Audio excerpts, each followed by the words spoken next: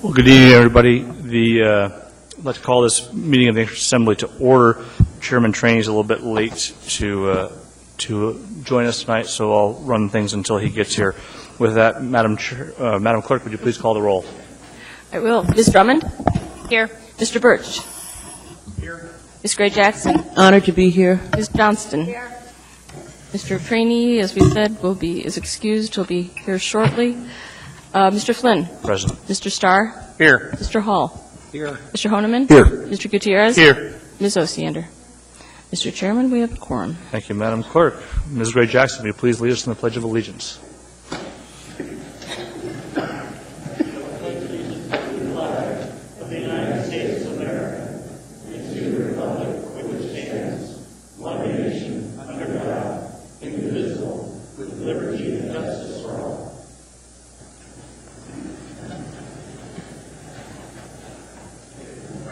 We have minutes from the meeting of February 15th. Are there any comments, concerns, or amendments to the minutes?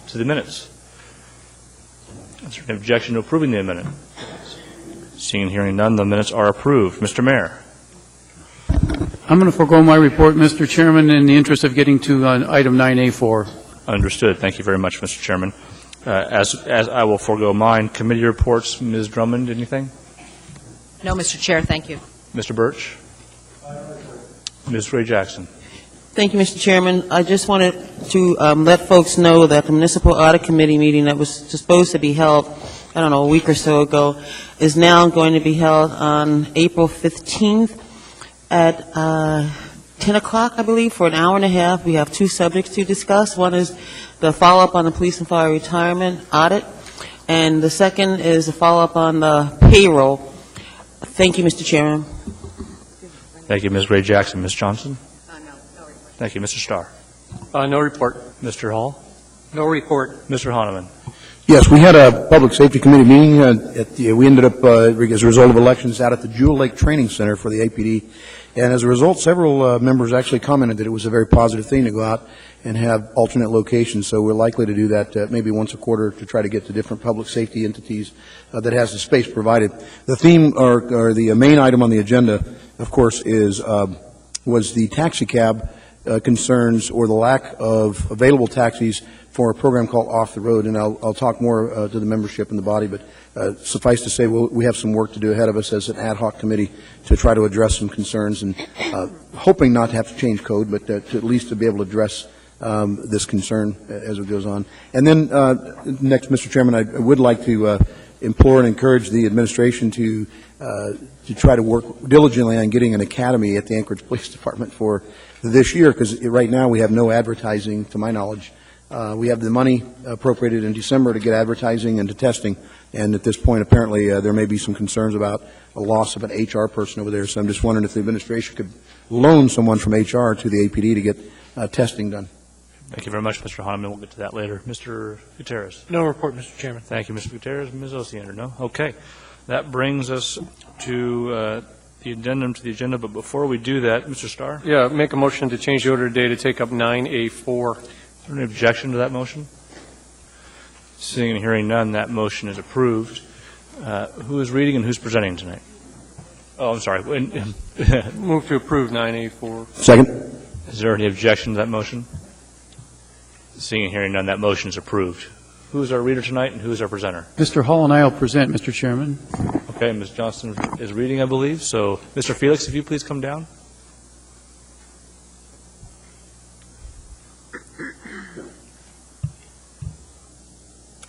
This is a resolution of the Anchorage Municipal Assembly recognizing and honoring Mike Felix for his outstanding service to the Anchorage community. Whereas Mike Felix began his career in telecommunications in 1975 at Tampa Electric Company, and in 1982 became one of the founding employees of what is today Sprint. And whereas from 1992 to 2001, Mr. Felix served as CEO or COO of several venture capital-backed startups in the telecom and software space, and served on the boards of 4 startup companies, a private venture capital company, 3 private schools from 1989 to 2004, and Mike Felix has been the face of AT&T in Alaska for almost 10 years. And whereas, throughout their years in Alaska, Mike Felix and his wife Bethany have been fixtures at local charitable events and fundraisers, giving generously of their time, talent, and treasure to many worthwhile organizations. And whereas Mike Felix has devoted thousands of hours of time to groups and organizations like Alaska Industrial Development and Export Authority, the University of Alaska Foundation, the Kenai River Sport Fishing Association, the Foraker Group, and as honorary commander for the 3rd Wing of the U.S. Air Force at Elmendorf. And whereas Mike Felix recently was given the Robert B. Atwood Award by the YMCA for his unwavering support of military families through implementation of programs like free long-distance call for military members to the lower 48 through the YMCA offices on Fort Rich and Elmendorf, live streaming of high school graduation ceremonies for deployed parents, and helping to establish the Fisher House Board of Directors. And whereas Mike Felix and his wife were recently relocated to Dallas, Texas, now therefore the Anchorage Municipal Assembly resolves that the Anchorage Municipal Assembly and Mayor recognize and honor Mike Felix for his outstanding service to the Anchorage community, passed and approved by the Anchorage Assembly this 29th day of March.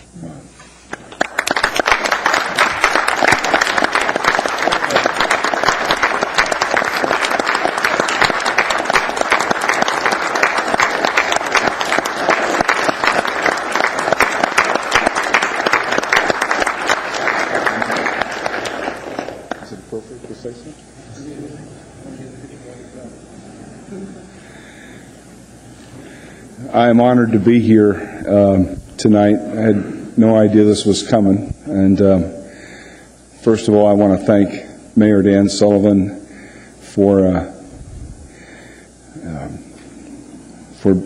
presenting this to me, and for all of you on the Assembly, and my good friend Ernie Hall. It's hard to believe it's been 9 years and a bit that we arrived here. People have been kind to us, and you all are great examples of that. Very kind to us, and they've allowed us to be a part of the community, embraced us, and for that we'll always be grateful. As we go to Dallas and take on bigger and bigger responsibilities, I'm not sure better, but certainly bigger, part of us will always be here in Alaska. And so, again, I want to thank you, Mayor, for your kindness toward me, and for all of you on the Assembly. We won't forget this. Thanks. Thank you, sir. We have a few comments from Assembly members, if you don't mind. Mr. Honeman? Yes, Mr. Felix, thank you. Mr. Chair, through the chair, personal privilege here. I remember distinctly, it's been a few years back now, that we actually worked together on getting joint communications honoring one of our active duty guardsmen who was in Iraq at the time, right, and going to this Assembly building and trying to work through that. I still don't know how you did it, but you were able to do it in a rather short time frame through your corporate connections, I'm sure, and the technology that's existing, or at least at that time. And I'm just astounded still to this day that we were able to pull that off and actually have the APD officer who's serving in Iraq at the time live right here with his spouse, and she hadn't seen him physically in a matter of almost a year. And the fact that you're not only a fairly tall in stature guy, and I know you're leaving Alaska, which is the largest state in the Union. So my challenge to you, sir, is just to remember when you're down in Texas to remind them that you're in the second largest state. And never forget that you had just left the largest state. So thank you, Mr. Felix, for your service to the community. Thank you, Mr. Honeman. I have reminded them that, and the secret to getting things done, as you well know, is just hire good people and let them do their jobs. Thank you. Sir, Ms. Johnston, ma'am. Yes, I also want to thank you for your service here. It was through you that Norman Vaughn was able to celebrate his 100th birthday with friends around the world, and I know that meant a lot to him. I also want to thank you for the time you spent with my husband, who has 1,001 ideas, and your patience, and we will miss your input and your experience. Thank you. Thank you, Jennifer. Mr. Sullivan, Mayor? Yes, thank you. Michael, it's been an honor to get to know you both as a constituent of the city of Anchorage, but also as a friend, and your wife Bethany and my wife Lynette have become good friends as well, and those are the kind of relationships that are very special in our lives, and wish you best of luck on your new endeavor. I see Mike at almost every charitable event, and what I'm really going to miss is the fact that he outbids me on everything. So I was always very grateful when Mike would raise his bid card at the end, but I don't think there's anybody who was more giving of both of your time and really of your resources to so many groups, and we'll miss that here in Anchorage. Thank you. Thank you for your friendship as well. Thank you, sir. We appreciate you being here. Thank you, Mr. Trainee. Sorry for being late. Thank you, Mr. Flynn, for doing that for me. Let's see, we're down to addendum to the agenda. Move to incorporate. Second. I'll go through it with you. Item 9B7, Resolution AR 2011-93, Resolution of the Anchorage Municipal Assembly in support of Alaska Senate Bill 53, establishing Alaska Women's Commission, from Assembly Member Gray Jackson. Item 9B8, Resolution AR 2011-94, Resolution of the Anchorage Municipal Assembly urging action in support of the Susitno Hydroelectric Project, from the Mayor's Office. Item 9B9, Resolution AR 2011-96, a resolution of the Municipality of Anchorage appropriating $95,695 from the Chugach Fire Service Area Fund 104, 2011 operating budget, Anchorage Fire Department, as a contribution to the Chugach Fire Service Area Capital Improvement Fund 404, Anchorage Fire Department, to refurbish and upgrade the performance capabilities of engine number 35, an existing frontline emergency response apparatus purchased and placed in service in 1992. There's an accompanying item 9B9A, Assembly Memorandum AM 200-2011. Under new business, item 9D25, new business, Assembly Memorandum AM 197-2011, sole source award to United Fire Services, Inc. for refurbishment and upgrade of engine number 35 for the Municipality of Anchorage, Anchorage Fire Department, AFD, Chugach Fire Service Area, $300,000 purchasing.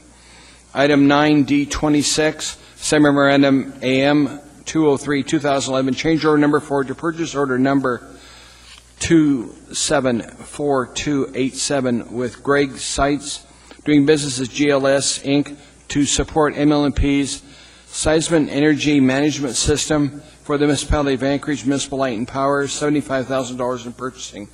Under ordinances and resolutions for introduction, item 9F16, Resolution AR 2011-46, an ordinance of the Anchorage Municipal Assembly amending Anchorage Municipal Code sections 8.40.030 and 8.40.040 regarding registration of alarms annually, and amending Anchorage sections 8.40.060 and 14.60.030 to provide jurisdiction to the municipal administrative hearing officer over civil citations for false alarms and other alarm violations. Office of Management and Budget public hearing requested on 4/12/11.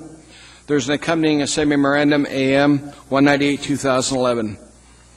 Item 9F17, Ordinance AO 2011-47, an ordinance authorizing the acquisition of real property at Arctic Boulevard and 30th Avenue for Municipal Light and Power, ML&P, for purchase price not to exceed $3,500,000 and designation of a management authority to ML&P. Public hearing requested on 4/12/2011. Accompanying Assembly Memorandum with it, 204/2011. Item 9F18, Ordinance AO 2011-48, an ordinance of the Anchorage Municipal Assembly amending Anchorage Municipal Code Section 26.10.030, utilities rules and procedures to prescribe municipal utility rules and procedures applicable to the operation and management of the municipal light and power utility. From Assembly Chair Trainee and Assembly Member Starr, public hearing requested on 4/12/2011. Item 9F19, Resolution 2011-95, a resolution of the Municipality of Anchorage appropriating the transfer of responsibility agreement, TORA, of $232,153 from State of Alaska Department of Transportation and Public Facilities (DOTPUF) to the state DIR Fed Pass-Through Grants Fund 231 in the Public Works Department for the Anchorage Metropolitan Service Transportation Solution, Anchorage Metropolitan Area Transportation Solution, AMATS, Aerial Roadway Dust Control, Public Works Department. Public hearing requested on 4/12/2011. Accompanying Assembly Memorandum, AM 199, 2011.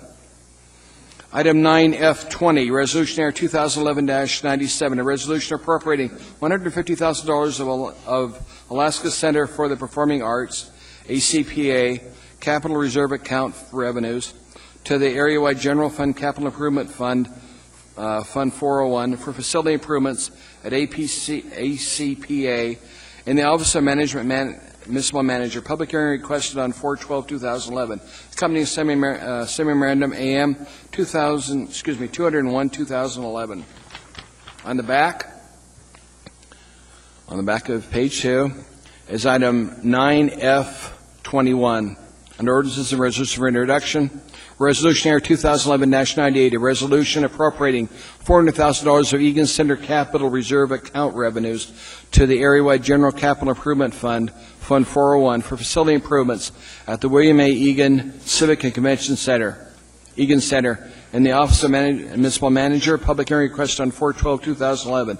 Accompanying a memorandum, AM 202/2011.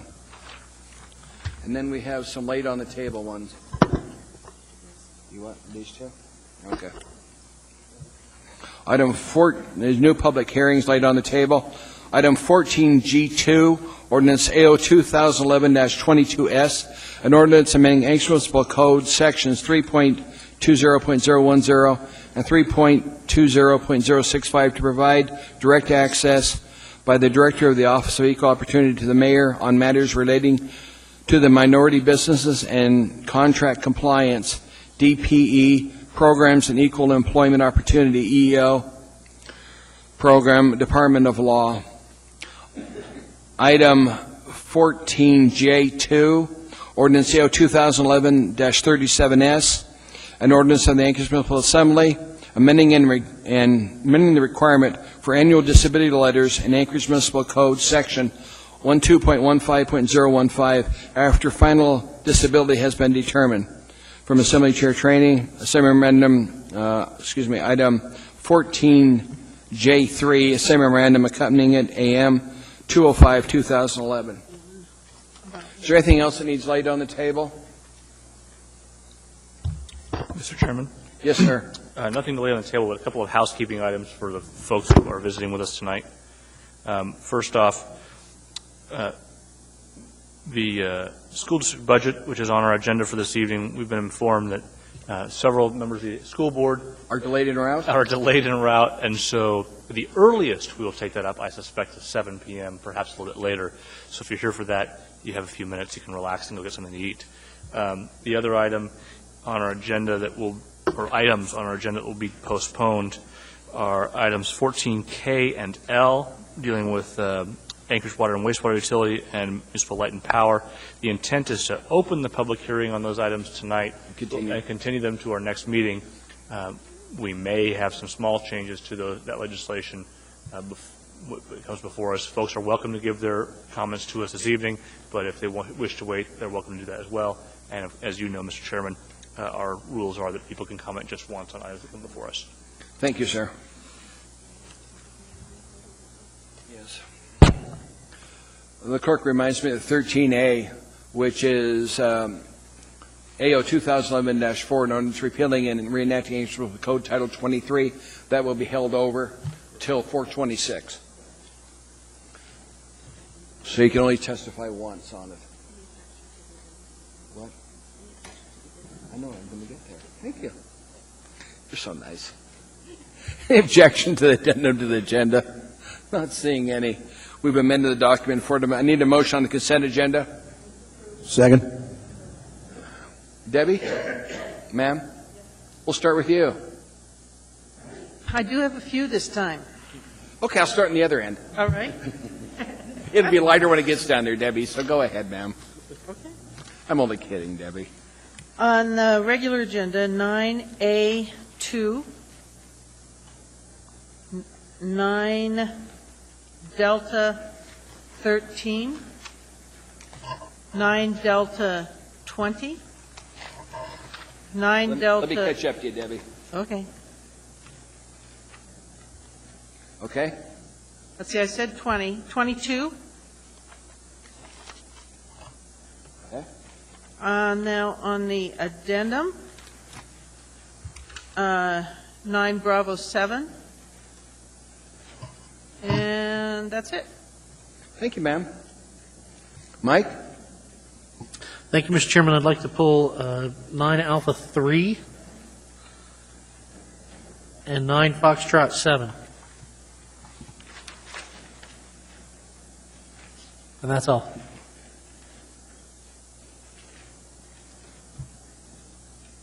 Thank you, sir. Paul? No items, Mr. Chairman. Ernie? No items. Bill? 9 Echo 1 and 9 Echo 6.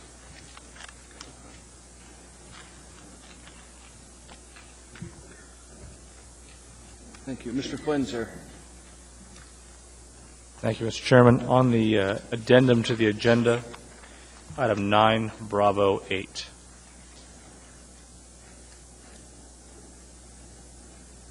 Thank you, Pat. Jennifer? Hi, ma'am.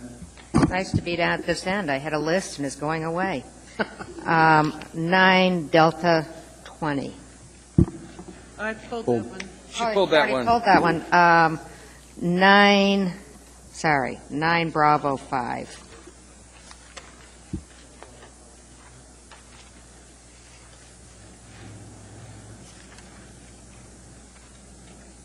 Thanks, Jennifer. Is that all, ma'am? Yes, thank you. Belby?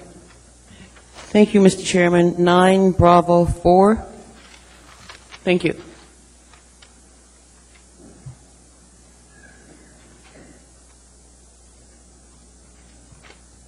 Hi, Chris. I've got a resolution here for 9A1. Is there somebody here to receive? That's the Sexual Assault Awareness Month. Is there somebody here to receive that? There is? There is. Okay. You want to pull that one? I guess so. You bet. Okay. We'll pull it. Hold it, Chris. Anything else, sir? Thanks. Hi, Harriet. Good evening, Mr. Chair. Everything that I wanted to pull has been taken care of. Thank you, ma'am. Mr. Mayor, sir, anything from the administration? No items. Okay. What, do we have one that we're postponing? Yeah, it's already been. Okay. We're going to vote on the balance of consent agenda. Sorry, what?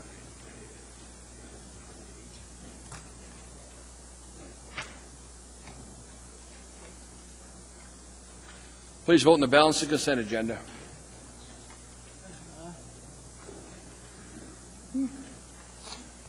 Can't. Yeah.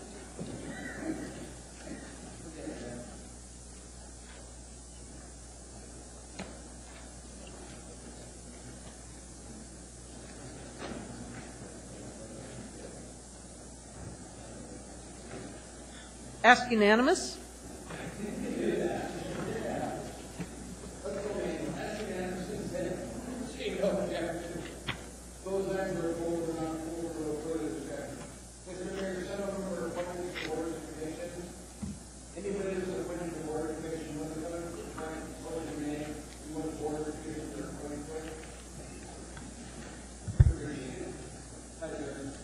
Good evening, Captain Ron Ward. I was appointed to the Port Commission. Nice to see you. Thank you. David Moore, appointed to the Public Safety.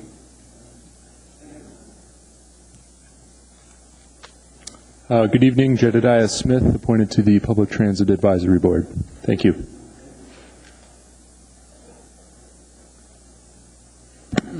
Annabelle Stevens, Senior Citizens Advisory Commission.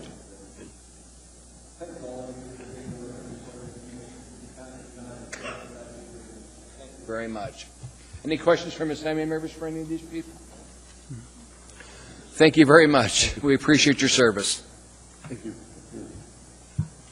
We'll now go back to those who are for a little further discussion.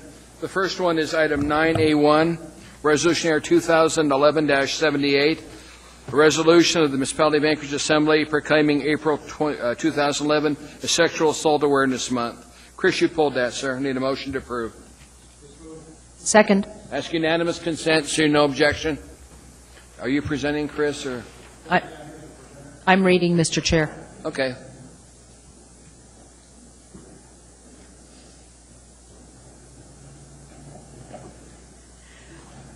This is a resolution of the Anchorage Municipal Assembly proclaiming April 2011 as Sexual Assault Awareness Month and encouraging the residents of Anchorage to choose respect and work together to eliminate sexual assault crimes in our community.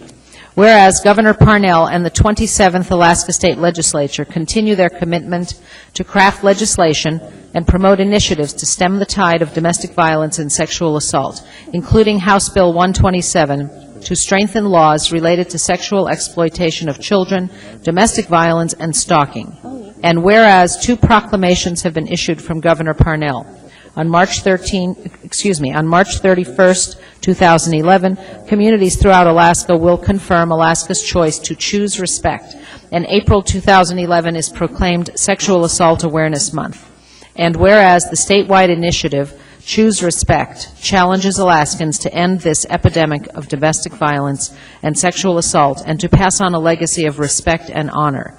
Choose Respect serves as a platform to raise awareness and proactively work across Alaska to stop sexual assault before it starts. And whereas many local residents are working to provide quality services and assistance to sexual assault survivors through programs including education, crisis hotlines, support, comfort, and advocacy services. We must continue as a community to increase public awareness about sexual assault prevention measures.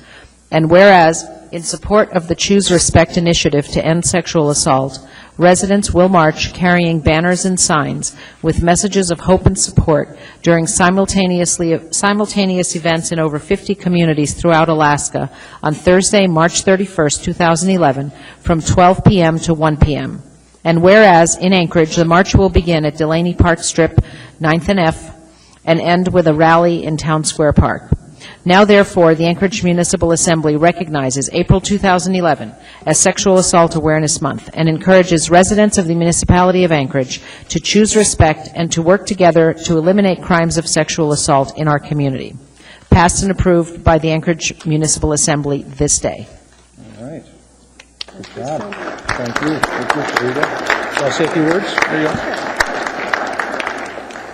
Thank you so much. I'm here on behalf of Standing Together Against Rape, or STAR, and I want to thank the Assembly and Mr. Mayor for recognizing April and with this proclamation, and certainly with the major kickoff on Thursday with the Governor's March. We hope to see a lot of people in attendance, and our sexual assault opening ceremonies is also this Friday. We have had a planning committee working since October of last year, planning events throughout the month, and we will pass those along through the governor's office and to the assembly members, and we hope that everyone can be actively involved and speak out, stand up, and choose respect. Thank you so much. Thank you, ma'am. We appreciate all that your organization does, because it's sorry that we need it that much, but we desperately need that organization reaching out to people that are affected by that in this town. Thank you, ma'am. Thank you so much, sir.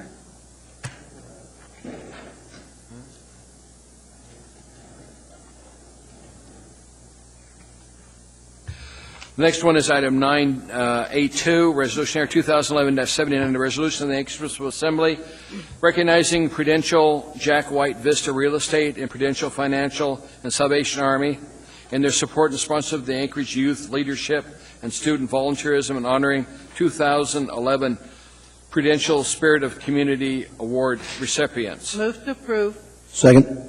Ask unanimous. Say no objection. That's approved. This is a resolution of the Anchorage Municipal Assembly.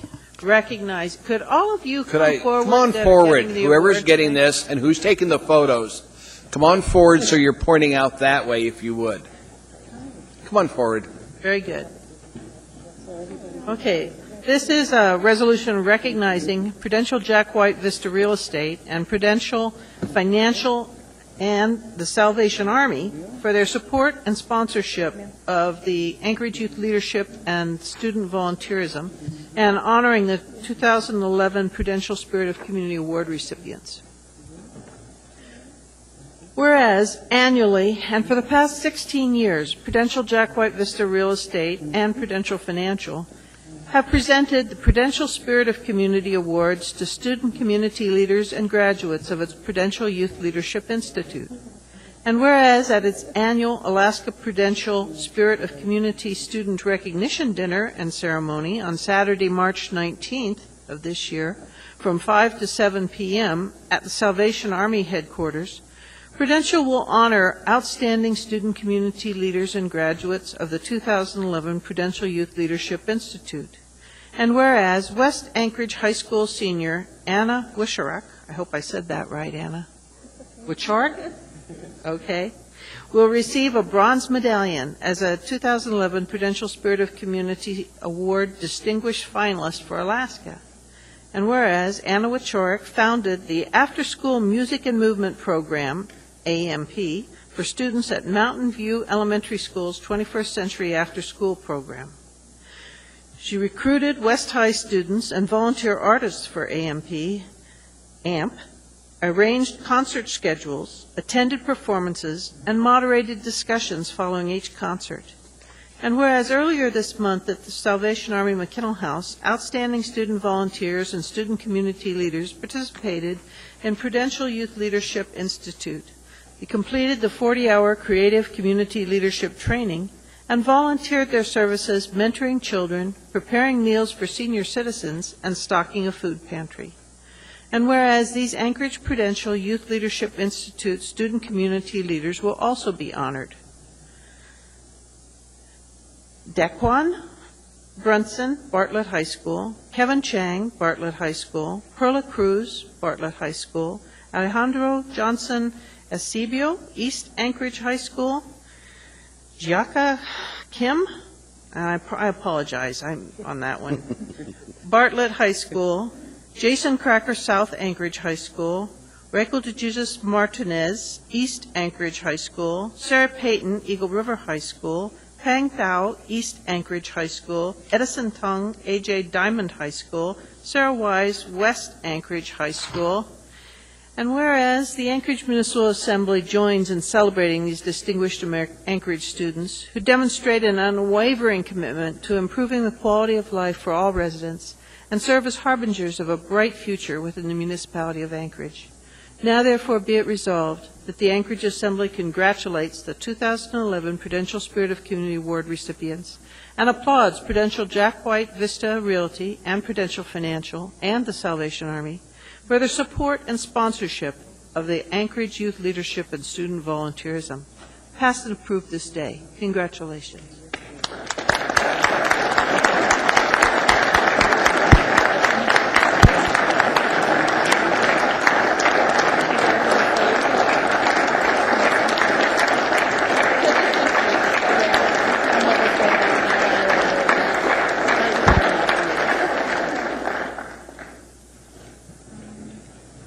Okay, so my name is Anna Wichorik, and I'm a senior at West High School. And 2 years ago, I began volunteering at Mountain View Elementary's 21st Century After School program. And I started out tutoring mostly in classrooms, and then I played my flute for them one day, and the kids really enjoyed it. So I decided to try to bring musicians back to Mountain View. And over the past 2 years, we've had a really great variety of musicians and dancers from the community who have come and shared their time. So, thank you to all of them, and thank you to everyone on the Assembly for honoring community service. Thank you, ma'am. We have a few questions, if you don't mind. Mr. Honeman?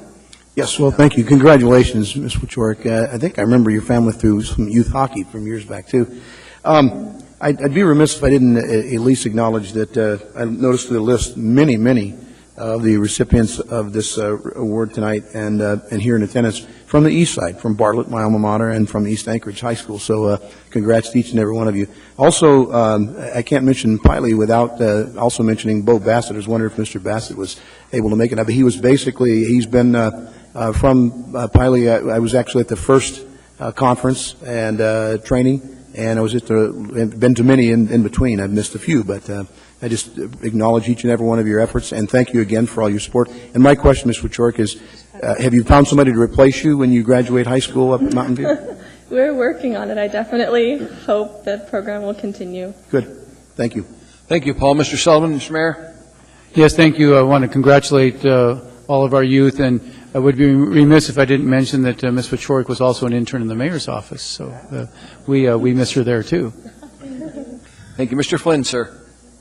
Thank you, Mr. Chairman. And congratulations to all of you for your excellent work. And as a West High alumnus and the gentleman who has the pleasure of representing Mountain View, I really appreciate your efforts. So thank you. Thank you. Ms. Osiander. I'm wondering if the students can introduce themselves.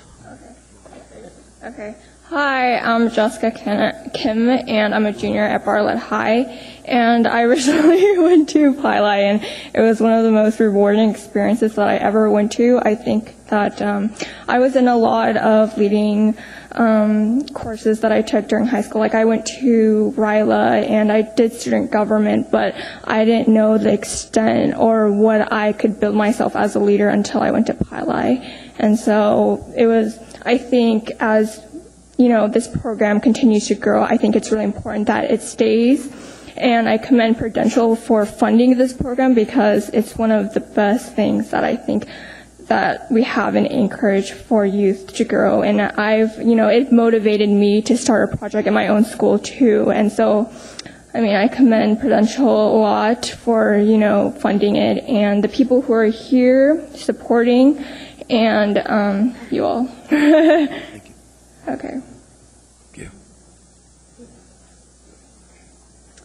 Hey, thanks. It's an honor to be here tonight. My name's EJ Chung. I'm a freshman at Diamond High School. I'm a Pili graduate. I made my return this year as the assistant grad for 2011. I just enjoyed the program so much. Mr. Bassett invited me back. Had a great time. I got a chance to refine my leadership skills and really learn what community service could do for us. So, yeah. Thank you. Thank you, sir. I'm Sarah Payton of Eagle River High School. Pili was definitely the best leadership experience of my life. I've been involved with Civil Air Patrol, and the things that I learned at Pili, I can definitely bring back to Civil Air Patrol. So thank you. Thank you. My name is Kevin Chang. I'm a sophomore at Bartlett High School. Prudential made me realize how... I'm sorry. We start over again. It's all right. Don't worry. We all get that way. I didn't really come prepared. Prudential was one of the most empowering things in my life. It made me take a big step in my life for my future reference. It was one of the most things that made me... Sorry, I can't really speak right now, but I thank you guys all for being here, and I thank Prudential and the Salvation Army for supporting such a great program. Thank you for participating in it.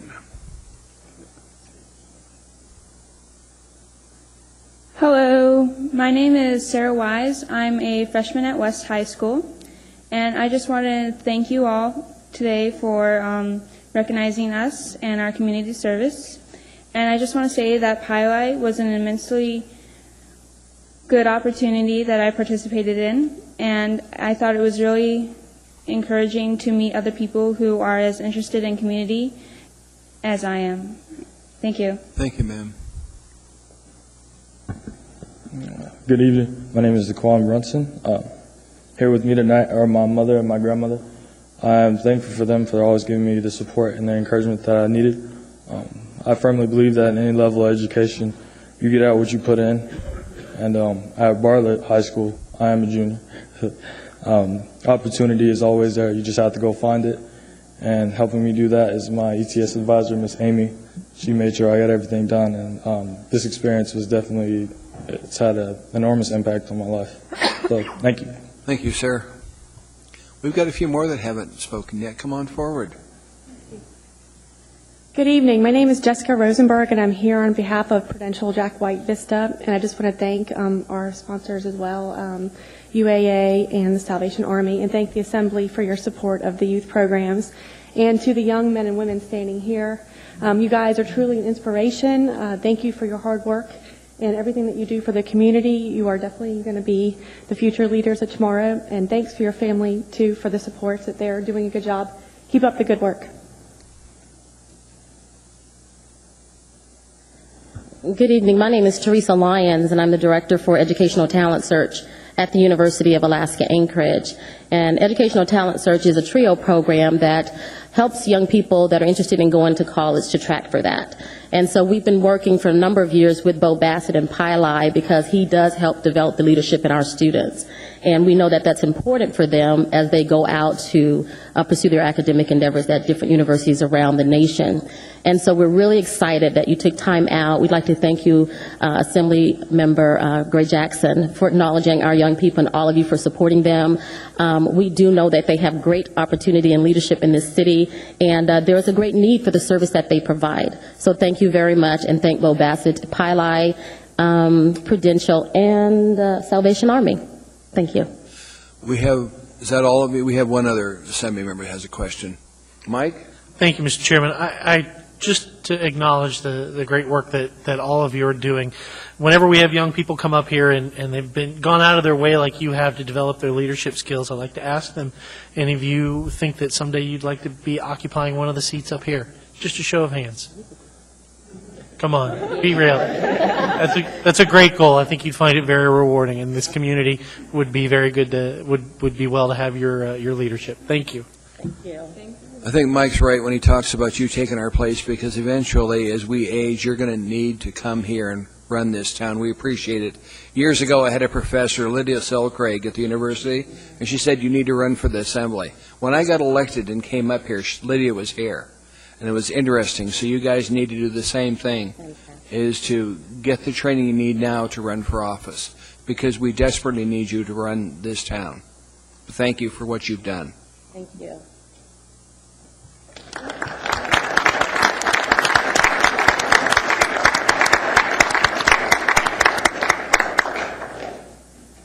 Next item in front of us is item 9A3, Resolution Air 2011-80, Resolution of the Anchorage Municipal Assembly designating the month of April as Alcohol Awareness Month. Move to approve. Second. That was pulled by Mike. Go ahead. Excuse me. Who's doing the presentation? I'm reading, Mr. Chairman. Okay. I believe Thanks, Mr. Mike. Starr is presenting. Any objection? Not seeing any? Good question.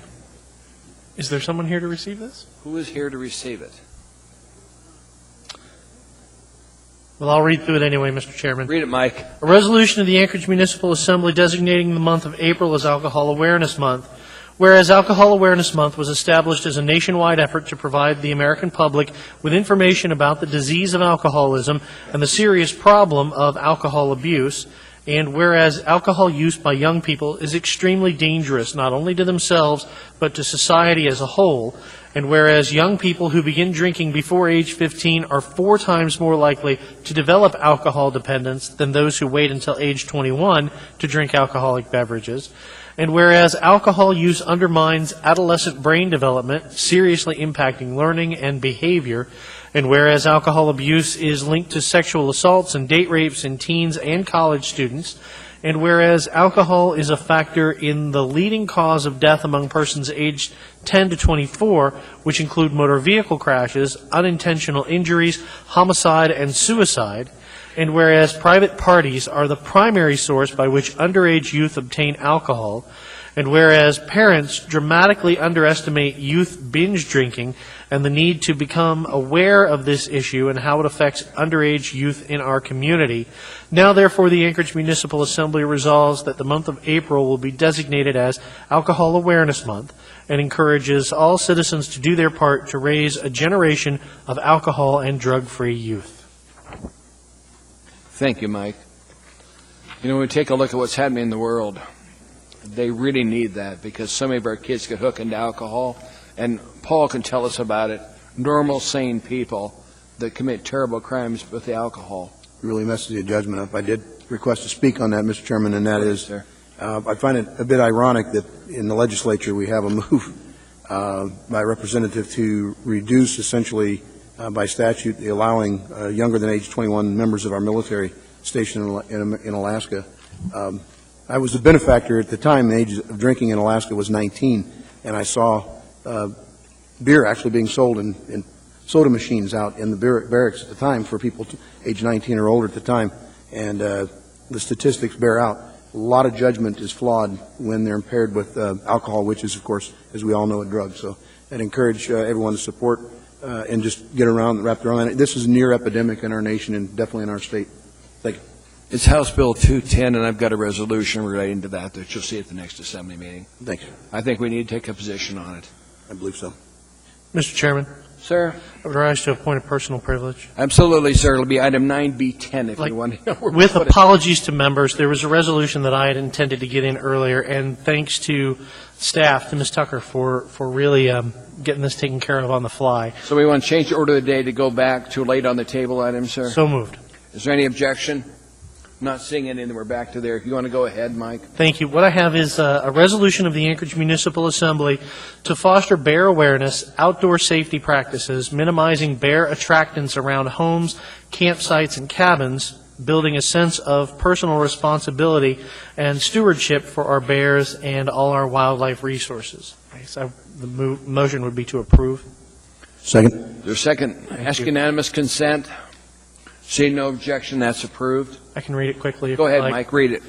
Whereas Alaska's wildlife resources are essential to the state's economic and social well-being, and to the stewardship of these resources is deeply embedded in the spirit and history of the people who live here, and whereas many of Alaska's bears emerge from dens in early spring, making April an appropriate time to remind Alaskans about bears, bear behavior, and how people can live responsibly in bear country, and whereas it is essential for the future of bears in Alaska that people be encouraged to foster a sense of personal responsibility for our bears and all wildlife, and whereas the responsible storing and handling of bear attractants, practicing outdoor ethics and safety, and gaining a greater understanding of the basic tenets of wildlife conservation will help our bears, our neighbors, and ourselves, and whereas minimizing bear attractants makes our neighborhoods safer with fewer negative human-bear interactions that are potentially dangerous for both people and bears, and whereas as collective owners of our wildlife, public trust resources, we hold these obligations dear to instill in ourselves and others a basic understanding of practical natural resource management and a wise use of Alaska's wildlife resources, encourage community-based wildlife conservation efforts, including efforts to educate all Alaskans about how to live responsibly and safely in bear country, minimize bear attractants around our homes, campsites, cabins, and all recreational areas, encourage young people to become involved in wildlife management and to learn about bears and bear safety, and conserve our Alaska wildlife heritage, including bear populations for present and future generations. Now, therefore, the Anchorage Assembly resolves that all residents are encouraged to mentor their fellow Alaskans in safe and ethical participation in wildlife conservation during April and throughout bear season, and thereby help to ensure the future of our Alaskan wildlife heritage. Thank you, Mike. Thank you, Mr. Chairman. The next item in front of us is on page 2. It's item 9B4, Resolution AR 2011-77, Resolution of the Anchorage Municipal Assembly stating its protest regarding transfer of ownership and location of beverage dispensary license number 4847 and restaurant designation permit for Quarter Grill doing business as Table 6 Bar and Grill located at 3210 Denali Street. You pulled that, Ernie. I thought I did, Mr. Chairman. Elby did it? Okay, I'm sorry. I wrote Ernie down. Okay, Elby, Okay, sorry. thank you, Mr. Chairman. Move to approve. Second. Go ahead, ma'am. Mr. Chairman, may I ask, or have the privilege of asking the applicants to come to the podium, please? Lynn and Alex Perez. Thank you, Mr. Chairman.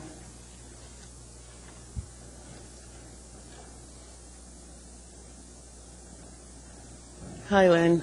I just wanted to pull that just so I could say that I had the privilege of meeting you last year in the airport in Los Cabos, and we talked about food, and you told me about your restaurant in Eagle River, and because I cook, I was like, yeah, okay, right. And I went all the way to Eagle River, Ms. Osiander, and it was one of the best restaurants I've ever eaten in, and I'm just really glad to see that there's going to be a restaurant just like that in my district, in our district, Mr. Trainee, and I just wanted to thank you, and that's the reason why I pulled it. I'm so sorry. I saw you sitting there wondering what the heck's going on, and I'm sorry you had to go through that, but thank you very much. I'm honored to have your restaurant in my district. Thank you. This is good news. Well, we're looking forward to coming into Anchorage after 10 years of being in Eagle River, and we've been supported so well by We love Eagle River and it's part of the community. Mr. Starr, sir. Well, I'm going to put a public disclosure out there, but I don't think it requires a ruling from the chair. My daughter, who's of legal age, works for these folks from time to time, and I consider them surrogate parents for a lot of reasons why, but I don't think there's any conflict of interest from them. My earnings aren't affected by that. However, my sanity very much is, and so, Ms. Gray Jackson, thank you very much. You've picked wisely on two wonderful restaurateurs and members of our community. So I'm pleased to have them here, and I'm looking forward to the new entity myself. Thank you. Thank you. As unanimous consent, not seeing any objection, that item is approved. Welcome to the neighborhood. Thank you very much. Thank you. Next item in front of us on page 2, item 9B5, Resolution Air 2011-81, a resolution of the Anchorage Municipal Assembly stating its protest regarding a new restaurant eating place liquor license number 5033 and restaurant designation permit for Jimmy Jow doing business as Jimmy's Sushi Restaurant. Jennifer, you pulled that. Move to approve. Hopefully you're the one that did it. Second. Jennifer. Actually, I had asked earlier as far as what was holding up the site plan review, because I wanted to know if it was something that the applicant had a problem with, or if it was something within our own planning department. And I just received an email saying that it had slipped through the planning department, and the applicant did not receive the notice that he had a site plan review until March 18th. So this should go along very smoothly now that he knows he has to do it. But I was just checking as far as our own municipality. Thank you. Thank you, ma'am. Any objection to approval of this item? Not seeing any of that item is approved. Next item in front of us is on the addendum to the agenda. It's item 9B7. Resolution Air 2011-93, resolution of the Anchorage Municipal Assembly in support of Alaska Senate Bill 53, reestablishing Alaska Women's Commission. Debbie, you pulled that, ma'am. Move to approve. Second. Debbie? I would very much I'd like to make a motion to refer this to the Legislative Committee. I have a strong personal aversion to voting on things when I don't know the full implications of the vote. All I read about this was that at one time this was merged into another commission. I don't know a thing about it, and frankly, I'm not prepared to vote for it because of that. I would very much like our legislative committee to take this up. As I've stated in the past, I really don't like supporting specific bills because I'm not down there watching it. So I don't know if I like this or don't like this. So I'm hoping you'll support me in having our legislative committee give a recommendation. The maker of it would like to discuss it. Ms. Gray Jackson. Thank you, Mr. Chairman. I'm not going to spend too much time discussing it because I don't think it merits a lot of time. And I certainly don't think it merits going before our legislative committee. It's a House bill a Senate bill to simply reinstate a commission that should be reinstated. And if you read what's in the resolution, I'm not going to sit here and read it. It's real clear why this should be reinstated, and real clear why this body should support this resolution tonight. Thank you, Mr. Chairman. Thank you, ma'am. Any other comments? Debbie, do you want to make a motion then to transfer this? Move to send to committee, legislative committee. Is there a second? Moved and seconded. The motion in front of us to move to legislative committee. Let me bring that up. Is there any discussion on it? If not, go ahead and vote. A yes, we'll move it to legislative committee. A no, will not.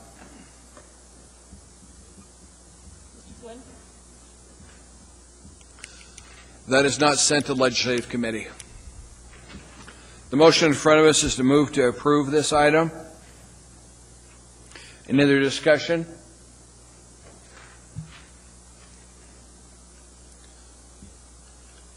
Please vote.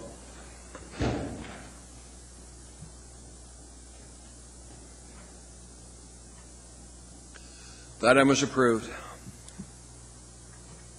Next item in front of us on the addendum agenda 9B8. Resolution Air 2011-94, resolution of the Anchorage Municipal Assembly urging action in support of Susitna Hydroelectric Project. Mr. Flynn, you pulled that, sir. I believe Ms. Johnson has a motion. Yes, I'd like to move to postpone and refer this to the Mayor's Energy Task Force. Is there a second? I'll second, Mr. Chairman. And, Mr. Chairman, if I might. Go ahead, sir.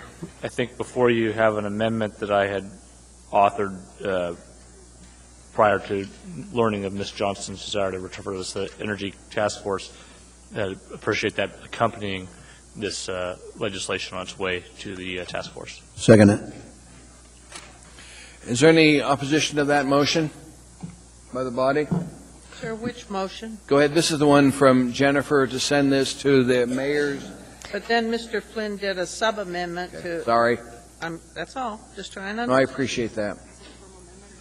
Is it a formal amendment or suggestion? Well, it depends on what comes back to us, but I would appreciate the task force taking this amendment in conjunction with the resolution. Should we ask if there's any objection? I don't object. I just am trying to... Yeah. Is there any objection from the body? I'm not seeing any. It looks like there's no objection to it. Debbie, thank you, ma'am. And now we're on committee. Yep. Okay. That item will go to the mayor's task force for recommendation back to us. We're now on page 3, down to item 9D23.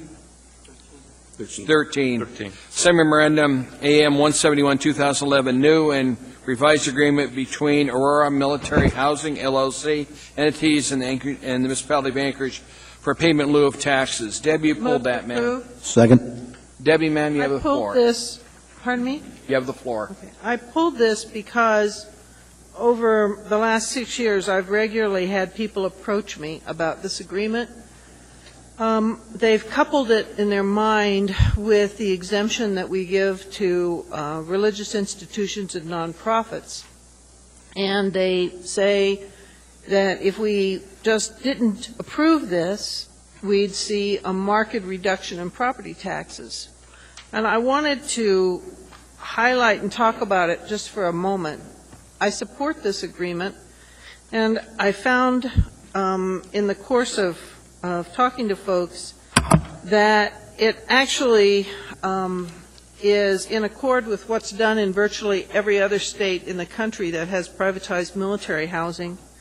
Plus, right now we're in a multi-year phased agreement of which this one section this one opportunity for review doesn't necessarily allow us to go back and to delete a previously approved agreement.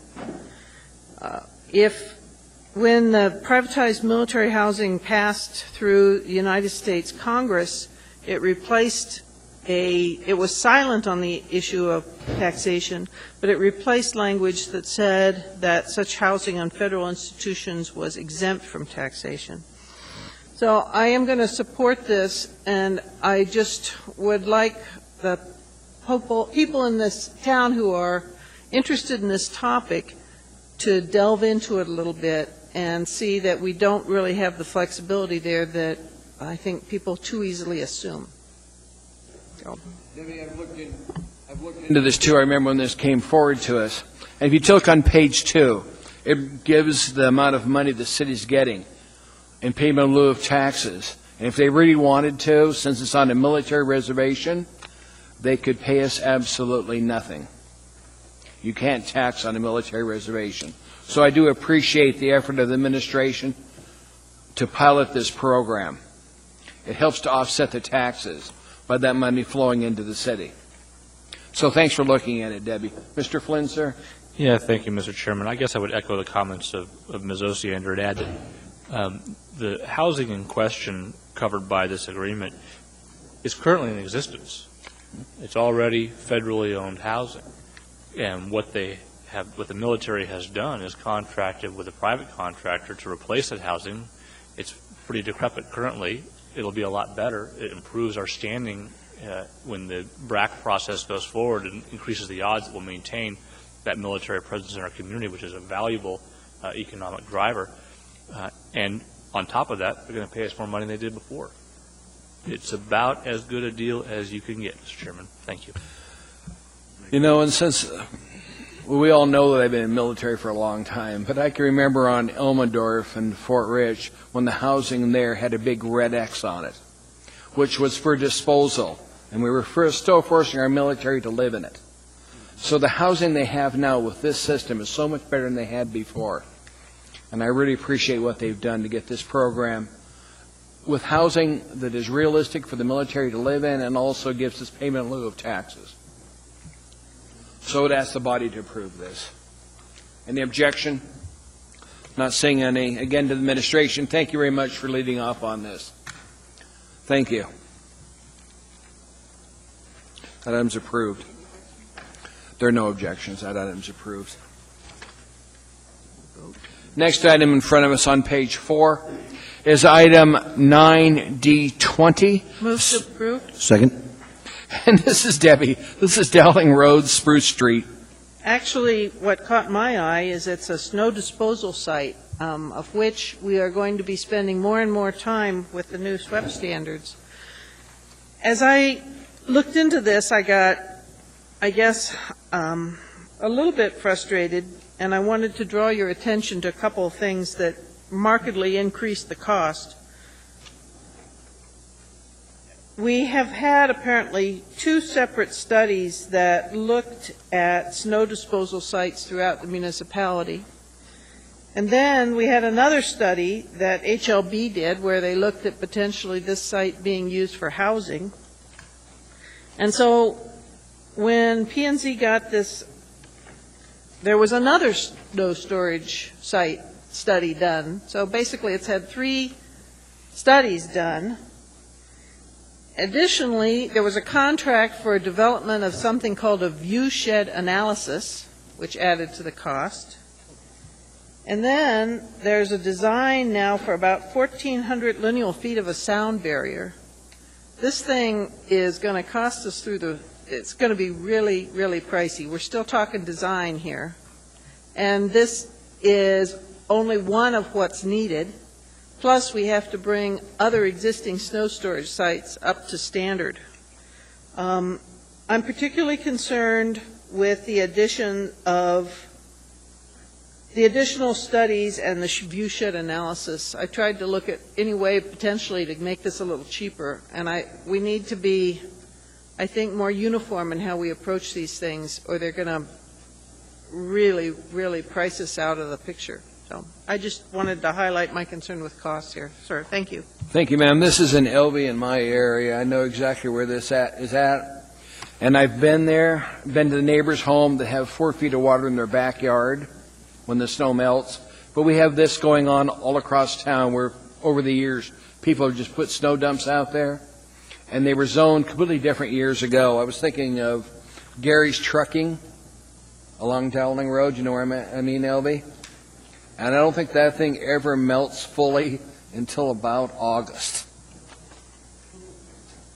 So, any other comments on this? Ms. Johnston? Well, as you saw, I also asked questions about this because I'm familiar with it, and I'm also familiar with the cost. And I did ask what they feel the cost might be, and, I did not get an answer. But I think we're probably, I think we could be in the millions. And I'm not sure if maybe we need to take another approach to snow dumps. Maybe I know it's not a great issue. It's something we have to deal with. We have to deal with snow. And I know no one wants it in your backyard. But for the capital costs of the snow dumps for this one and the one on C Street, and you're taking valuable land, I'm not sure if we're coming up with the right answers. Thank you. I remember, Jennifer, a few years ago when we had a gentleman that came in front of the assembly that had a plan to put a jet engine with a piece of metal, and you could simply dump the snow onto the metal, and with the jet engine blast, it would end up turning it to water to put it in the inlet. And that was never accomplished, but it was an interesting proposal. Well, there is technology being developed with doing that in a not quite the same fashion. It's a little bit more sophisticated now. And I think when we're starting to look at this capital cost and the operational cost of these snow dumps, maybe it is becoming more economically feasible to do snow melts instead of snow dumps. You may be right, ma'am. Mr. Michaelis, sir. Yes, sir. Thank you. No one disagrees with what's been said so far, but here's the reality of what's happening. The land to basically make these stow dumps work is becoming in shorter and shorter supply. And the growth of the community, as we all know, is happening. And so the challenge that we have is try to put these snow dump sites where it's going to save us money, haul time, and time is money, at the same time to meet all of the new regulations to include NPDES. A typical snow dump site before the latest rulings on NPDES was around $1 million. Okay, that's what it was costing us to develop it because of the oil water separators, the liners, the way that they had to be constructed, the way we had to take care of the runoff and everything else. So they were costing us around $1 million for a snow dump site anyway. That's not good, but that's just the reality. So where we are today is with NPDES, we have a timeline in which we have to bring our snow dump sites into compliance, and at the same time, we have to place them in an area that makes sense to save us money. Because that's the idea, is place these around the community that basically will save us money in the long run for haul time.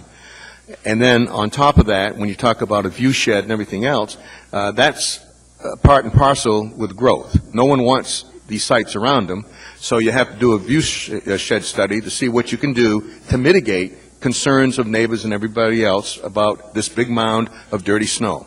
So, I mean, that's the bottom line. Thank you. We know, George. You know, we're not faulting you. It's just, it's something we have to put up with, the snow in a winter environment, and we have to figure out how to deal with it. We understand that. Debbie, ma'am? Mr. Vacalis, this contract amendment, if approved, will go about $645,000 just for the engineering. Do we have an answer to Ms. Johnston's question now? Do we have a cost estimate for final completion?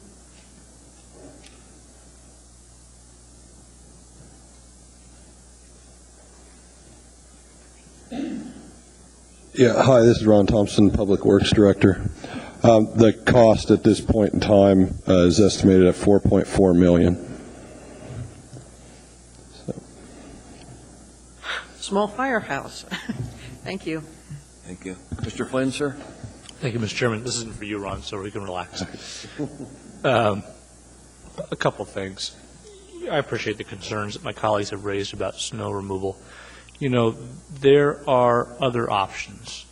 There's heavy equipment available that actually melts snow as it collects it and uses storm drain systems to dispose of it that are employed in other jurisdictions. There are, for example, in northern Japan, which has other concerns right now, openings in the streets and sidewalks where heat elements buried down in the at the groundwater level melt the snow and allow it to be disposed of in that regard. If we're concerned about the cost of snow dump sites, then we need to get a little bit more serious about pursuing those alternatives. And I'm willing to do it. I'm willing to do the work, but we need to get together and actually focus on it. It has not been a focus. It has not been a priority. And we need, if we don't like these coming to us, then we better do something about it. Let's get to work. Thank you, Mr. Chairman. Thank you, sir. Ms. Johnston? I just want to say, Mr. Flynn, you haven't been part of the Title 21 committee. We have been, yeah.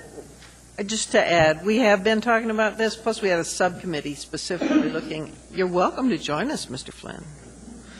Not Mr. on Burt, the coldest sir. day in Hades. Mr. Birch, sir? I'm not willing to let this matter just lie. I would mention that while I was still at the airport, we built a state-of-the-art snow disposal site, and we kind of banned the use of the word dump. That's kind of a, really kind of a not the right. Center or yeah, what? so we'll call it the snow disposal site.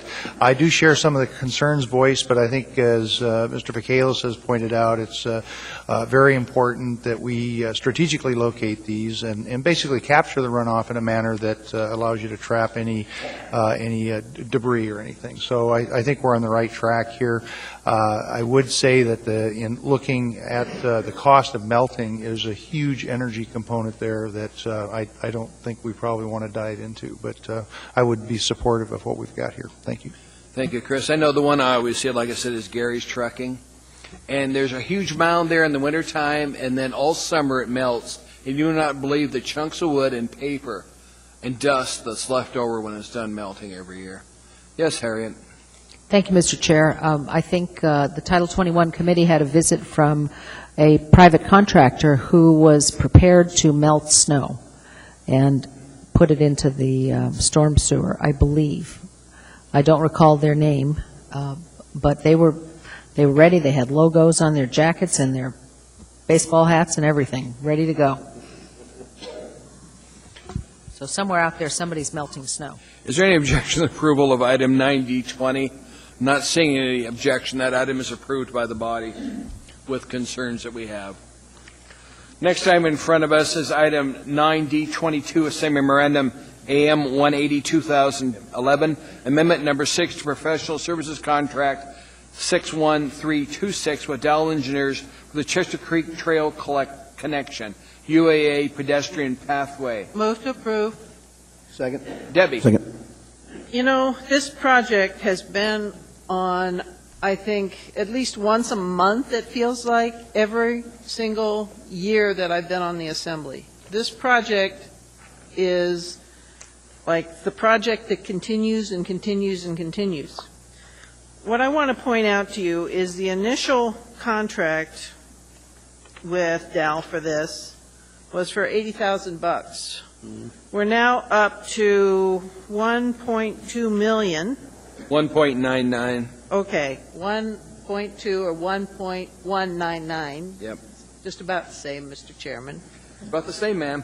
And there have been all kinds of rational justifications that, you know, we had the State Historic Society weigh in, we had the DOT weigh in, but the last 3 times this has come to us, I've said, is this the final one? And each time the answer was, yes, we believe it is. So this is probably one of those meaningless protest votes, but I'm not going to be supporting. Thank you, sir. Administration, is this the end of it, sir? Mr. Michaelis? Mr. Thompson. Mr. Thompson, is this the end of it? Or are we going to see amendment number 7, 8, 9 coming forward? Again, this is Ron Thompson, Public Works Director. As most of these go, we definitely try to think they're the last at that point in time. Every once in a while, things come up, and we go back and we have to renegotiate the final things that come up in the project. In this case, it's 98% complete. We believe this is the final stage of this project to close it out.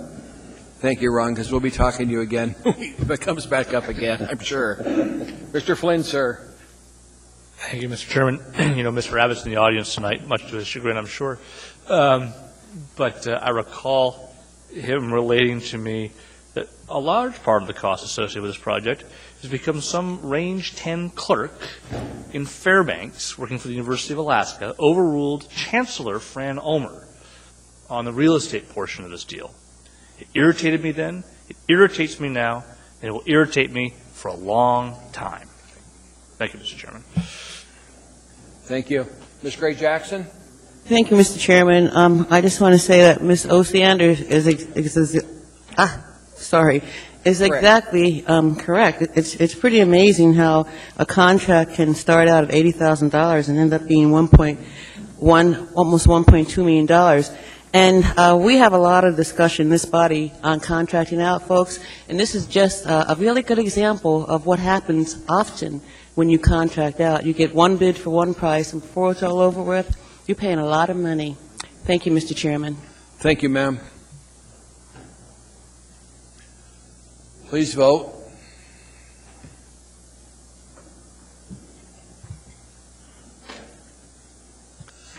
Item was approved. The vote was 10-1. We notice your protest vote, ma'am. Thank you. We're now going on the agenda to persons to be heard.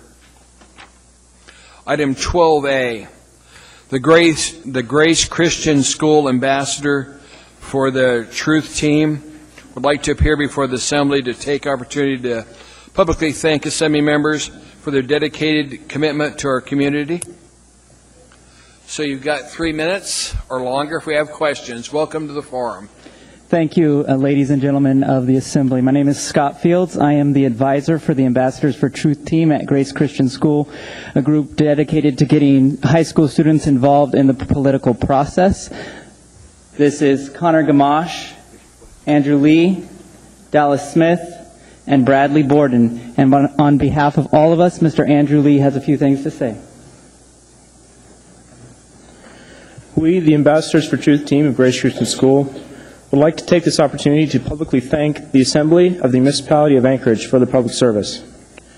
We recognize that the office of a politician is a job of little thanks, that you receive small gratitude in exchange for the vast sacrifices you make to fulfill your duties as an office holder. We acknowledge that little thanks is extended when much is due. We cannot recompense the entire debt of this deserved but often withheld appreciation, but we can account for a part at least. As such, we thank you, Harriet Drummond, Chris Birch, Elvery Gray Jackson, Jennifer Johnston, Dick Traney, Patrick Flynn, Bill Starr, Ernie Hall, Paul Honeman, Mike Gutierrez, and Debbie Osiander for the sacrifices you have made and the service you have rendered for the City of Anchorage and its residents. Thank you. Thank you. No. Hold on. Just 1 minute. Mr. Gutierrez has a question. Mr. Thank Gutierrez? you, Mr. Chairman. First, a comment. I love you guys. Thank you. It's much appreciated. Thank you. I don't know if you were here earlier when we had some other young people here and folks who have gone out of their way to sort of develop their leadership skills in this city. And I like to ask them, you ever entertain thoughts of maybe being on the other side, being up here someday? And I would highly encourage you to do so. Show of hands. It ever cross your mind? Good. I would encourage you to do so. You should. But thank you for coming out tonight, and it's greatly appreciated. Mr. Honeman has a question for you, gentlemen. I just appreciate you being out here, and thank you for publicly recognizing it. It is very tough at times, and particularly when you have to go around and both beg for money and support from the electorate out there. And unfortunately, sometimes not enough people get involved in the process, and yet we're spending hundreds of millions of dollars a year of their money and on very important projects. We all take it real seriously, and thank you very much. Ms. Gray Jackson has a comment now. Thank you, Mr. Chairman. I just want to thank you for being here this evening. It takes courage to come and stand in front of a podium, no matter what it is you have to say, but especially to come and just stand there and say thank you for what we do, and I'm honored. Thank you. Mr. Birch, sir. I just want to say I'm very proud to have Grace Christian School in our South Anchorage Assembly District that Ms. Johnston and I represent, and appreciate you guys coming down here tonight. Thank you. Thank you, gentlemen. We appreciate you being here, and thanks for your comments. Thank you. Appreciate it. We next have Lucy Peckman, wants to talk about Title 21, Chapter 5, Housing and Enclosed Backyard Pets, legally. Ma'am? It's nice to have the eggs. Welcome to the meeting, ma'am. Time's yours. Ladies and gentlemen of the Assembly and Mayor Sullivan, good evening. My name is Lucy Peckham, and I live at 8900 Jupiter Drive here in Anchorage. I'm here on behalf of the email group called the Coalition for Backyard Pets. We formed 5 years ago with one purpose, and that is to get a code change to Title 21 that would allow us to own chickens and rabbits as backyard pets in residential Anchorage. I think it's fair to say that we were active participants in the rewrite process. And on September 16, 2008, when the Assembly unanimously, provisionally adopted the new Chapter 5 of Title 21, two of us were here to give you a standing ovation. I know you were amused, or bemused perhaps. There aren't many things you do that receive an enthusiastic standing ovation. At that time, we were given estimates of about 18 months to finish the rest of Title 21 and enact it. It's been 2.5 years. Title 21 is a huge code requiring great attention to detail in its revision. We recognize the ongoing effort of the city to modernize it. That having been said, the code regarding the outdoor keeping of animals stands alone.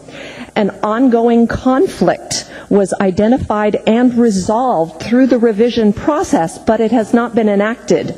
The new code effectively addresses and resolves issues. It is based on successful backyard pet codes already in practice around the country. There is no additional cost or burden to this small section of the new code.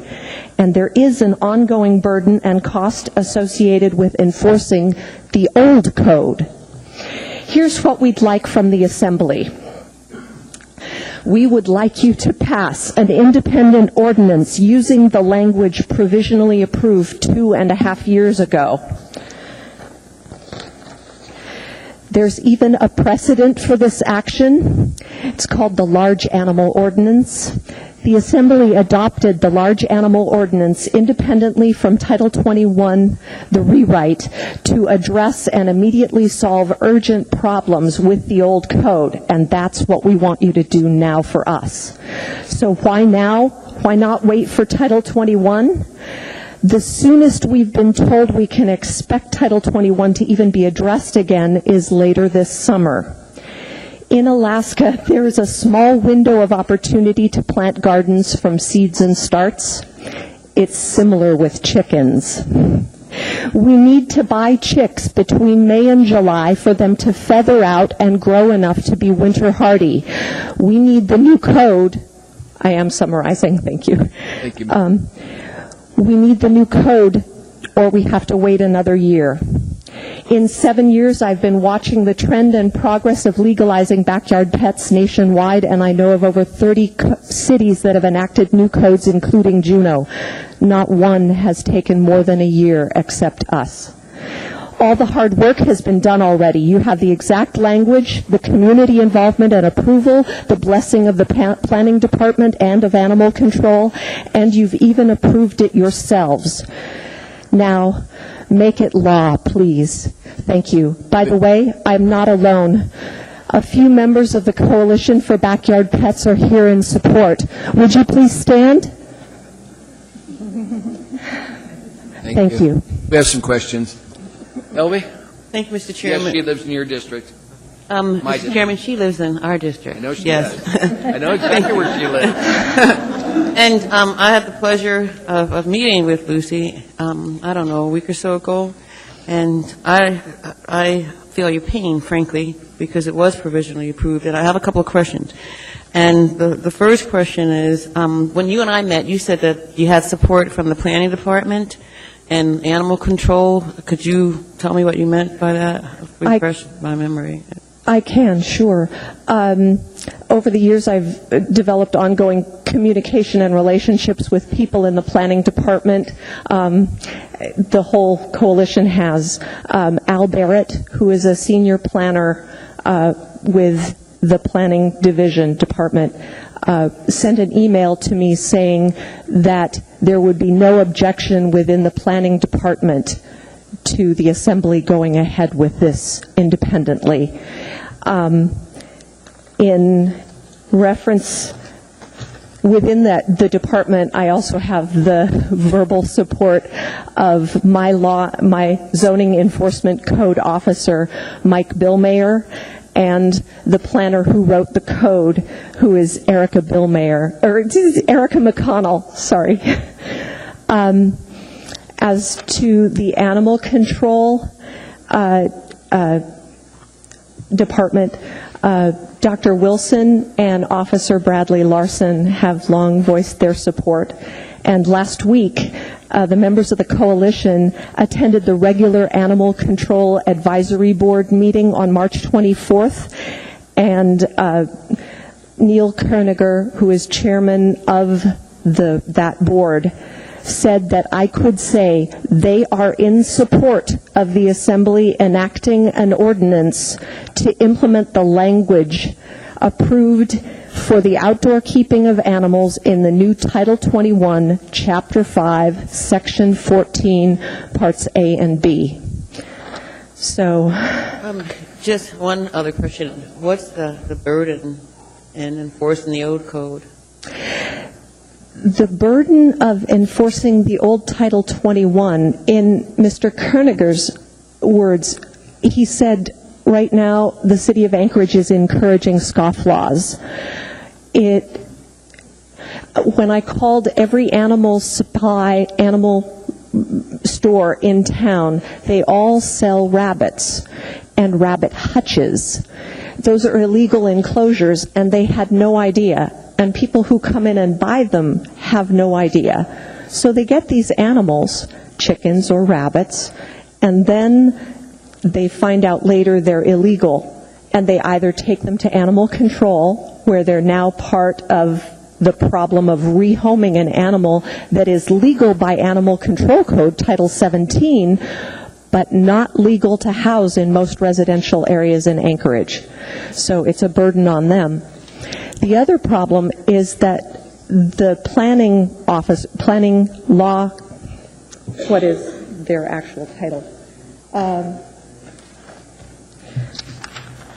The land use enforcement officers who are charged with enforcing the old Title 21 get calls. We have chickens. I know this code is going to be passed. What do? They have information that someone has animals illegally in violation of Title 21, and they're supposed to enforce the law that exists, but there's this thing that's going to happen that's going to change. So they actually refer people to me.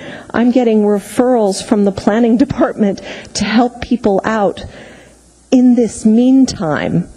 So I think this is an imbalance that needs to be cleared up and resolved.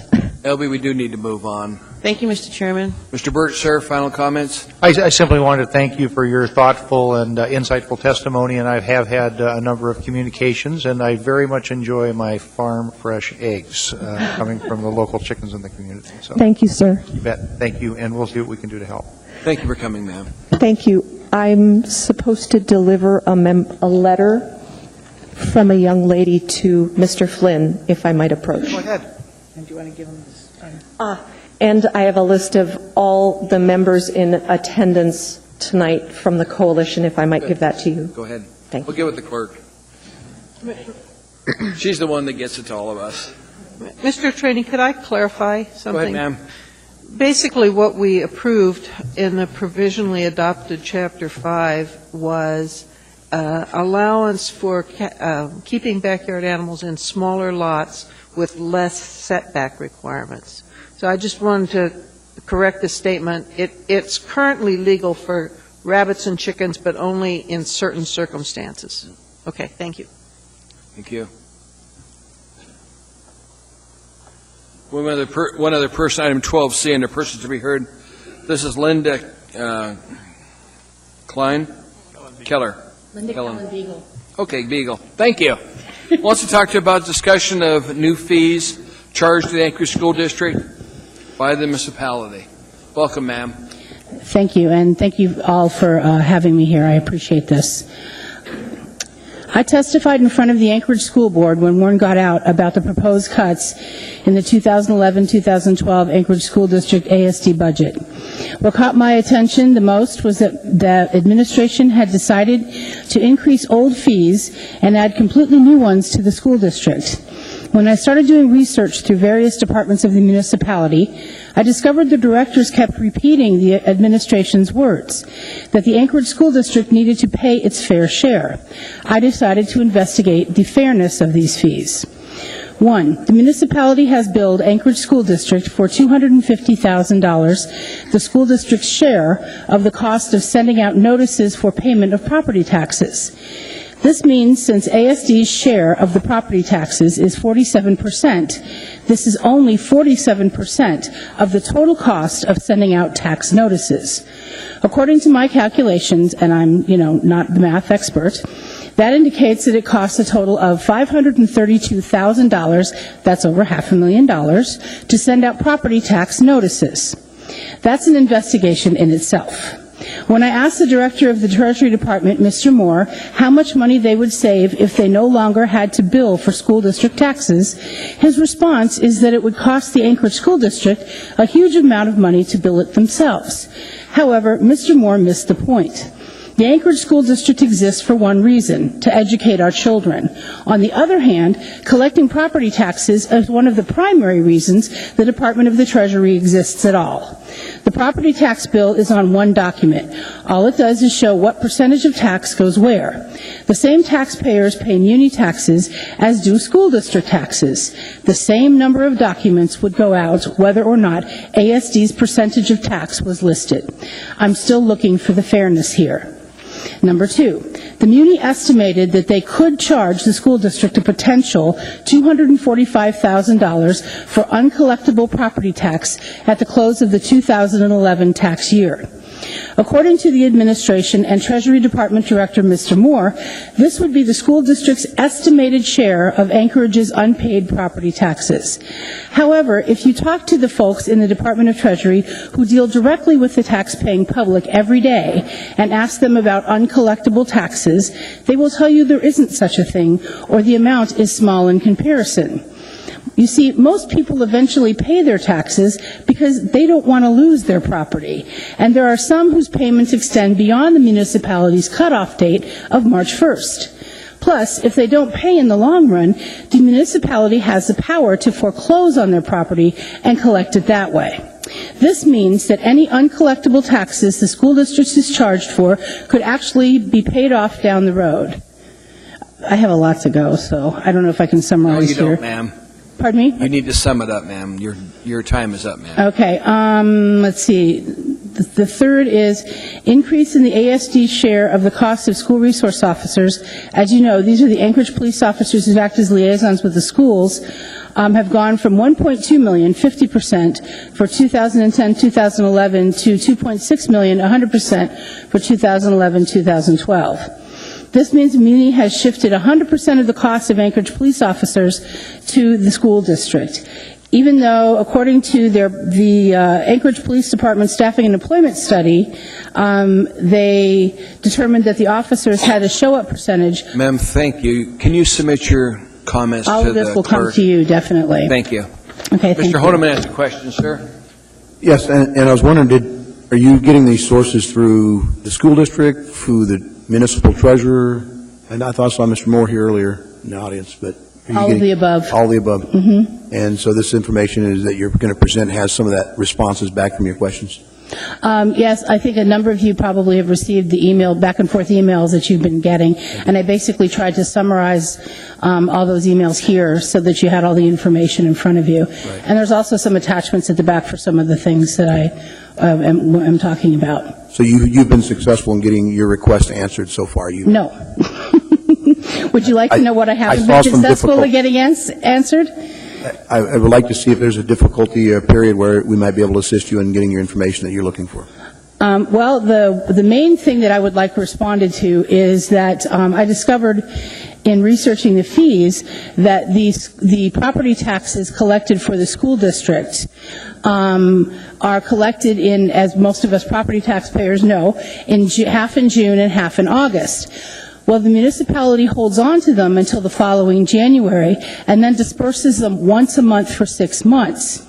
My question was, how much of interest have they been earning every year on these property taxes? I have yet to receive a response from the Muni, and I've asked the question a number of times of several different people, including Mr. Moore and Mr. Risvold. However, when I asked the question of the ASD, it turns out that they did they did an analysis themselves. And ASD says that ASD's performed an analysis on how our interest earnings would benefit or be harmed if the district received the tax revenue at the point property taxes are due from the taxpayers. Well, Ms. just going to... We need to end this. I know. I just was going to make, it's summarizing, but basically, I'm finding the administration, who's the appropriate person to respond, Mr. Chairman, just to... There's any way to Well, I'd like to know who could tell me about the interest, yes. Okay. I think Lucinda is raising her hand. Okay. All right, so I would look forward to having you being able to meet with Ms. Mahoney from the Okay. CFO, and perhaps she'll be able to get that information to you. Okay, Thank you, great. ma'am. Thank you. We're going back on the consent agenda to page 4, item 9E1, information memorandum AIM 15-2011 Anchorage School District 10-year capital improvement plan. Mr. Starr pulled that, sir. Move to accept. Second. Mr. Starr? Yeah, I have a question for Mr. Abbott, if he could correct. So, Mr. Abbott, were you on the plane, or are you here, the lone one left here?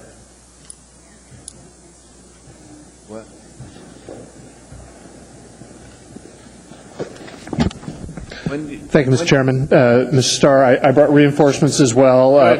My name's Mike Abbott. I'm the assistant. Superintendent Mike. She is hopefully in the air now. I haven't gotten confirmation of that, but probably still an hour and a half away from Anchorage.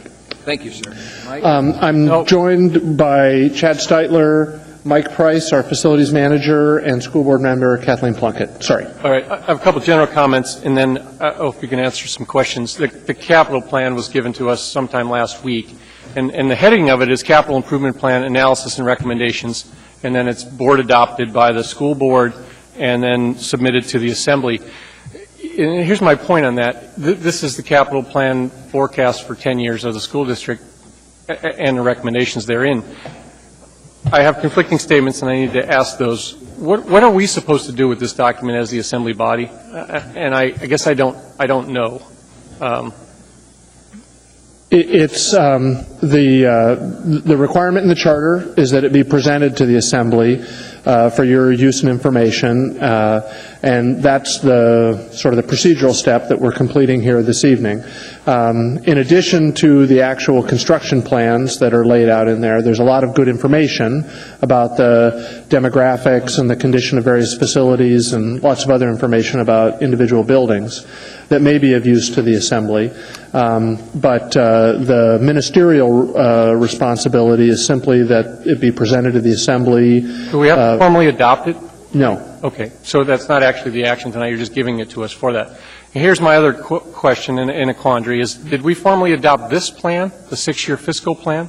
I know it was presented to us, but again, No, this is a document. I believe that was presented on the same sort of terms. It's presented for your use and information and as an information item. You know where I'm kind of going with this, because the work session was several things. One of them, when I asked, I think it was Ms. Como, our work session question was, are these your recommendations and your funding requests? And in this big document, meaning, you know, as we come out. And I thought I heard the answer was no, all of that needs to come back in sort of bond language, and I can understand that. But if we're not going to basically buy into the concept of what you're asking for in a funding level, then what good is the document? And the reason I bring that up is you got $80 million the first year, $84 the second. 1 year you've got $127 million in year 5 that you plan out to ask for funding levels somewhere, either from bonds or whatever. If you're not recommending them, and we're not to rely on them in the future, why present them and why recommend them?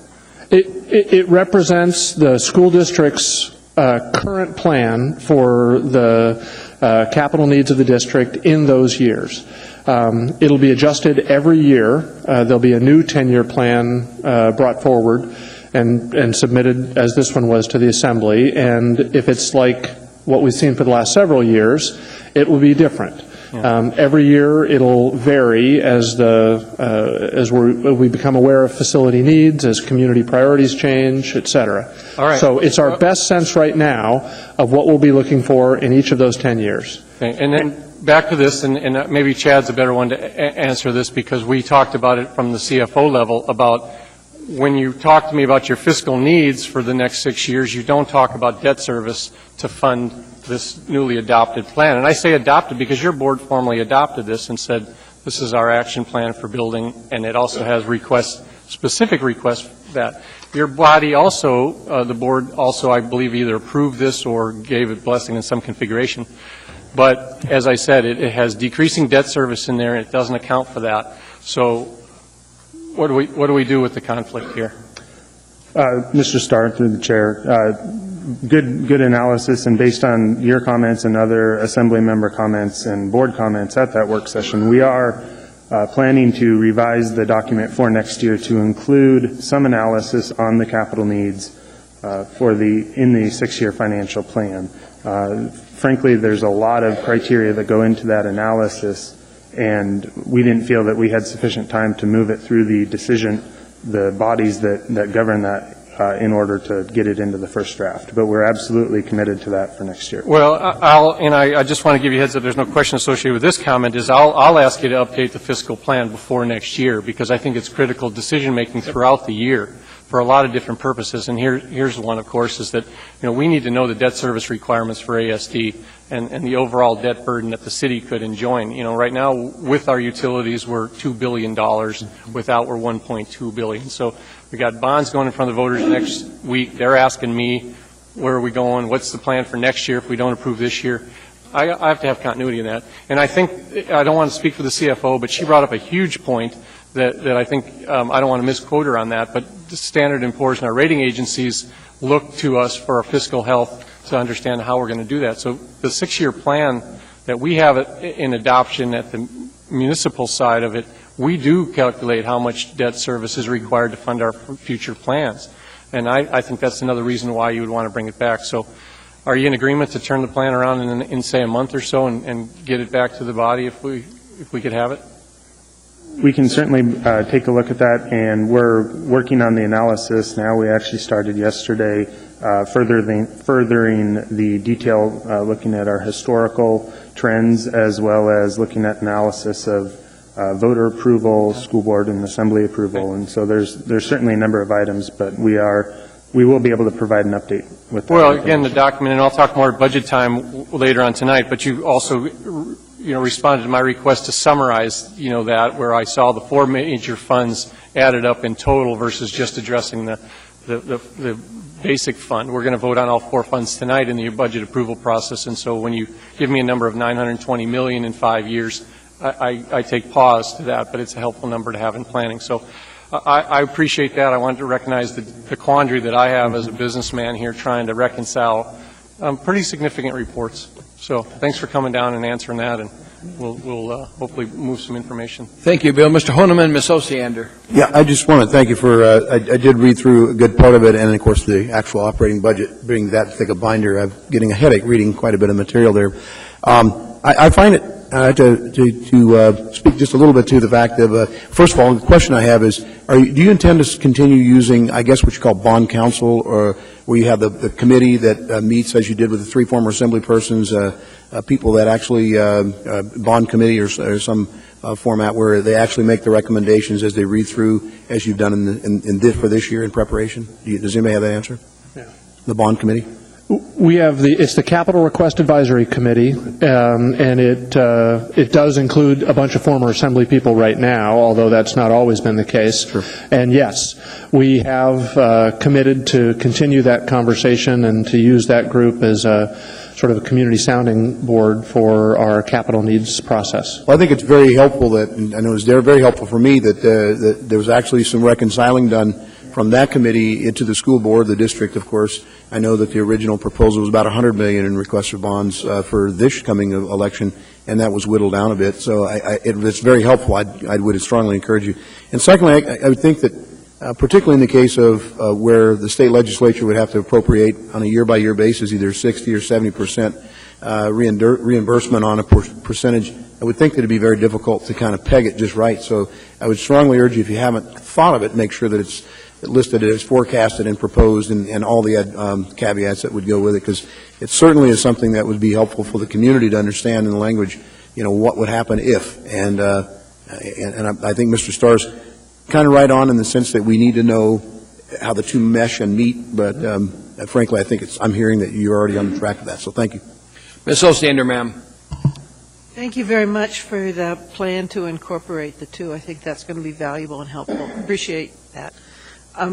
Just pointedly to the school board here, Ms. Plunkett, it would, I think, be helpful to your publics and helpful to us if you looked at this with more of a sense of this is what we really think we can do. So just from me to you, as a message to take back, Okay, good information, appreciate it, and I agree with everything was said. This was our first start for working on a 6-year plan, and your first time you do something, you're not always perfect, and you kind of look at it and try to do the best, but and while we did pattern it, we missed something, and we'll get that corrected and move forward. No, that's good. I was talking about the CIP. Yeah, and I understand what you're saying on that as well. Thanks. Is there any objection to acceptance of this item? Not seeing any of that item is accepted by the body. Thank you, Mr. Chairman. Next item in front of us is item 9E6, Information Memorandum AIM 33, 2011, Year-End General Government Revenue Status Report. Mr. Starr, sir. Move to accept. Second. Mr. Starr, sir. Well, all matters fiscal versus budget and finance, Chair, I want to draw attention to it, but I'm going to make us kind of go through it. If you guys can open to page 3 of the document, it's page 3 of 21. It specifies at the bottom. I have observation, and then I also have a question for the administration on this. This is a summary. This whole report, of course, is kind of a summary of our revenues as the year ended.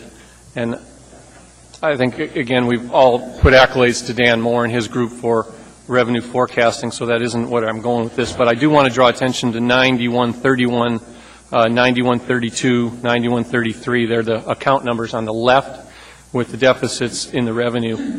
And mind you, I've put a compliment out to Mr. Moore already on his fiscal management of the revenues, but look at that. That's a significant deduction, even after we did a correction of that. Our permit fees, basically the pulse of our building community, is down.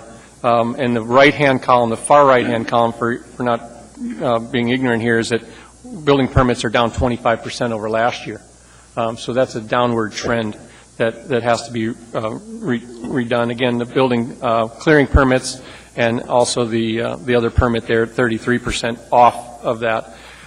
If you look at the variance to 2010, this is the question for Ms. Mahoney, I guess the CFO. The premise is that the building permit department sort of has a user fee base to it, and I'm concerned that with the user fees down, the department's not being able to pay its way.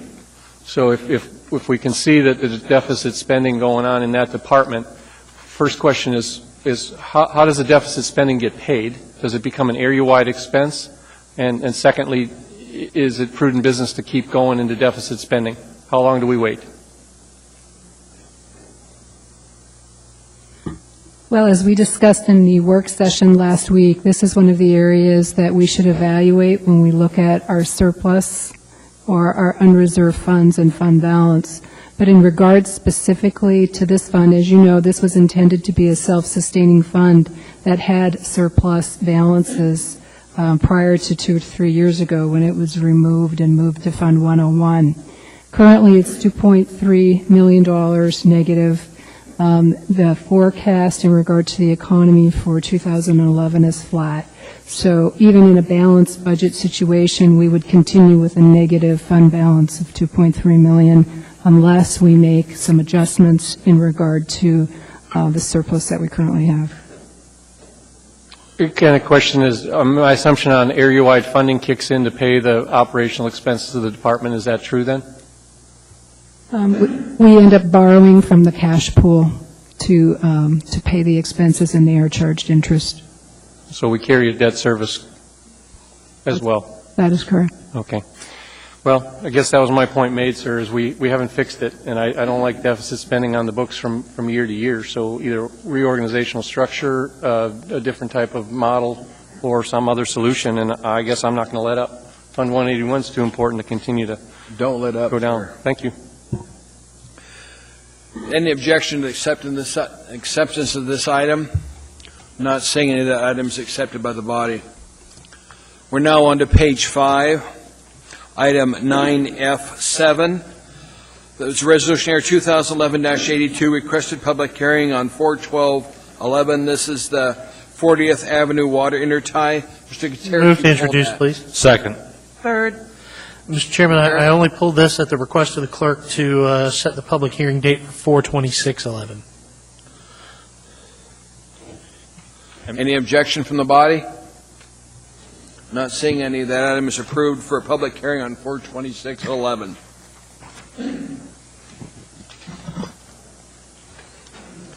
That completes the balance of the consent agenda. We're now going to get on to regular business, but first we're going to take our scheduled dinner break. When we come back, we'll get started.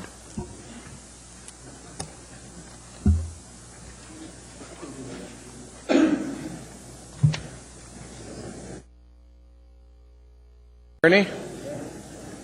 Entertain a motion to change the order of the day to take up 14G and H first. Is there a second? Ask unanimous consent, not seeing any objection. We're now going to public hearings. The first one is item 14G, Ordinance AO 2011-22. Ordinance amending Anchorage Municipal Code Section 3.20.010 and 3.20.065 to provide direct access by the Director of the Office of Equal Opportunity to the Mayor on matters relating to the Minority Business and Contract Compliance DBE program and Equal Opportunity EEO programs. Public hearing on this item is now open. Anybody who wants to testify, please come forward. State your name clearly for the record. Spell your last name for the clerk, please. Anybody wishing to testify, please come forward. Hearing and saying no one, public testimony is closed. What's the wish of the body? Second. It's been moved and seconded for the S version. Comments from Assembly members? Ask unanimous consent. Seeing no objection, that item is approved. Thanks for moving the S version, Debbie.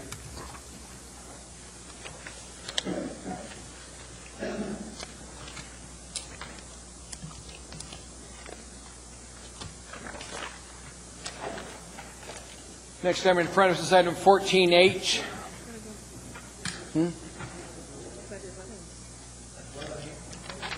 No, we changed the order of the day to take up 14G and 14H and then come back to the other one. Because we have some people here, city employees, that it would be nice if they left. Not that it's not good to have them here, but they need to leave. Item 14H is Ordinance AO 2011-36, Ordinance amending Anchorage Municipal Code Sections 24.75.030 and 24.75.040 and 24.75.070 and 24.75.080 and 24.75.090 and 24.75.110 to provide technical clarifications regarding the sidewalk vendor program. Public hearing on this item is now open. Anybody wishing to testify, please come forward. State your name clearly for the clerk. I'll spell your name clearly for the clerk. State your name clearly. You've got 3 minutes. Anyone at all? Hearing and saying no in public testimony, just close the body. Second. Any debate among Assembly members? Mr. Honeman. Just want to encourage approval on this. I can tell you that this past summer I went down to the Avenue area with some community patrols and found that some of the vendors were operating way, way late. And in fact, in talking with the health department, in fact, several sections of the department of the municipality, finding that there were little loopholes everywhere. So this goes a long ways towards addressing those issues. Paul, I was riding with one of our police officers, went down to 4th Avenue and found a sidewalk vendor about 6 blocks away from where their license was at about 12 o'clock midnight. Right. So I know exactly what you mean. Patrick? Thank you, Mr. Chairman. I guess I would echo Mr. Honeman's comments. This has been a negotiation between the brick and mortar vendors in the downtown area, the sidewalk vendors, and the administration. I think we have a good solution. Those of you who pay close attention to your email may recall a note from the Anchorage Downtown Partnership endorsing this approach, and I think it's a good one. Thank you, Mr. Chairman. Thank you, sir. Ms. Osiander, ma'am. Why is it that it can only be through April to December? We just don't have anybody who wants to do it in the winter? I was just curious if you talked about that or looked at that. I may have checked with purchasing. I know they're the one that run the permits process. I don't see them here. What? Who runs it now? The clerk's office doesn't run it anymore. Right. Who in the administration has responsibility for this? Mr. Chairman, it's the right-of-way department. Okay. Are they here? Yes. Okay. Come down and join us. Sorry, Mr. Frost. I just wondered if anybody in the winter might like to buy a hot cup of coffee on the street. There are maybe one or two that would like to run businesses in the winter, but typically they haven't been in the downtown area. And this is So this program is exactly right to get businesses started and just provide the service typically to the tourists during the tourist season. But doesn't this apply to more than just the downtown area? This side, I'd be happy to. Typically, it's the definition of a sidewalk vendor or a vendor is in that area specifically to downtown, and there are specific sites where they are approved to be.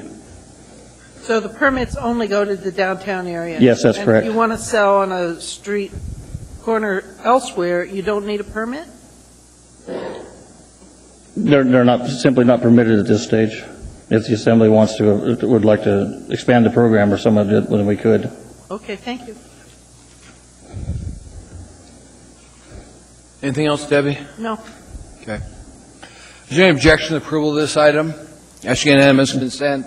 Thanks. Not seeing an objection, this item is approved by the body. Thank you. Thank you, sir. Now going back on our agenda Great. to item 11A. I know.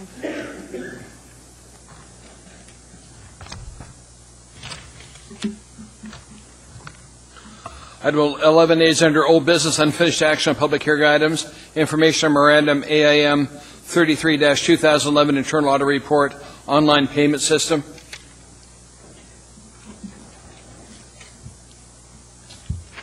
Mr. Chairman? Go ahead, ma'am.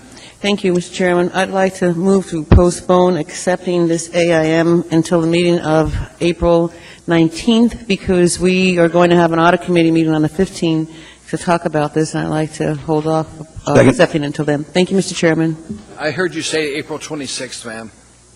I'm sorry, Mr. Chairman, April 19th? No, ma'am, 26th. Oh. Ma'am.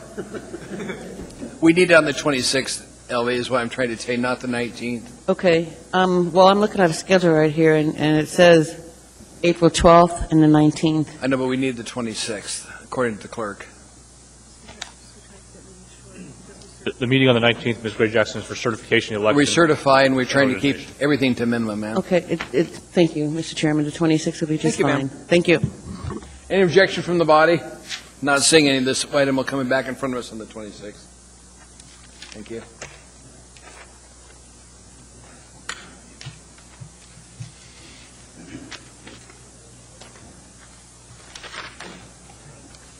I don't have much to say. Hey, don't start with me. Put you on. Next item in front of us is item 11B, Summer Memorandum AM 692-2010, recognition award to SMG of Alaska to provide management operation of the George and Sullivan, Ben Bokey, and Dempsey Anderson ice arenas for the municipality of Anchorage. This has been postponed for a while, and there is a motion to approve on the floor. Mr. Starr, sir? Yeah, and I'm going to urge approval. One thing that I'll not make apologies for is my diligence in the fiscal oversight of the city's business. I think that's what we're all up here to do. So there has been some procedural challenges that I've been sort of flummoxed by in terms of the overall confidential placard that existed on it when we tried to send it to committee for discussion. I don't like to run my Budget and Finance Committee meetings in executive session, so I bristled at that. That sort of chewed up a meeting or two. However, last week I was able to meet with the mayor and city manager, and we were able to identify some of my topics of concern, and I think they were legitimate. Subsequently, they were answered pretty thoroughly by George. Is Deborah here by chance? Because I think, oh, I'm sorry. You did a great job. I appreciated the diligence of your reports and the comfort that we have going. Obviously, we have a lot of financial matters on the floor, but Sullivan Arena, is forecast to turn about $4.8 million worth of revenue through it under the first contract term. The city gets about $400,000 of that. It's about a 10% return if you're running a business on that market. Not bad at all. It's one of the few public facilities I've learned that actually produces a profit to the city. The museum, on the other hand, loses us about $5 million if we were to try to break even on that. The Denina Center as well is problematic in the cash flow department. So we do supplement the arts, we do supplement the museum, all of us, with user fees of some sort or taxes. So all that pontification and that I'm pleased to recommend the contract. However, we had a discussion about getting quarterly summary reports. The spreadsheet, budget to actual statements, would be very helpful for this body to see as we come online. Tracking things like the contributions. I learned about the police enforcement. When you see those squads out there directing traffic, there's actually some ticket surcharge monies that help supplement those services. That was news to me, although we determined it doesn't quite cover the cost of those police close. So all of that said, I think, again, the diligence has been done. I would have liked to have it done at a committee level. Apologize to those committee folks that we weren't able to pull that together, but we'll try next time. And kudos to the administration for sort of having everything I asked for on Monday. Thank you. Thank you. Comments from Assembly members? Any other comments from the body? Okay, not seeing any. Please vote. This is on the SMG contract. That is approved. My thanks to the administration for your diligence. I know you thought this thing would never be approved. It took a while. Next item in front of us is item 13A. Under continued public hearings, this ordinance AO 2011-4, an ordinance repealing and reenacting Ancient Municipal Code Title 23 to adopt 2009 and recent additions, adopting local amendments to following administrative codes, administrative building, mechanical, plumbing, electrical, and so on. This item is open for public hearing. Anybody that wishes to testify, please come forward. State your name clearly for the record. Spell your last name. There is an S version of this that's going to be coming. So if you'd like to testify, please come forward, but you're more than welcome to wait until the S version gets here, because I think it's going to be a little different than the version we've currently got in front of us. Not seeing anyway, if we get a motion to continue. Mr. Chairman, I move to continue the public hearing Second. to April 26th. April 26th, second. Moved in second. Any objection? This one will appear hopefully for the last time on April 26th. I used to have a little amendment that took care of things that kept. Do you remember the Wood Amendment, Debbie? After a while, it just died. Now, I'd like a motion to move on, bypassing item 14A, move on through the rest of the agenda until the superintendent gets here. Mr. Chairman, I move to change the date to delay consideration of item 14A until 7:30 p.m. unless she gets here before that. Second. Third. Thank you. Ask unanimous consent. See no objection. 7:30, sir. Unless she gets here earlier. And just for the information of those who weren't here when we started, there are 4 school board members and Superintendent Como who are in Juneau today. They were scheduled on 2:30. No, we're not doing 7:30. Let's try 8:30. 8:30? Yeah, it's already past 7:30, now. Mr. Chairman. Is it You were 7:30 now? using Debbie's clock. Sorry. Superintendent Como and 4 members were scheduled on a 2:30 flight from Juneau back to Anchorage today. That plane was delayed for at least 4 hours, apparently at least 5. So we... Which airlines? I'm sorry. Don't cast aspersions, sir. So they asked that we hold off on consideration of this item until they are able to appear. We'll try to get that done as quickly as possible, and I know many of you are here to hear the deliberations and testify on that item. So thank you for your understanding, and our apologies for the delay. Thank you. Okay, the next item in front of us is going to be item 14B.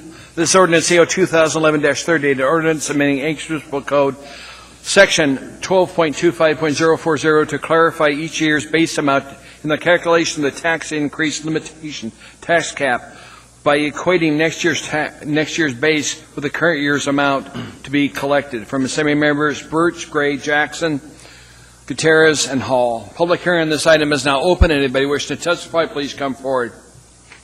State your name clearly for the record and spell your last name for the clerk. Anyone at all? Hearing seeing no one, public hearings closed. What's the wish of the body? Is there a second? Second. Moved and seconded. Discussion from Assembly members. Mr. Birch, sir. I just want to thank the committee for taking the time to basically incorporate the Taxpayer Protection Act language in the body of this ordinance. I think this goes a long way towards firming up a commitment that we have to the public to provide some stability and some reassurance that the tax cap is actually doing what it's supposed to. While it certainly would have been my preference to have this on the ballot for the public to consider, this is certainly a meaningful and significant alternative, and will put the matter before us prior to this next budget cycle. So I'd urge approval, and again thank the indulgence of the body here for enabling us to put this language in this ordinance. Thank you. Thank you, Chris. Mr. Honeman? I just want to do, again, thanks to my colleagues, Ms. Gray Jackson, Ms. Gutierrez, Mr. Hall, Mr. Birch, for putting together a committee here and going through the language and making sure that it's something that we're all in favor of, and I appreciate their efforts. Thank you. Thank you, sir. Mr. Gutierrez? No, just to echo what the last two speakers have said, and you know, when as the committee finally got together, I would say it took us about a half an hour to come up with a really good product, and it's just one of those examples when we actually work together, we come up with some pretty good stuff.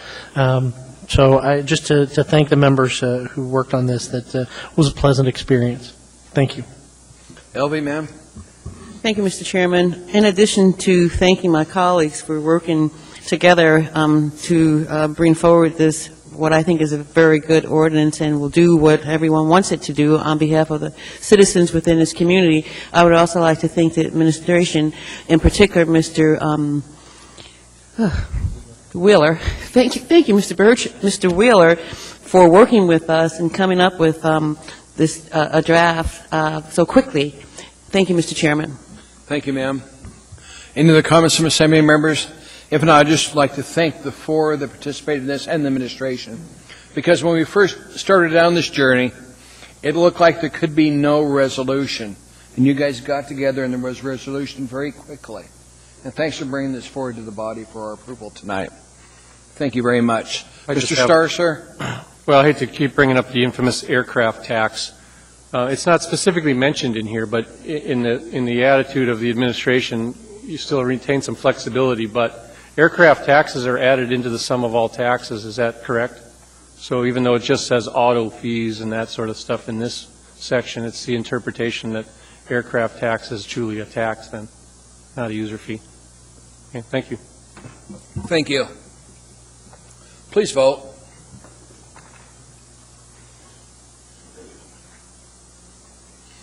That was approved unanimously by the body.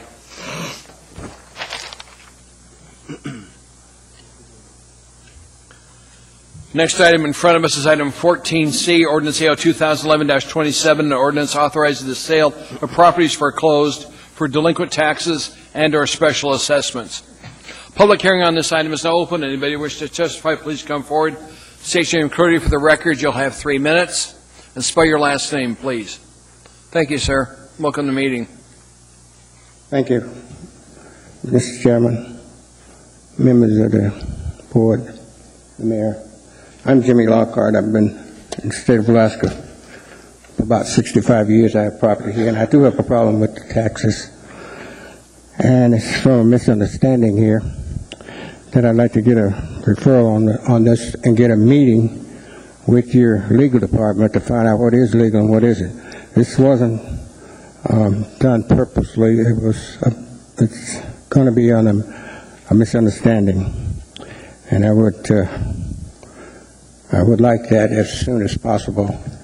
And we think we can get things cleared up. I only had to meet on one occasion like this with Mayor Sullivan Sr. years ago. Thank you. Thank you. Questions from Assembly members? His piece of property, I think, is item 6 on the page. Mr. Lockhart. Mr. Lockhart, sir, if you'd come forward, please. Mr. Honeman? Mr. Lockhart, I know you said it's an oversight or an error like that. What steps have been taken? Did you receive any notifications in writing or phone calls or visits by anyone from Treasury or Finance or from the administration? Well, I studied the law quite a bit myself. I see some discrepancies here that may be, and I go back a little bit to sovereignty. When we were born, we were free, and then the governor in the state in which we were born sold our birth certificate to the United States government for $750,000. In order to obtain that, you had to go through a UCC form and buy your sovereignty back like the old slaves used to do. And I think that some of these, it brings about a point of what is allowed and what isn't. This is my problem. I got a misunderstanding here, and I need to get with somebody and we try to get it ironed out. I want to know what is accepted and what isn't. Because I read the law and the statutes and codes, and I think they say what they mean and mean what they say. I don't know if somebody's missing it or not, but this is a very valuable point. Like I said, I came here in 1946, and I've been here ever since. I forgot to leave. And when I did, I came back. But this needs to be cleared up.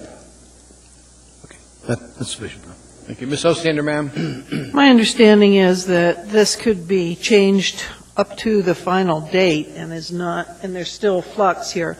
Could the administration tell us who this gentleman should talk to clear it up later on? Yes, right down in front of me, right here. So if you could maybe meet with her later on, you can have a chance to talk about it a little bit. Okay. Okay? Thank you for coming. How late on, ma'am? Well, the way this was explained to us in the past, basically we're just giving permission for this to go ahead. It doesn't necessarily mean that they're going to be sold tomorrow. You still have the opportunity to work it out with the city. So basically we're just saying yes to the next step proceeding. Okay. Okay? That's Thank fine. One last question. Are you related to Mr. Denzel Lockhart, by chance? Denzel, yes, that's my older brother. Yeah. He worked at Bartlett High many years ago, custodial? Did he work at Bartlett High School years ago? Yes. Yeah. Remembered him well. Yeah. Ms. Gray Jackson, ma'am. Thank you, Mr. Chairman. Thank you for coming out, sir. I would just like for the administration to confirm what Ms. Osiander just said so that, before we approve this, it's clear that this gentleman will have an opportunity to discuss this matter further. Thank you, Mr. Chairman. Confirmed. Thank you, Mr. Picarles. Thank you. Thank you, sir. Thank you, Chairman. Thank you, sir. Anybody else wishes to testify on this issue, please come forward. Anyone at all? Hearing and standing on public hearings closed. What's the wish of the body? Move to approve. Jennifer? Yes, I questioned the administration. I understood that item 19 has been taken care of.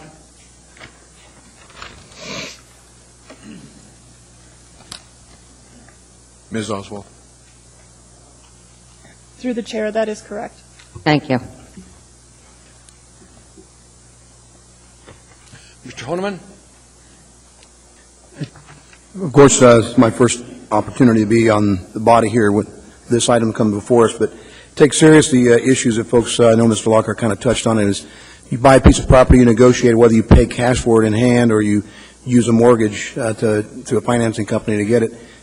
You still have obligations, and at this time, we in the municipality of Anchorage use a property tax, as a basis for a good percentage of our revenue. So take my role in this one seriously. I just urge those folks who wish to work out and negotiate something with the municipality administration. I understand it's a fairly easy process to do, but you have to make that attempt. You have to make sure you meet your obligations, responsibility. Hate to see anybody lose their property over owing some money for taxes, but this is part of the process, and I take it seriously. Thank you, Mr. Chairman. Thank you. Any other comments from Assembly members? Please vote.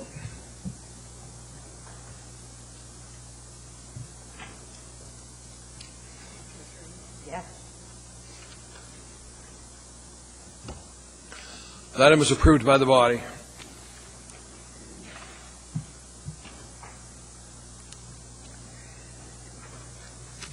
Next item in front of us is item 14D, Ordinance AO 2011-35. An ordinance of the Municipality of Anchorage, Alaska, authorizing the borrowing and accepting from the State of Alaska Clean Water Fund an aggregate amount not to exceed $140,000 for the purpose of financing a portion. Okay, this is Sand Lake Area Sewer Phase 2. Public hearing on this item is now open. Anybody wish to testify, please come forward.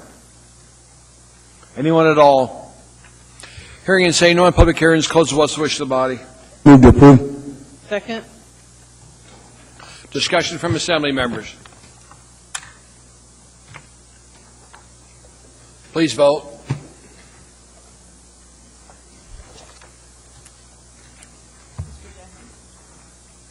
That item was approved by the body.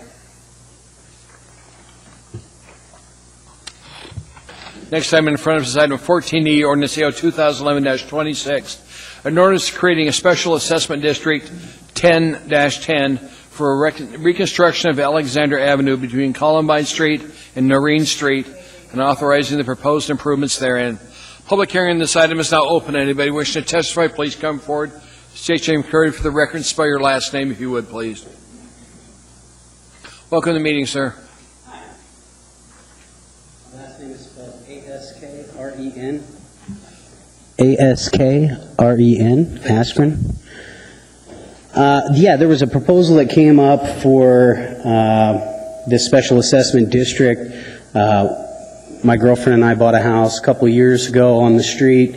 This was the first time we had heard anything of this. I understand that there's some good reasoning behind it, although I don't see it. I see it as a municipal responsibility and not a responsibility of the people who own homes on that street. So I wanted to talk in opposition of this today. I don't see how somebody can send out a proposal and say, well, if I get more yeses than nos, then everybody on this street is going to be assessed a dollar amount. And it's quite a large dollar amount. And so that's going to get added to our taxes. And what happens in a couple years if we decide to sell our home? Now we're going to have to come up with that cost to pay our taxes so that we can sell it. There's a lot of implications involved here, and I don't think that everybody on the street's been fully aware of what's going on. We didn't have a whole lot of time before this all happened to come up with a good opposition against it, but I figured this was our opportunity. Well, thank you, sir. We've got some few questions for you. Ms. Gray Jackson? Thank you, Mr. Chairman. I spoke with Mr. Askren during the break. We had a pretty long conversation and talked about a little bit of the history. And I told him about the fact that Shelley Henderson and I went to Juneau last year and tried to get the $250,000 as a grant. We came very, very close. And then it was vetoed, but we tried again this year, and we started with the Governor's Office of Management and Budget, and Karen seemed to really understand the need for the project and the fact that it is a safety issue for the folks that live in that community. And I felt real comfortable in telling you during the break that I believe we're going to get this funding, but I wasn't willing to bet you your $7,000. Thank you, Mr. Chairman. Thank you. Other questions from assembly members? Thank you, sir, for your testimony. We appreciate it. Yeah, and I would like to respond, maybe. I'm not sure as to why it's a health risk or an endangerment issue. It's, from what I gathered from talking to people on the street and from talking to some other folks, there's a natural spring at the end of that street. And that's unfortunate. And it kind of makes a dip down at the far end of the street towards Noreen. There's a map there that shows this assessment district. The problem is happening down at the end of that street. We live all the way on the other side by Columbine Street, and I'm not sure why everybody on that street is in this special assessment district. We're not affected by it. There's another street, Wintergreen, that comes in there. I'm really not sure as to why the cutoff isn't at Wintergreen. And really, I couldn't see why it would go even that far. So I think there's been some issues with the zoning of that district, and and I'd sure like to see maybe that district even be re-looked at. Thank you, sir. Appreciate your testimony. Thank you, appreciate it. Hello, Billy Ray. How are you? I'm doing better than I deserve to be, Dick. Thank you. Mr. Chairman? Billy Ray Powers, P-O-W-E-R-S. Mr. Powers, I apologize. Mr. Primo, or somebody from AWU, does this include Whitehall Street? Do I correctly interpret that? I apologize, Mr. Powers. Just need to... Yeah, really. Could we do this after the public hearing? Well, I may have a conflict here, and I want to, if so, I want to vacate before we proceed. I apologize. I didn't see that before. We can clean this question up. Sorry, Billy. We'll get you right back. Through the chair, my name is Brian Boss. I'm the Planning and Development Services of Anchorage Water Wastewater Utility.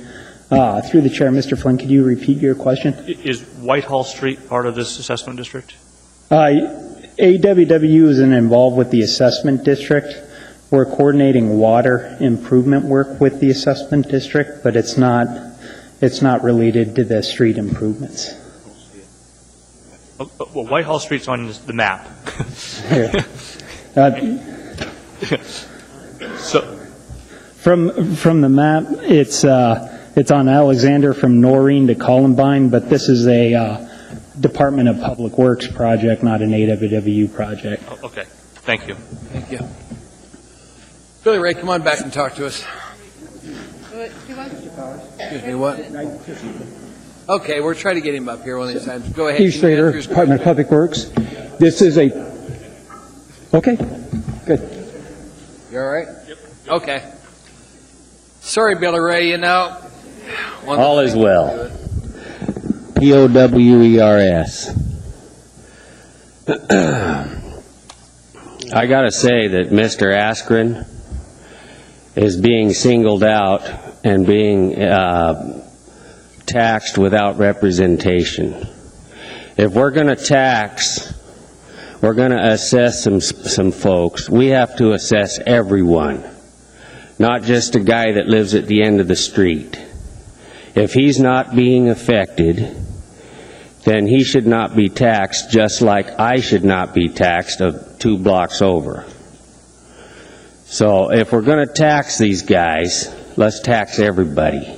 Let's spread the wealth here. We got to make taxation fair, and it's not fair to this guy. That's all I have to say. Thank you. Oh, Debbie has a question, ma'am. I do, Mr. Powers. The way this thing works is the map shows, unless I'm misunderstanding, all the properties on both sides of the street. And basically, if 50% or more vote for it, then they agree to pay, but they're only going to pay 10% of the cost. Everybody else in Anchorage is going to pay the other 90% of the cost.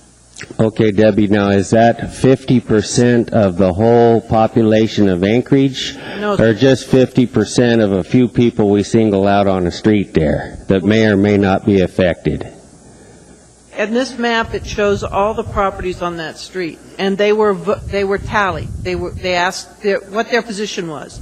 Over half of them said, yes, I want to be in this improvement district and pay to get the drainage fixed. On that one street? Yes, sir. Unfortunately, if they're just a house away, they wouldn't be asked and they wouldn't be taxed. Is that correct? Only for the 10%, but that isn't the total of the project cost. The rest you'll pay for in street bonds. Okay, I understand where you're coming from on this, but I still do not like to see taxation without representation. Okay. Thank you. Thank you. Thank you, Billy. Anybody else wish to testify, please come forward. Sir, you've already been down here once. Nope, just once. Debbie will talk to you. Anybody else wish to testify, please come forward. Anyone at all? Welcome to the meeting, sir. My name's Phil Isley, I-S-L-E-Y, and I guess what I'm curious about is if he knows there's a natural spring at the end of the road, and we've got all the planners and all the guys that do the permits and the different types of permits and the fees that you pay for the permits. Why didn't you know there was a spring there that would cause a problem to begin with? I mean, it's obviously been there for a lot longer than all the houses. It's probably been flowing water the whole time. If we have all these people in the government for safeguards that something like this doesn't happen, so that we don't have to select somebody or a group on a street to take care of a specific problem, how come it's not working? Good question. We're going to have to find out, sir. There are no other questions. Thank you, sir. Anybody else wish to testify on this issue, please come forward.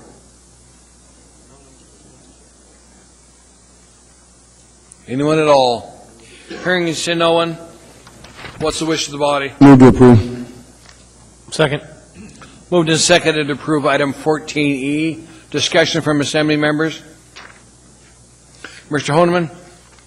I'm just in a little bit of that I remember of this, and because I know this has been going on for several years. Ms. Gray Jackson, I think you were working on this quite a bit with the neighbors. Think, Mr. Portman? Yeah, it was. Thank you. And my understanding is that this has been an issue that's been going on and causing severe flooding, mold, and mildew problems, as well as foundational structure problems. So I know that you've got the request in, and the neighborhood's lobbying to try to get some state funding for this. So I laud you for your efforts on this. Thank you. Ms. Osiander, ma'am? Based on that quick conversation, I have a little better understanding. I think part of his point is the difference between the condo owners and the single-family home properties. Could I get clarification from the administration? If one of these lots is a condo with multiple homes, do each of those condo owners in the home get one vote the same as a single-family home on a larger lot gets one vote? Is that how it works? Steve Schrader, Department of Public Works. Yes, each property owner gets a vote, but their votes are prorated on three factors, one of which is affected lot area. So there's 42 properties, there's 42 votes, but the votes are weighted by area. So in other words, the condo owner, his vote is a lesser vote than the larger lot, single-family home vote? Yes, ma'am. That is correct, through the chair. Okay, so when you said over 50%, that's including that weighted voting? That is correct. Okay. Thank you. Any other comments from Assembly members?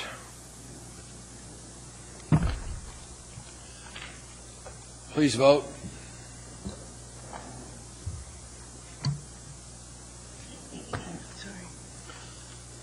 That item was approved by the body. Let's hope we get the money from the legislature this year, Elby. I saw you down there. Were you in January you were down there? February? So we'll have to track this to make sure they get the money out of Juneau for this. It'll help that neighborhood because that system is failing. Thank you, Elby.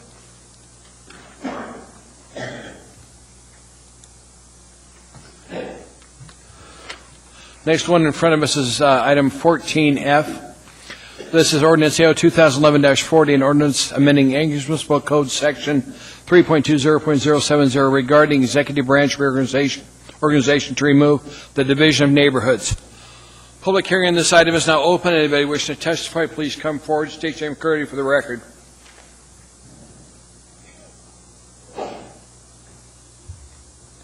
Anyone at all? Hearing and saying no on public hearing is closed. What's the wish of the body? Move to approve. Second. Oh, sorry. Been moved and seconded. Discussion from Assembly members.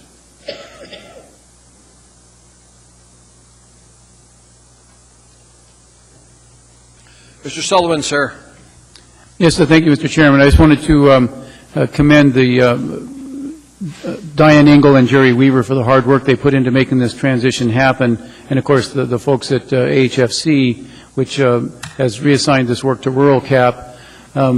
Because of our higher administrative fees, we will actually be able to have more weatherization done with the same amount of money as the project is managed through Rural Cap, And we're also pleased that most of the employees have been able to find employment in the same field with Rural Cap. So it's been, I think, a win-win, and again, all the people who made the transition happen, it was a lot of hard work, so I thank them for that.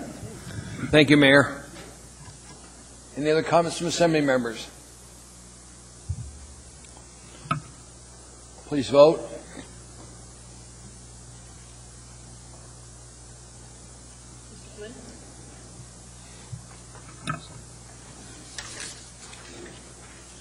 That item was approved unanimously by the body.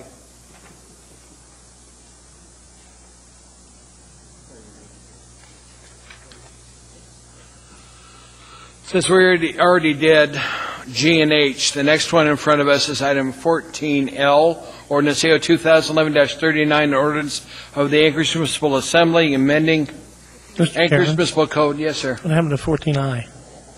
Okay, 14I, if you wish. Yeah, you're right. One of these days they got to start moving those lines. Okay. Provide for criminal background checks and restrictions relating to municipal licensing of roving ice cream vendors. Repeal of Section 10.60.055 and other clarifications and safety requirements for roving vendor motor vehicles within Chapter 10.60. Public hearing on this item is now open. Anybody wish to testify, please come forward. State your name clearly for the record. You have 3 minutes.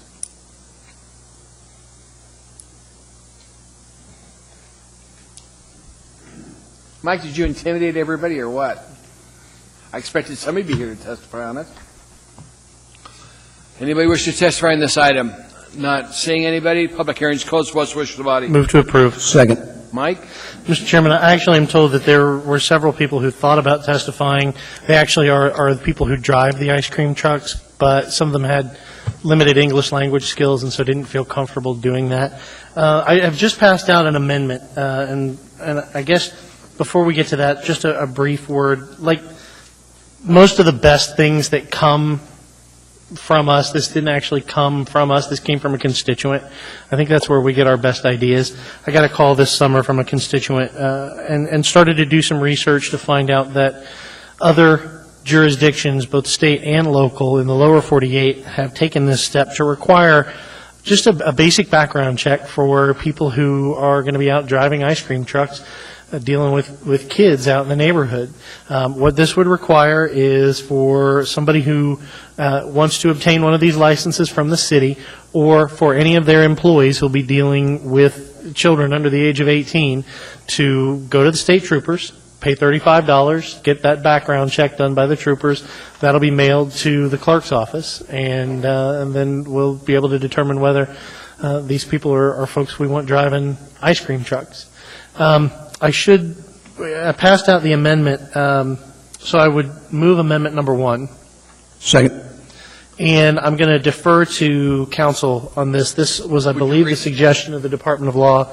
Mr. Wheeler or Ms. Tucker, would either one of you mind explaining the need for this particular Mike, amendment? could you read for the record item 2? Sure. The amendment reads, Section 4, page 2, lines 43 through 47, 10.60.57E2 is amended to include conviction for operating a motor vehicle while under the influence. And so the amendment would read, if vending is from an ice cream truck, the applicant shall have no conviction for operating or driving a motor vehicle while under the influence, OUI/DUI, under state or local law within the past 12 months, and no more than one such conviction within 5 years of the date of municipal license application. That was moved by you, I think seconded by Mr. Honeman. That's correct. Any discussion on that amendment by the body? Any objection to that amendment? Not seeing any, Mike. We've crafted the document in front of us. Now go ahead, sir. You wanted to... Again, just some basic things. If someone's been convicted of a sex offense, I don't think they're the kind of person we want, particularly if it's a sexual offense against a child, if they're the kind of person that we want driving an ice cream truck around and seeing every little kid in every neighborhood in the city. What I've heard from staff is anecdotally from the licensees that they like this because it lends them a certain air of legitimacy, so that folks know, when your kid goes out to see that truck, you know that the driver's safe. You know that they're not somebody who's going to be a predator. And not that, it's not that I think, Mr. Chairman, that we have a large problem with this in the city, but it only takes one, and I'd prefer that we prevented one rather than reacted after we had an incident. Also, there are some basic safety. If somebody's had a DUI, or now we see OUI, within the last 12 months, we probably don't want them out driving an ice cream truck in the neighborhood around kids. And if you've had a couple of convictions within 5 years, then certainly I don't think you're the kind of person who is safe to handle this. Now, I know there are a lot of other amendments that are necessary to this whole particular code, the whole roving vendor thing, and that's probably a can of worms that we can open at a later date. But I think at the very least, right now, as the license period nears, and these guys are going to start operating very soon, that we put this in place so that this year, this summer, this season, we know that all of our drivers out there are safe. Thank you, Mr. Chairman. Thank you, sir. Any other comments from Assembly members? Ms. Gray-Jackson, ma'am. Thank you, Mr. Chairman. I just want to briefly thank Mr. Gutierrez for bringing this forward. This was a very proactive piece of legislation, and it's a mild step toward protecting our children, folks. So thank you, Mr. Gutierrez. Thank you, Mr. Chairman. Thank you, ma'am. I'm told the superintendent has landed somewhere. Please vote.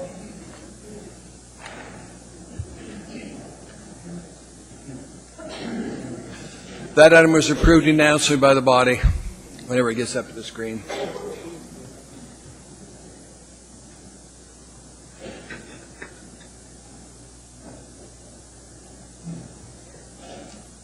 Good. Mike, that was a good piece of legislation. Thank you very much for your work on it. It makes our children safer out there. Thank you. Mr. Chairman, just listen to your constituents. That's where the best ideas come from. We're now on to item 14J. I haven't announced this, and then I'm going to declare my conflict. Item 14J is Ordinance AO 2011-37 and 37S. Ordinance on the Anchorage Municipal Assembly amending the requirements for annual disability letters in the Anchorage Municipal Code Section 12.15.015 after final disability has been determined. Before I go to public hearing, I have to declare a conflict of interest because I am a disabled veteran, so hence I'm leaving while this is discussed and voted on.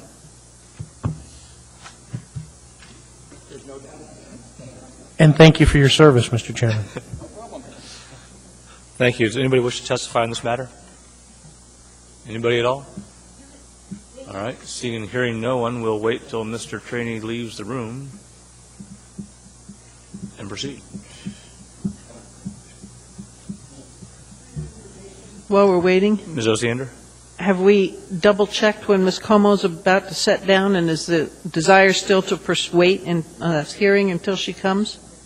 The email that the clerk received was that the plane had touched down a few minutes ago, and so I presume she'll be here within about half an hour. Okay. Our apologies, everybody. It's at Ms. Como's request. Okay. Thank you. Okay. With Mr. Trading having left the room, what is the wish of the body? Move to approve. There's a second. The S version. Move to approve the S version. Can you please push your button, Mr. Honeman? Trying to get to it. There we go. And we have a second. Anybody? Anybody? Bueller? Bueller? Somebody second, please. Thank you, Ms. Gray-Jackson. Okay. With that, are there any assembly comments? Is there any objection to this item? Seeing and hearing, we need to do actual vote. Okay. Please proceed to vote. Oh, sorry. Not that one. This one.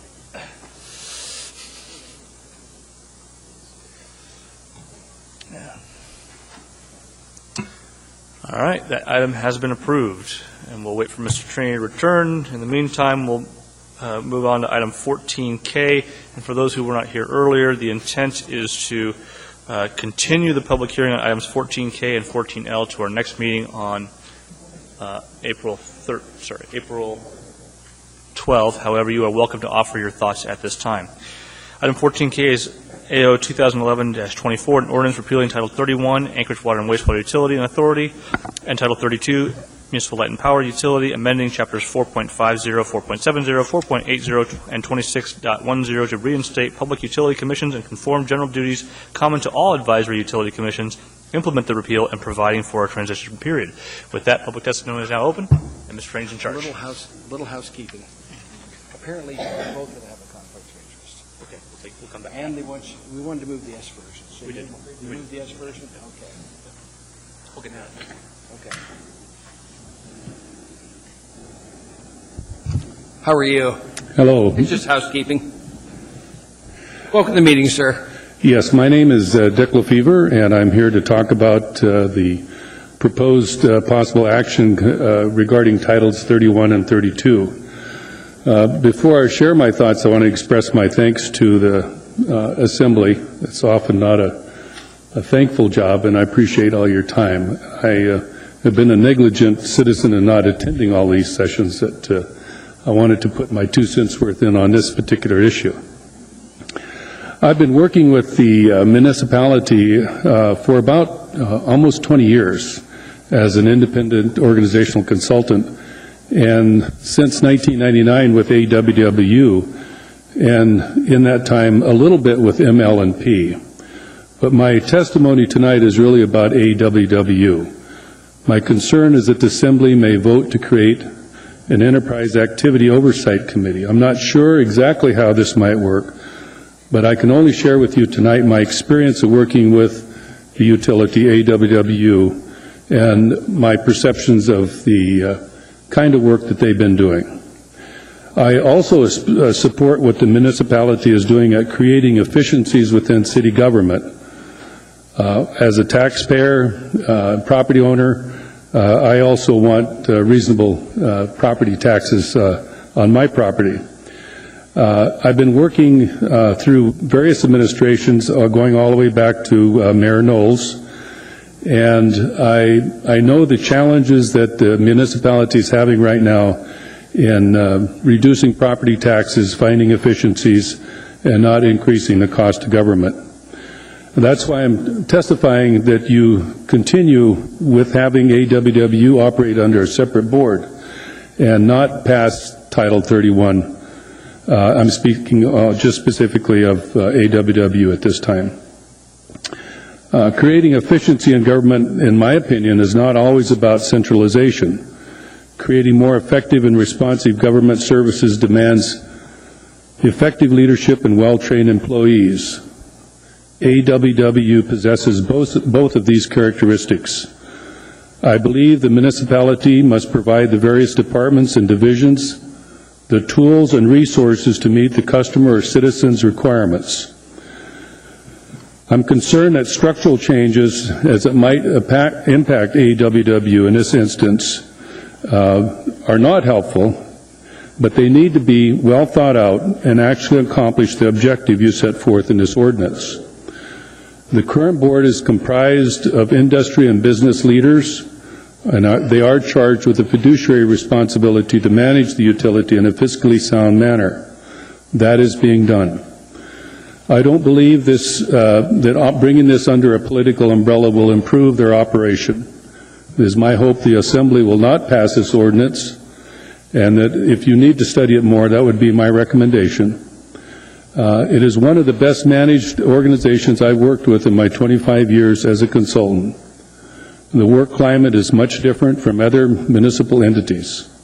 People are fully engaged, collaborative, and have an attitude that can serve as a model, I believe, for the entire municipality. Thank you. Thank you, sir. Questions from Assembly members? Thank you. No questions, sir. Anybody else wish to testify on this issue, please come forward. Those of you who are waiting are welcome to sit down in front, too. Yeah, we'll get to everybody. Come on down. Hi, Lauren. How are you, sir? Good. Mr. Chairman, Assembly members, I'm Lauren Lehman. I know Barbara knows how to spell it, but it's L-E-M-A-N. I'm here to testify on this ordinance. And first, I commend you for your efforts to streamline government, and I'll be right behind you to help make that possible. But I want to talk in opposition to this ordinance, at least as it applies to the Anchorage Water and Wastewater Utility. I first started working with this organization on a committee called the Breakthrough Committee under the previous Mayor Sullivan.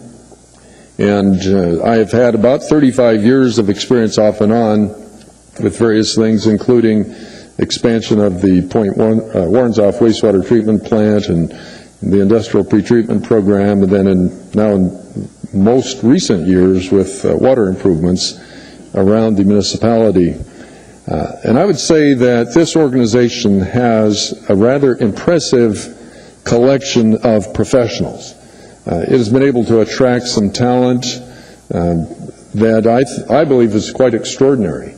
Very stable management, and I'm impressed with what has happened in the last 5 or 6 years since the Board Authority was established. We have very competent people on that board. In fact, I've worked with some, I've competed against some of them over the years, and I'm just very respected people. And I think that even the sponsor has acknowledged that these are competent people. And so I go back to rule number 1 in engineering, which is first identify the problem you're trying to solve, and then try to figure out if what you're doing really helps you get there. I'm not convinced that it does. I believe that the Board Authority can focus better on some of the highly technical issues that this utility has to address. I can't imagine each of you wanting to spend the hours and hours that it would take to focus on some of these. The board can be more nimble in decision-making, and it can invest in strategic planning. These are all very important things that the Board Authority can do. I did lean over to one of the board members because I was concerned that they might be overpaid, and that might be some of the intent behind it, and he tells me that he gets $400 a month. I thanked him for his service and told him that was about the equivalent of what I made when I was in the legislature. But Mr. Chairman and Assembly members, think through this. I'm glad you're holding it off for 2 weeks. But I would say let the authority function as it was intended to and give it experience. Thank you, Lauren. We have a few questions, if you don't mind, sir. Ms. Osiander, ma'am. Mr. Lehman, did you see the rate increases that the board was proposing for the next 5 years? Are you aware of those at all? No, I'm aware of them. I can't speak to the specifics of them, but I do know that they're proposing rate increases. They're pretty dramatic. So one of the concerns I have is the insulation that the separate board has from public. Basically, they didn't hear anything. Boy, did I hear something. And that's frustrating. So that's one of the things that concerns me. Do you have a solution? Well, I would recommend that you never let go of your oversight authority over the board, and you have that. You get to approve the budget. You get to deal with rate making. You approve members of the board. You approve the mayor's appointment of the general manager, and so you really are quite involved in it. Any of you could go to the board authorities meetings as well. And, I can't address all the issues that go into it, but there are things that happen. There are storm clouds literally over this municipality that board's going to have to deal with, whether it's, the retention of the 301H waiver for the Point Warrenzoff plant, which is extraordinarily important, the changes in regulation, or just dealing with an aging infrastructure. A lot of the water and sewer mains in Anchorage, some of the older ones were constructed like right after or even before the earthquake, and those are now, 47 years old, and much of that has to be upgraded. And even some of the, what we worked on with Project 80s, that infrastructure is now getting to be about 30 years old. And so, there's going to have to be investment in all of these things. That's what they said. Thanks. I'm sure it is. There are no other questions. Thank you, Lauren. Appreciate your testimony. You're welcome. Anybody else wishing to testify, please come forward. Thank you, Mr. Chairman. My name is David Cronick. spelled K-R-A-N-I-C-H. I'm an owner of Northern Utility Services, a management, maintenance, and operation contractor serving 35 small water utilities and water systems in the Anchorage area. I've prepared several rate filings to the RCA, and I'm responsible for the effective operation and management of 3 economically regulated utilities.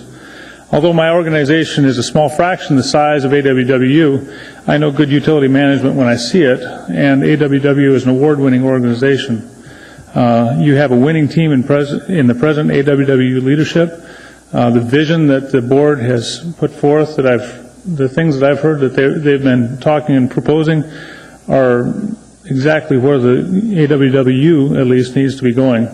And any efforts to tweak that team, the management team of that utility, may have significant unintended consequences that you need to consider. To me, the bottom line is that these 2 utilities in question are vital to the health of our city long term. This assembly should be doing everything in its power to shield these utilities from political meddling and attempts to develop municipal revenue streams from these utilities. As you're aware, AWW is facing the looming infrastructure costs, which will result in painful and potentially divisive decisions that they'll have to be making. These utilities can't afford to be saddled with the mistrust among regulators and concerned citizens that is very prevalent today. I testified against the inclusion of the contributed plant in the MUSA, and although the jury is still out on that decision, millions of dollars in litigation and time and effort and loss of goodwill have gone into that whole mess, and it has severely hampered AWW, in my opinion, from doing their job, which is providing great service for the least possible price. If it's to be successfully navigate in the retirement and replacement of its aging infrastructure, AWW must nurture the trust of regulators and customers, not destroy it. It is for this reason that every effort must be made, in my opinion, to refrain from absorbing the utilities management and operations in other city departments, where they must fight for resources and where financial interactions between the city and the utility would be less than transparent. That's be very difficult for the RCA to straighten out in any upcoming rate increases or rate cases. Although I respect and appreciate the administration's efforts to streamline operations, as others have said, I believe this ordinance is misguided. Rather than tinkering with a winning team, I would strongly urge this assembly to take a real stand in favor of these utilities by presenting and adopting a provision in municipal code that requires all municipal-owned utilities be managed for the sole benefit of the ratepayers. You talked about a Taxpayer Protection Act. I think that would be something that would make these utilities put them on a firm foundation. That would effectively prohibit the municipality from receiving revenue of any kind from those utilities. Only then, I believe, will we put behind us the wrangling and ill will that's hampered these utilities in recent years. Thank you. Thank you, sir. Mr. Honeman? Yeah, thank you, sir, for coming out. It's refreshing to hear someone that's from a contractor's perspective. I didn't hear you say specifically, do you do occasional work under contract with AWU, or are you just mostly working on private water? On a very seldom occasion, just a little leak detection here and there. Just so your knowledge comes from just working with... My knowledge comes from being in the business and rubbing shoulders with their operators and their managers and interacting with their staff and just being in the business and seeing how they operate. If I might ask, where area of town do you live in Anchorage, and are you a ratepayer of AWU at all? I personally live in South Anchorage, but I own properties that are served by AWW. Thank you. Thank you very much. There are no other questions. Thank you, sir. Yes. Anybody else wish to testify, please come forward. Yes, thank you very much. My name is William J. Wilkes, W-I-L-K-S. I'm a registered voter in the downtown district. Before I testify today, I would like to disclose that the municipality of Anchorage is a very good client of the firm that I work for, but the opinions that I express tonight are those of my own. First of all, I do not support the repeal of Title 31 and 32. And what's kind of interesting is I'm having a little bit of deja vu right now. And the deja vu is because over 15 years ago, I sat in this very spot testifying to the assembly that they need to support an ordinance that they were kicking around to essentially establish a authority and a board of directors for the Anchorage Telephone Utility. And the Assembly thought that that was important because the federal law kicked in. It was the Telecommunications Act of 1996 that essentially established competition in the local service area. And the Assembly knew that if they didn't establish this board and run the utility like a well-run business, they knew that the competition just down the street at C Street, General Communications Incorporated, was going to take every customer the utility had and completely devalue the largest utility that the municipality had. It's funny because at the time that I gave the testimony, I was an employee of ATU. And I may be the only person that's speaking tonight that saw what happened before the utility was run by a board. The only employee who saw what happened when we had a board, and the only person in the room that stayed 6 years after ATU was sold to ACS. We achieved what the Assembly wanted us to do. We ran the company, and we gave the citizens of Anchorage a very good utility that they were able to sell. So I guess my recap to you is utility business is very, very complicated. I have 22 years of experience in this business, and I can tell you that when you get up and have to do what the ML&P and AWW have to do every day, it's a difficult, difficult task, and I support the board. Thank you. There are no questions. Thank you, sir, for your testimony. Thanks. Welcome. Thank you. Billy Ray Powers, P-O-W-E-R-S. I recently did a hard money contract for AWWU down at the Point Warrenzoff facility. And I have to concur with the testimony that we just heard from every one of these guys. It's a first-class operation. And I believe that adding a layer of bureaucracy to it will not help it. These guys, I mean, the guys highest up the ladder down there will crawl in the sewer incinerator to see if there's any clinkers or problems with the incinerator. These guys are serious about what they do. They're not delegating the worst of the jobs. I was there putting in a new scrubber with stainless pipe work, basically. And, of course, they beat us down as a contractor to where there was very little profit in it. And that's kind of how they do business. So they're pretty efficient in what they're doing right now. Thank you. Thank you, Billy. Anybody else wish to testify on this issue, please come forward. Welcome, sir. Thank you. Thank you, Mr. Chairman, Assembly members, Mayor Sullivan. I must also speak against enactment of Title 31.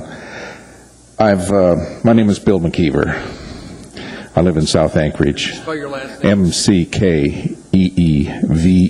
Thank you, sir. I know it seems a little ridiculous, but when they transcribe it, we need to spell it correctly. I understand. I own TAM Construction Incorporated, which is a company that has done work for the Anchorage Water and Wastewater Utility for years. I'm retired now at this time, but I concur with everything that's been said about the quality of the people here. But I think, one thing that hasn't been mentioned, as I've gone through this literature here, the letters back and forth and the memoranda and whatnot, I see several references to the importance of separating management, management from politics. But, I suppose it's assumed that you guys know the reasons why, but there's something about the water and wastewater utilities situation that you need to think about, and that is all of the miles and miles of pipe that are underground that need to be replaced. I'm not trying to paint a picture of a system that's about to fall apart. In fact, it's just the opposite. I think the utility is doing an excellent job of upgrading and maintaining as necessary. But you got $7.5 billion worth of plant, which is going to wear out, all of it, over a period of 60, according to some things I'm seeing here, 65 years on average. Everything has to be replaced. The point here is that the time frame that good management requires is decades and decades long. And while I'm impressed with the energy I see here, the fact is that this is an ephemeral organization. Very few of you will be here for very long. The mayor's administration, any administration doesn't last that long. But what's required for the utility to work properly is that it be run by people who are looking 30, 40 years down the road. That's what you have now.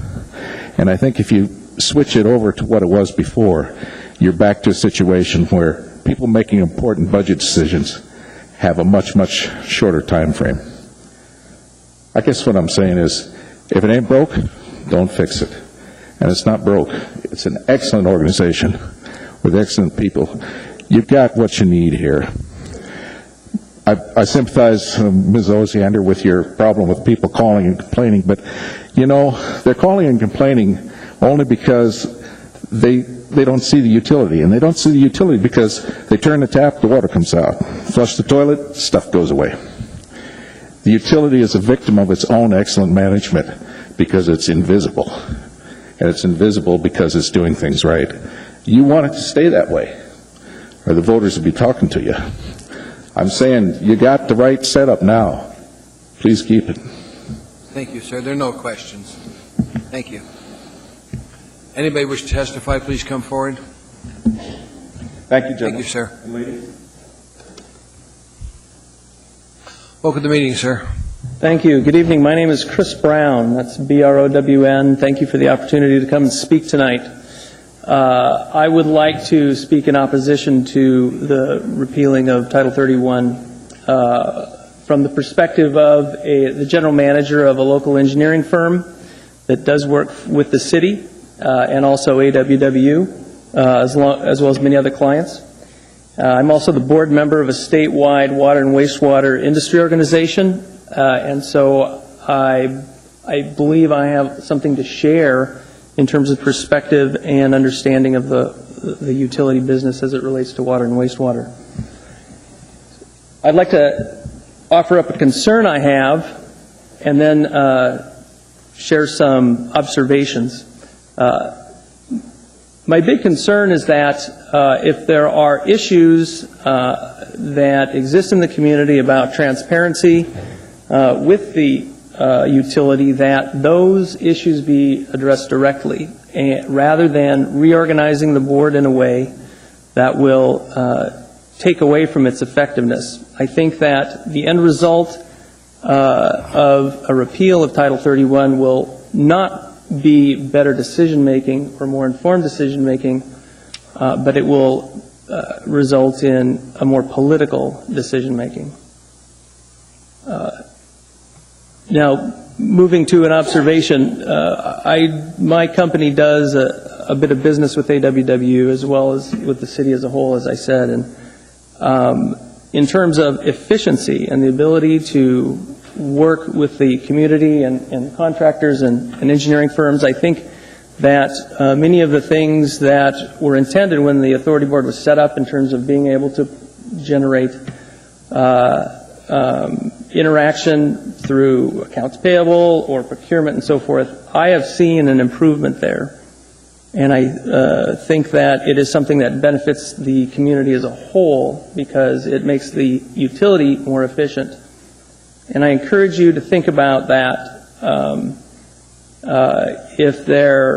If you're tempted to look for efficiencies in how HR or procurement or other things are done, I'd like to encourage you to stop and think about not just those efficiencies, but the efficiency of the utility as a whole. The purpose of the utility is to provide water and wastewater services to the community. And I think that's where the focus should be. Thank you. Thank you, sir. Questions from Assembly members? Not hearing any. Thank you, sir. We're now going to go back to our regular scheduled agenda. We'll come back to this item. What? Okay. Sorry, was there somebody here who wants to speak? We can come back to this later, or we can take you now, sir, whichever you'd like. Okay, go ahead, sir. My name is Calvin West, last name W-E-S-T. I'm a retired civil engineer with extensive experience in utility background, and I've had key roles in the establishment of what is the sewer utility when I was an employee of the Greater Anchorage Area Borough. Currently, I'm an AWW board member, and I have been since April of 2005, and I'm also the vice chairman of the board at this point. And I'm here to speak in opposition of the repeal of Title 31, and I want to limit my remarks going forward here to Title 31, but I do believe that the discussion of both Title 31 and 32, which is the ordinance that we're speaking to now, addresses, should be debated separately and voted on separately. In other words, the question should be divided.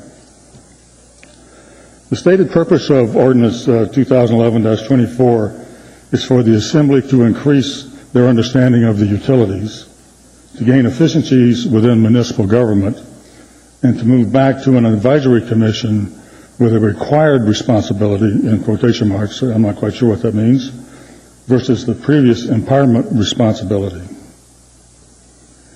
And in communications from the board to you on this matter, we have stated that it embraces changes that lead to efficiency. We're not opposed to that at all. And we're also embracing a closer working relationship with the Assembly and the administration as well. However, in our opinion, simply changing the governance model for AWWU does not create efficiencies, and doing so is the wrong approach to get to where you want to go. The governance model created by Title 31 and the achievement of improved coordination and overall efficiencies are not mutually exclusive. They can both exist. The governance model can exist, and improved efficiencies can exist as well. If 2011-24 is approved, it will repeal Title 31 and replace the current board with an advisory commission. Under Title 31, the board has fiduciary responsibilities for the management and oversight of the utility. An advisory commission will have no powers and can only offer advice which may or may not be considered. And the difference between a board with fiduciary responsibility and an advisory commission are considerable. And these differences will impact both the quality of the individuals you get to serve and the interest and intensity they're willing to put forth in doing their duties. Looking back on what the board has accomplished, it has been instrumental in establishing a number of achievements for AWWU, including identifying strategic long-range direction, quarterly metrics for the strategic plan, a long-range financial plan covering 15 years, and as a result of that, we actually reduced the planned capital improvement program 20 to 25% over that period of time. We have a robust assessment management program, and we've established performance goals for the general manager and an annual performance review for the general manager. It's my understanding that this is the only executive within the municipality that has such a goal. And none of this could have been accomplished with an advisory commission. Looking forward, AWWU and the municipality faces enormous challenges regarding the ongoing replacement of infrastructure. You've heard a little bit about that. And the current estimate for replacing the infrastructure is $7.4 billion. And that's a really mind-boggling number, and this is over a period of time, obviously. But as these replacements occur, there'll be tremendous upward pressure on customer rates, which is some of the reasons Mrs. Osander is commenting on what she's seeing coming from the board now. We're already realizing that. And both the Municipal Assembly and the administration, as well as AWW management and its customers, deserves and should have as much guidance and support as possible through this process. And Can you sum up? You're way over time. Okay, let me just give you one final closing thought. And this is about the 11 of you sitting up there. And I know you work very hard and you put a lot of effort in.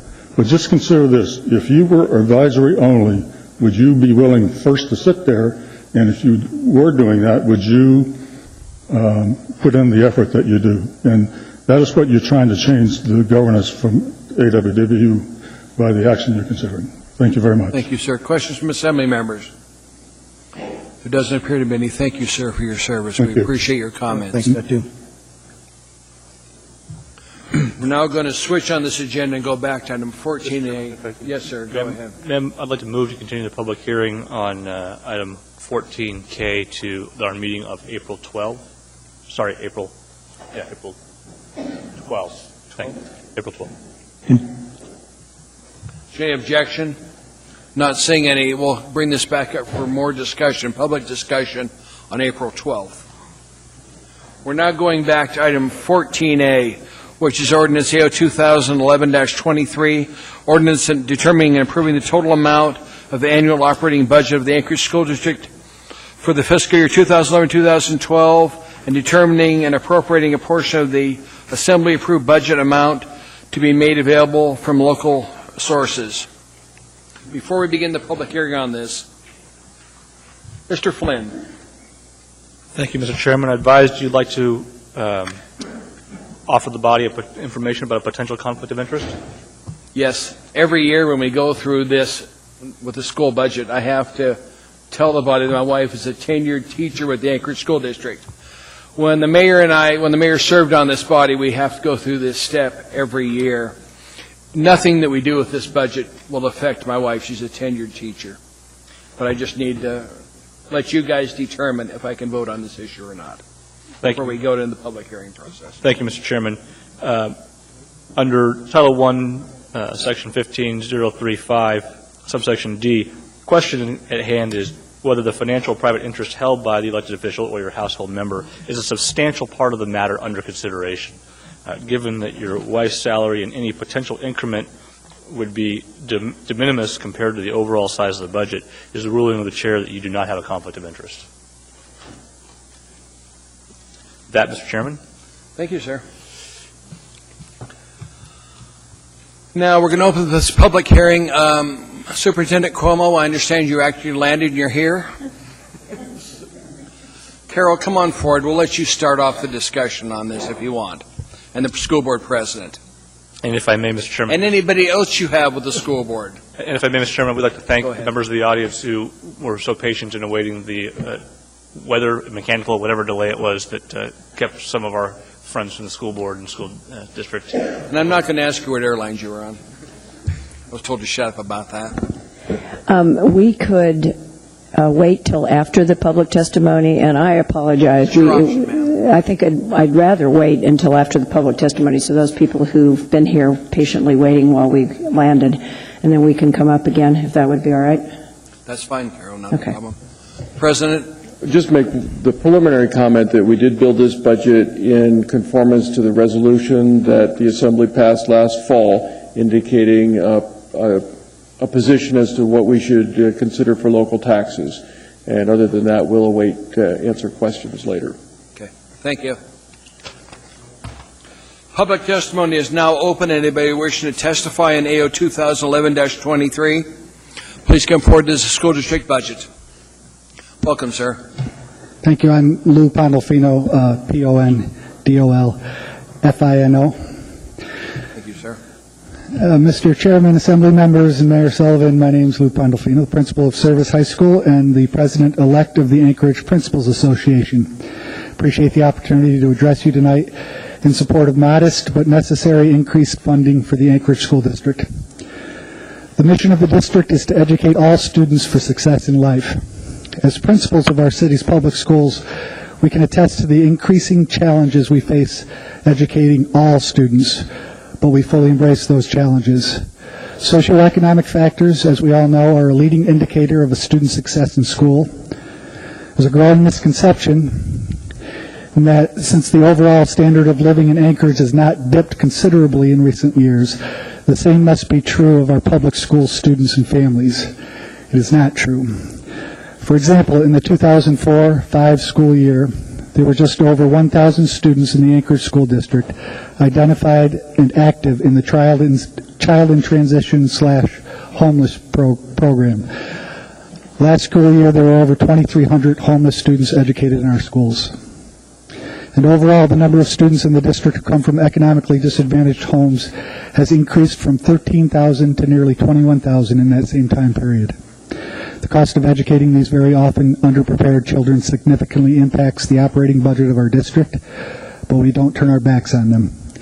Our dropout rate continues to decline as we hold on to more disadvantaged students, and we implement programs from pre-K to high school that they will need for academic success.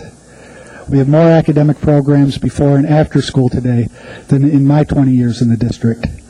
Many are remedial or credit recovery classes. Many are career and vocational offerings.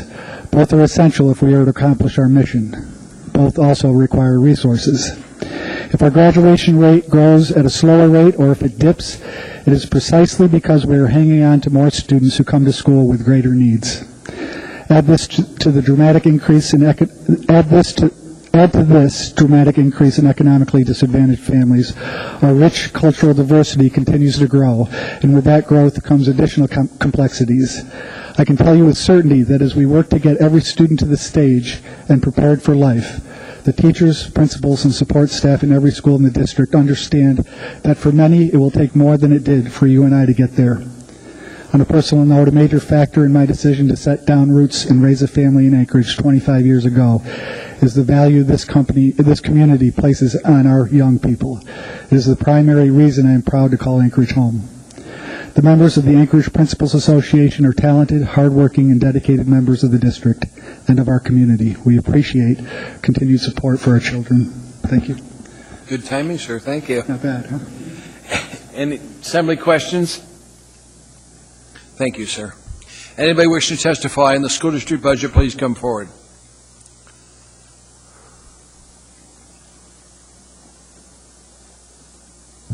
Welcome, sir.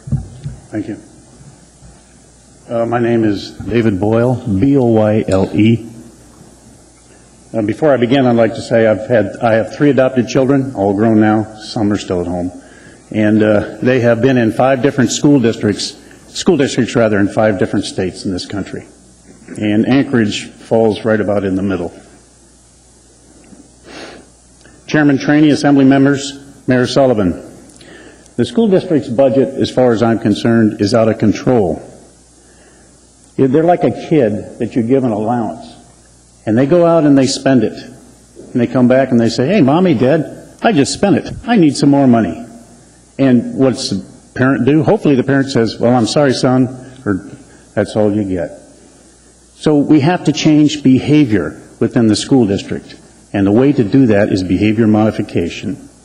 And I do disagree with the principal from Service High School. Since 2000, the school district's budget has doubled from less than $400 million to now $821 million. The number of students in the school district has actually decreased. That's just amazing to me. Decrease in the number of customers you serve, doubling of your budget. I don't know of any business that could exist if there were competition in the business. There are 6,845 full-time employees in the school district. That's 1 employee for every 7 students. That's just amazing. We hear the excuses. I call them excuses, not reasons or causes, for children not succeeding, for budgets being very, very high. Just like we just heard, we have economically disadvantaged students. We have 90-plus languages spoken in the school district. Well, time out. Those are exactly excuses. Don't tell me that a child cannot succeed because of their color of their skin, because of their ethnic diversity, or their gender. That's absolutely wrong. That's a bad philosophy. We have programs throughout this country. We have the KIP program. We have the Gotham City program. We have the Green Dot program in Los Angeles. We have the Opportunity Scholarship Program in Washington, D.C. All of these programs are targeted towards economically disadvantaged and minority students. And you know what? Those kids achieve. Now I'd like to talk a little bit about charter schools. The charter schools in this community, as you know, are public. They get $0 tax dollars per student. I don't know if you knew that. That compute, there are 2,400 approximately charter students. That's about $19 million of tax dollars that these parents do not get from the school district to pay for their students' education. One more thing. I think the school district has lost focus of its core business of educating students for success. They're also in the bottled water business. Filled from a municipal source, filtered and ozonated. The Anchorage School District Student Nutrition Department. Now you tell me what this has to do with education. Thank you very much. Thank you, sir. Questions from assembly members? Thank you for your testimony, sir. You're welcome. Anybody else wish to testify, please come forward.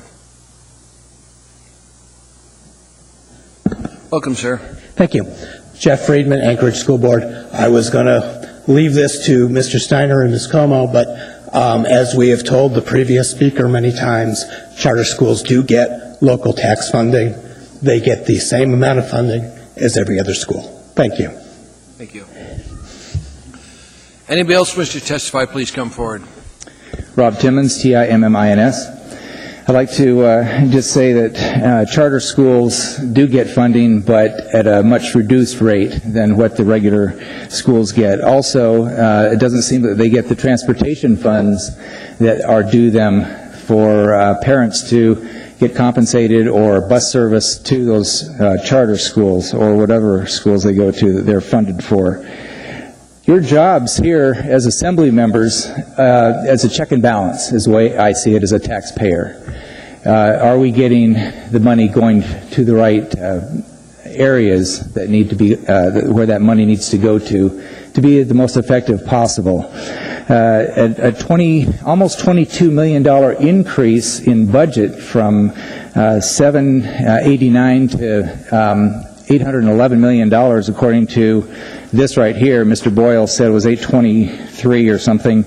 I don't understand why that increase. For the taxpayer, it's about almost $3 million, I believe. For membership or students that have gone down in total student capacity here at the ASD, what we need to be focusing in on is where that money goes and test scores and tie those things together. I believe that as assembly people, the budget should be really looked at in depth, whether it's a zero-based budgeting or whether it's some other way of doing that to find out actually how much money is needed to run the school district. I think that this needs to be looked at in a much more in-depth way than just rubber stamped and passed off. So I have those questions. As a taxpayer, I hope that you will ask those questions and deliberate on those and really and be tough. I mean, Ms. Drummond here, and when I was coming in on the driving in, I heard a radio announcement. She's all for budget cutting. She supposedly cut budgets for the last 3 years. I want to see her put her words to the test tonight and see if she can cut $10 million, $20 million, $30 million of unnecessary taxpayers' money off this budget and still come up with a good product. I think it's possible. Same thing with Ms. Gray Jackson or Mr. Flynn, that has a great business education. And I'd just like to leave those words with you. Thank you. Thank you for your testimony, sir. Anybody else wish to testify, please come forward.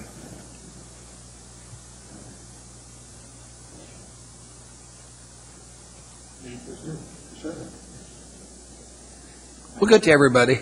All right. I just wanted to make sure I wasn't cutting No arm you guys. wrestling necessary. All right. My name's David Neese. I'm a candidate for school seat D on the school board. been looking at the budget for the better part of the campaign, a couple familiar faces on the assembly, former students, parents. Your job as the assembly is to check and balance for your people that are paying your taxes. A majority of the school district's budget comes from the state. The rest comes from your taxpayers, the people that vote for you's pockets. So when you look at a budget, as you have for the last 8, 9, 10 years, and you don't go, I'm sorry, try again, you are not upholding your part of the bargain. It's a checks and balance system. I know you've had your budget meetings with the school board. I know you have had discussion on the school board, but what I hear out on the campaign trail completely universally is, what are we getting for this amount of money? I think a reasonable request is send it back to the school board, do it again, let the election on Tuesday, move the assembly around if it needs to, move the school board around if it needs to, let the chips fall where they may, come back in a month or so, school budget you're looking at is for next year, and go like, is there savings to be had? Are there ways the municipality can save the taxpayers' money in the school budget? Can we combine our services for maintenance? Are there ways you guys can help out, like when they did the bonding of the swimming pools? School district and everybody chipped in. We got the swimming pools in at the high schools. You came back, turned it over to the Parks Department. Parks Department runs it now. There is universally out there, from everybody I've talked to, a feeling that we're starting to get really close to $1 billion. That's a number that triggers in people's head that this is a large amount of money. So as a candidate, I would like to ask you to consider the fact that this body may change next Tuesday, the school board body may change next Tuesday also, and if you work hand in hand and listen to the people that sign your check and vote for you and give you the money out of their pocket in their taxes, they're wondering what you're doing, stamping a yes on the school district budget, instead of going like, try again. That's it. Question from Assembly members. Thank you, sir. Thank you. Anybody else wish to testify, please come forward. Thank you. My name is Dwayne Moran, that's M-O-R-A-N. I'm the president of the Anchorage Council of Education, and I respectfully request that the Assembly approve the proposed budget. The reason I'm asking for this support is that everyone in the community, including the parents, teachers, policymakers, everyone must accept, their share of the responsibilities for ensuring that the kids get the support they need to succeed. One of the important lessons that my parents gave to me is that stressing the importance of an education. Well, they themselves only had an 8th grade education. They survived the Great Depression. They survived World War II. And one of the other things that they did stress on to me is that, success or failure in life is ultimately my responsibility. They will provide the tools, but ultimately success is up to me. And that we also do have, as a community, a lot of involved people and engaged. That we also have elected school board members who spend a lot of time looking at the entire process we have. It's much too detailed, too complex to try to cover it in a 3-minute discussion. But that's why we are fortunate to have people in the community that do spend the time with that decide to run for the school board, and that are volunteers for other committees and spent a lot of time on that. So it's to be fair and reasonable, it takes time to look at a very complex situation, and it cannot be done in a 30-second or 45-second campaign advertisement. But I really do appreciate this opportunity to be part of the public process and dialogue. Thank you. Thank you, sir. There are no questions from the Assembly. Thank you, sir. Anybody else wish to testify, please come forward. Anyone at all? I can't believe there's so many people here and no one has anything to say.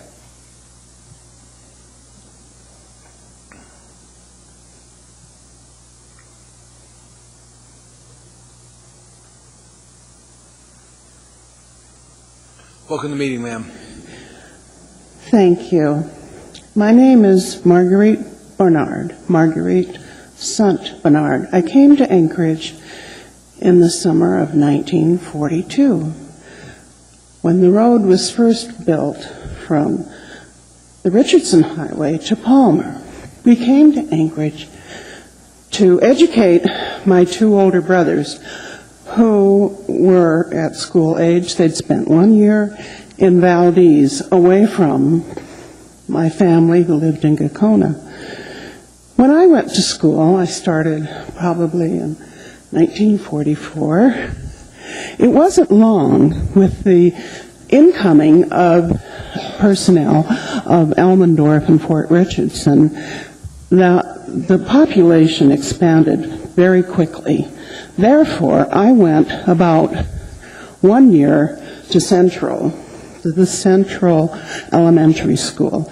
The rest of my career in Anchorage School were in churches, in the basement of churches across the street from Central, on all sides. So whenever we had anything going on, we had to get our coats and boots on and tromp down to Central for that. We moved back to Anchorage in the fall in 1959 and put 3 children in school.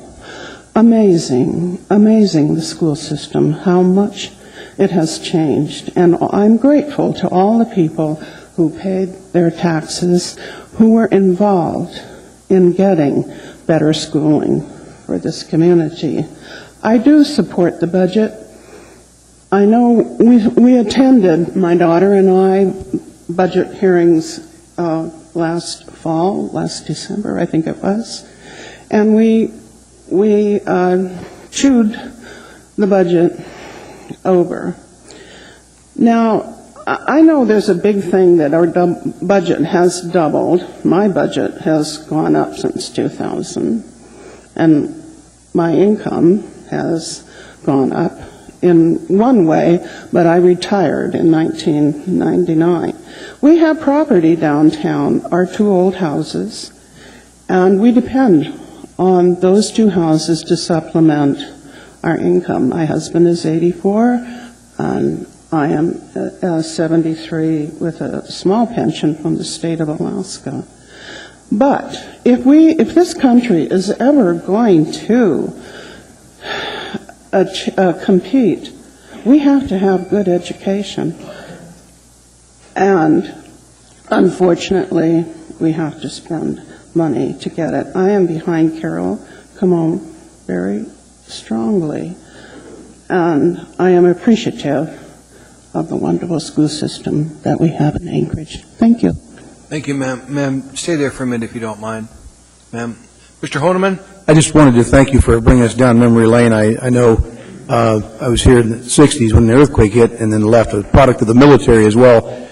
We traveled around a bit, but coming back, I graduated out of Bartlett High, and we went from Bartlett Beggage, so the last year 7th, then lasted 8th, and then it became strictly a high school as they farmed them out. So I thank you for the historical knowledge of where youth went to school back in the 40s and early 50s in there, and it's pretty interesting. And thank you for your comments. I appreciate your involvement, getting out and actually learning what the budget talks are all about and where they're spending the money, your money and my money. Thank you. Thank you. Thank you, ma'am. Anybody else wish to testify on the school district budget, please come forward. If not, Carol? Go ahead. Billy, we'll get to you in a minute. Go ahead. Either one, gentlemen. Billy Ray Powers, P-O-W-E-R-S. I think there's going to be a lot of testimony, but I think everybody wants the last say. Well, that way. Yeah. You know, this city, as well as the school district, appears to be operated by labor unions. Basically, the labor unions support candidates financially and offer block votes, and thereby basically control the school board the city assembly, as well as the school district. And I have no issue with a teacher or a person that wants to affiliate with a union. They're just trying to make a better life for their family. And I have no issue with a union negotiator. That's what they're paid to do, is negotiate. What it comes down to is the onus lies right here with you folks. Just because you were financed by and you feel maybe elected by a union does not mean you represent the union. You are supposed to represent the taxpayer. In fact, you have a fiduciary to the taxpayer and not the union. So that being said, the model we have for schools, for educating our kids, is a 200-year-old model. It was developed back when we were an agrarian society. The kids had to be off in the summer to put in the crops. We don't need to leave our school buildings empty for 1/3 of the year. We need to make them our civic centers, our community centers, and we need to operate them year-round and offer our students a possibility of getting an education that's beyond what is available in the rest of the world. They have to compete. This is all we have. If a child is behind, they need that extra semester to catch up. Let these teachers make more money, but let's keep our schools open year-round. The model has failed. Let's put our money, let's put the people that make money in the school district, not in the administrative office. Let's put them in the classroom. If you're not hands-on with the students, then you're not the big bucks. I got a lot more to say. Not this time you don't. Thank you. Thank you. Welcome, sir.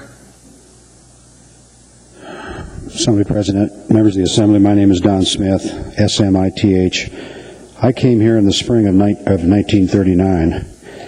I'm currently a member of the Anchorage School Board, and I know a lot of people in the room think I'm going to get up here and say cut or tear into this budget, but I'd like to tell you I've spent a lot of weeks and months trying to put this budget together. It's not what I would probably like to have as a final document, but I'd just like to present some facts and then sit down. 85% or more of the budget are people. 85% of the budget are employees that are receiving paychecks that are agreed to in union contracts. We don't have a lot of option. The only way you cut this budget is you lay people off, because people are guaranteed their jobs under the current contracts that we have. Just as a word of advice to y'all, next year we're looking at $30 million shortfall. The following year we're looking at about 60 or more million shortfall. That's just to maintain what we got today. That's the costs that are being driven by union contracts and agreements that have been made. So it's going to it's been a little tough this year, but I guarantee it's going to get real tough in the next couple of years. Huge mandates are forced on the school district by the federal government. They don't give you very much money, but they give you a whole big list of things you have to do, including the state of Alaska. They have their mandates and their requirements, and you get into the problems associated with handicapped children and things. So it's not as easy as it sounds. I mean, if I could find places to cut, I would have offered them and would have tried to make it happen. But I think we produced a pretty good budget, one that I think this community can live with. It's about $5 million, I think, under what the tax cap would allow. One of the things that I'm working very hard on, because I see this $30 million and $60 million problem coming, and that is technology. I think our district has to get more into technology in order to be able to, and nobody likes to hear this, but the class sizes, I believe, are going to have to go up. This year we went up half a student on average. Next year we're probably looking at 2-3 more kids per classroom in order to stay within the $30 million problem, and the following year will be just as bad. So I would urge you to pass this document. I think we've worked very hard to try to keep it in line. We recognize there's things that are going to have to change, and one of them, frankly, I've talked to a lot of legislators this past couple of days about thinking about ways that we can get into the 21st century where the students in the system will have a Apple or something like an Apple that they can take home at night. Wonderful programs. Kids can teach themselves at home, and the costs for something like that it's just pennies when you look at what it'll bring. So I'm here to say pass the budget tonight, and I'm going to continue to try to keep it in line and do what I can. But thank you. Don't go anywhere yet, Don. We have a few questions for you. Okay. First of all, I appreciate the fact that you're here saying you approve the $811.9 million budget because you're nobody's fool. And I appreciate your testimony because you know what you're talking about relative to this budget. Thank you very much. Mr. Honeman? I just want to say the same thing. Thank you, especially again, since you've been in this community for such a long time, served on this body, and watched things for the very jaundiced eyes towards efficiencies and looking for cuts where necessary. So I appreciate your efforts on the school board. Thank you. Sure. Thank you. That's all, sir. Thank you. Anybody else wish to testify, please come forward.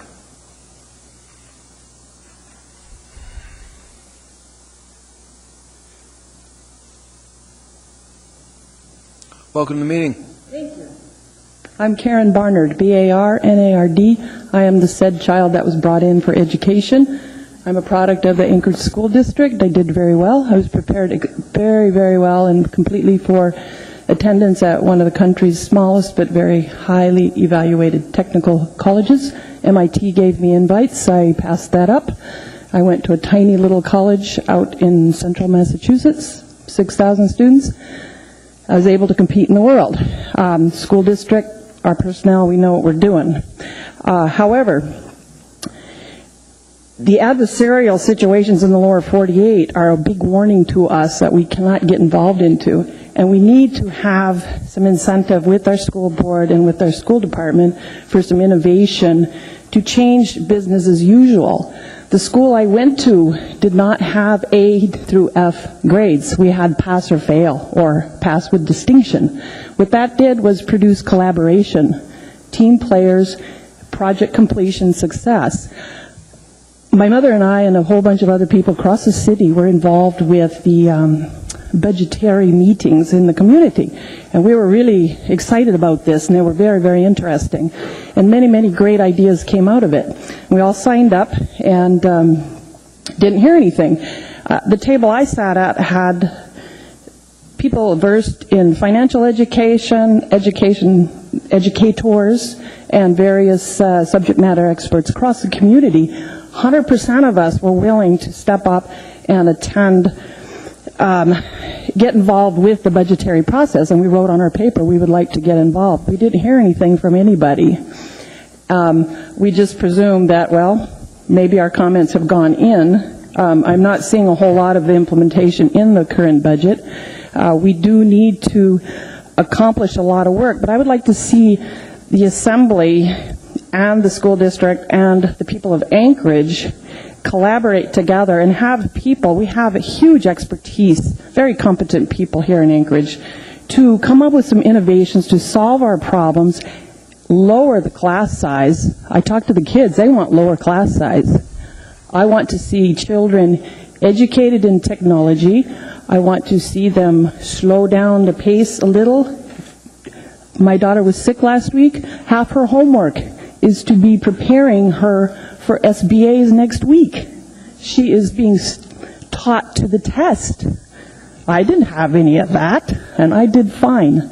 And I realize that's all federal level stuff, but I'd like to see more collaboration. I'd like to see the Assembly be proactive with our school board to set up a collaborative process where people from the community with this expertise can contribute and solve these problems and not get into the adversarial business of the lower 48. Thank you, ma'am. Thank you. Thank you. Appreciate your testimony. There are no questions. Oh, yes. That's the shoe. Anybody else wishing to testify, please come forward. Anyone at all? Carol? What? Because there may be somebody that wants to come in and say something. Go ahead. Good evening. I'm Carol Como, the superintendent with the Anchorage School District, and I truly apologize for our delay, and I apologize to everybody, all of you, and the community and the staff who are here. I will be brief because I know we had quite a bit of discussion on Friday, and I know you've read our documents. Many of you have been engaged with the district over the years in various capacities. We believe this is a responsible budget. We do believe that our community dialogues helped us bring our budget forward, and we will be following up. We still have all the information and the names, and we did incorporate some of the ideas into this budget. One of the things we know we need to do is really look at the whole model of education. We don't disagree with that. But at the same token, we believe that we need to serve our students as they are right now and then work with parents, work with our faculty, work with our staff and the community to move towards different models of education. That doesn't mean they're going to be cheaper. It means they will be different. And I don't think there's anyone who resists using our school buildings more. We know that if we can use them more, it's going to take extra staffing to staff those schools so that they're safe and supervised. We're open to those suggestions. Many of the things that the mayor has mentioned in wanting to have his education summit, I think, are a perfect opportunity for some of this substantial dialogue to see what this community really does want to support as far as public education. But I firmly believe that because we take all students and because we try and educate every single student to get a high school diploma, that it costs more money for some students to get that education. I do want to clarify one thing. On the pupil transportation, many years ago in the early 70s when alternative and optional schools started in the Anchorage community, the school board at the time, and the policy continues, that all public school choice schools, there is not transportation provided. This is not discriminating against charter schools. It's simply the policy that's been in place since the 70s. That doesn't mean it can't be changed in the future, but that has not happened. There would be a huge cost to transport students all over this municipality to the various schools. But I do want you to know that that is not something that's just pointed at charter schools. So we'll be happy to answer questions. I know Mr. Steiner has some things to say, but I truly hope that you will support this budget as we've presented. We did operate within your resolution that you passed, and we appreciated the resolution because it helped us. We've just come back from Juneau, and we've based this on flat funding for next year as far as the state as the base student allocation. At this point, it looks like that may not change. We've worked hard. We're going to continue to work hard over the next 2.5 weeks. But we think that the budget we've built is based on good premises, and so we would hope that you would support it. Ms. Gray-Jackson, question for the superintendent. Thank you, Mr. Chairman.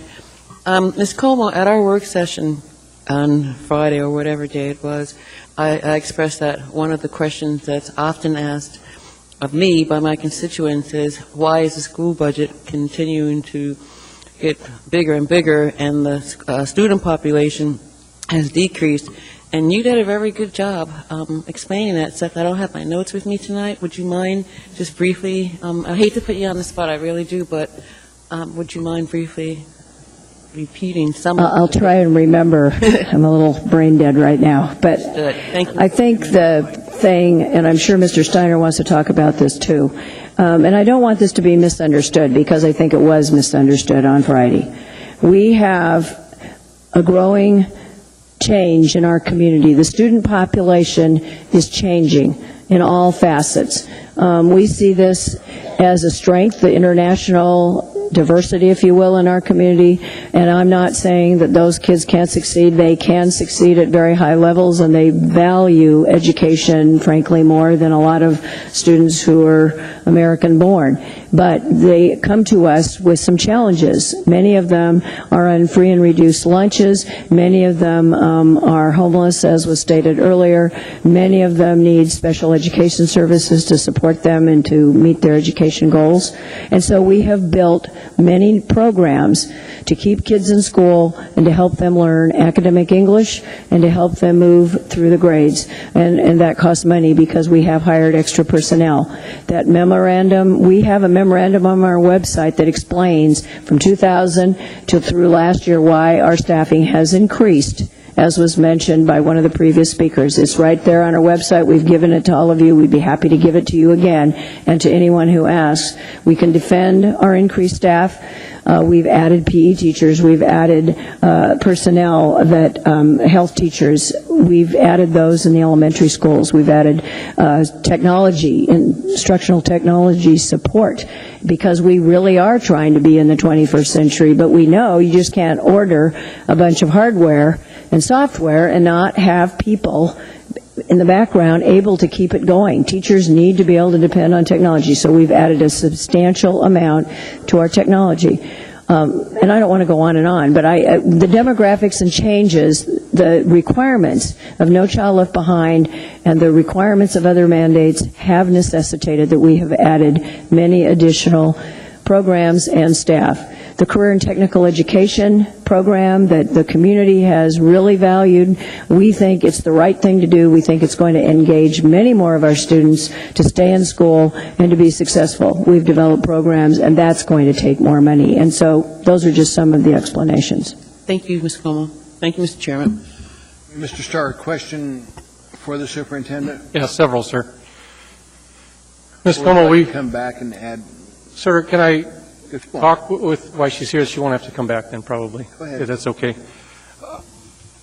Next year, your fiscal model shows education $20 million more than this year. 5 years from now, even your fiscal plan that has no increasing debt service says our education system is going to cost us over $110 million more.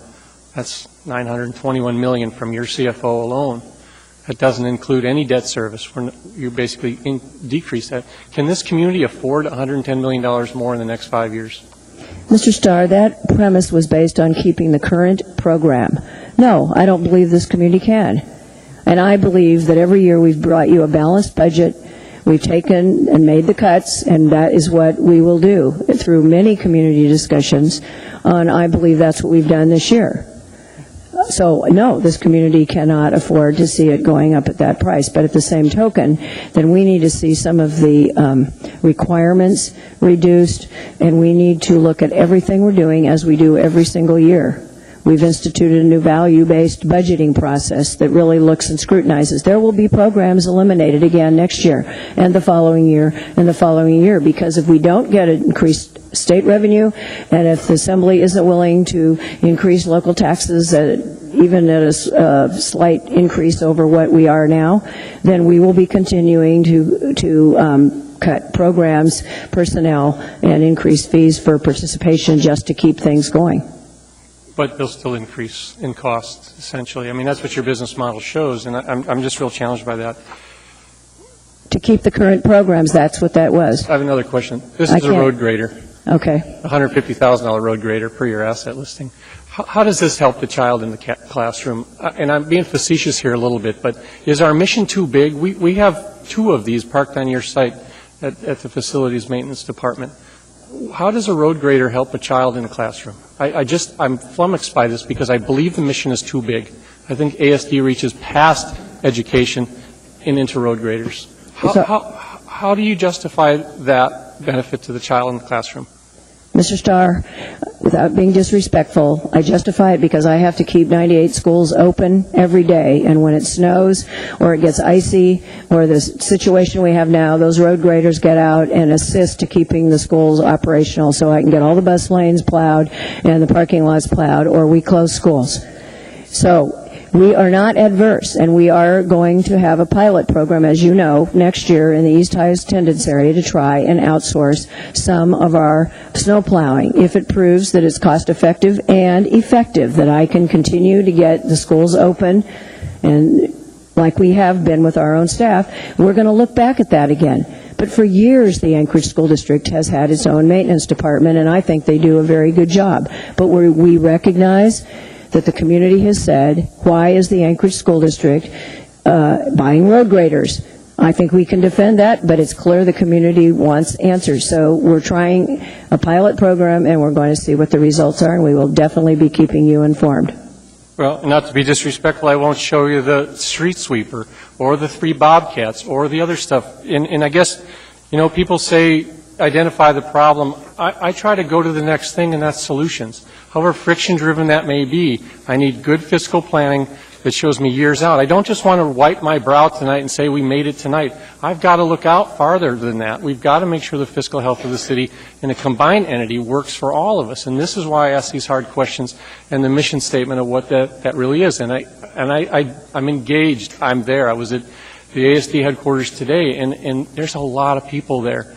The schools need those people too. So I will engage you, but I will always ask the hard questions, and it's not disrespectful.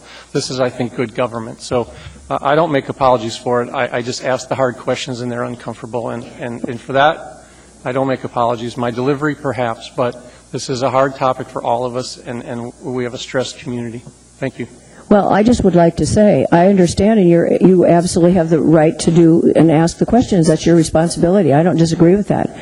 But I would hopefully that we could engage in joint discussions. And if this community wants us to contract out, for instance, all of the road maintenance and all of our plowing, all of that, and they want us to then pay the municipality or pay private contractors, and we can guarantee results, we are not afraid of those discussions. To speak to the number of people that work in the Ed Center, many of those people are itinerant staff who happen to have a cubicle or an office there, but they're out in the schools supporting schools. So I would be happy to sit down and talk with you about the job responsibilities of those people, and we will be getting all that posted on our website for the public to see also. Mr. Honeman, you have a question for the superintendent? Just briefly, and relating to that last specific question, and all deference to Mr. Starr, Ms. Comer, are you aware, like in Glen Allen or Denali, at one of the schools there, Talkeetna, who's responsible for doing their maintenance, getting the parking lots cleared or plowed, or do you know? I have no idea. Okay. I wasn't sure. I suspect as largely most of those school districts are supported highly by their state rather than the local community. I think I know what the answer is, but I need to do some research on that too. Thank you. Thank you. Mr. Steiner, this is the last time you'll be back to visit as a school board president, I assume. That's correct. Last time, probably as a school board member, let alone school board president. That's true, but you've done an excellent job for the students of this town in your tenure with the school board. Thank you very much, sir. Thank you very much. Mr. Chairman, members of the Assembly, I am John Steiner, President of the school board, and I would like to speak from the perspective of the board and my 9 years serving in this capacity. Our obligation is to provide effective education for all the children of the municipality of Anchorage, and that means all of the children. To my mind, so long as we aren't reaching that goal to the extent that we are satisfied and the community is satisfied with, we need to use the resources that are available to us to pursue that goal. And I think that's what we do. I'd like to start with a little perspective of the concept of why the dollars have grown over the years. I've been on the board for 9 years. It was suggested that it's doubled over 10 years. Well, when I first came on the board, we had many school facilities that were way over capacity. We were bursting at the seams. And from the downturn in the economy in 85, 86 to where we were in 2000, we had begun to grow at a rapid pace.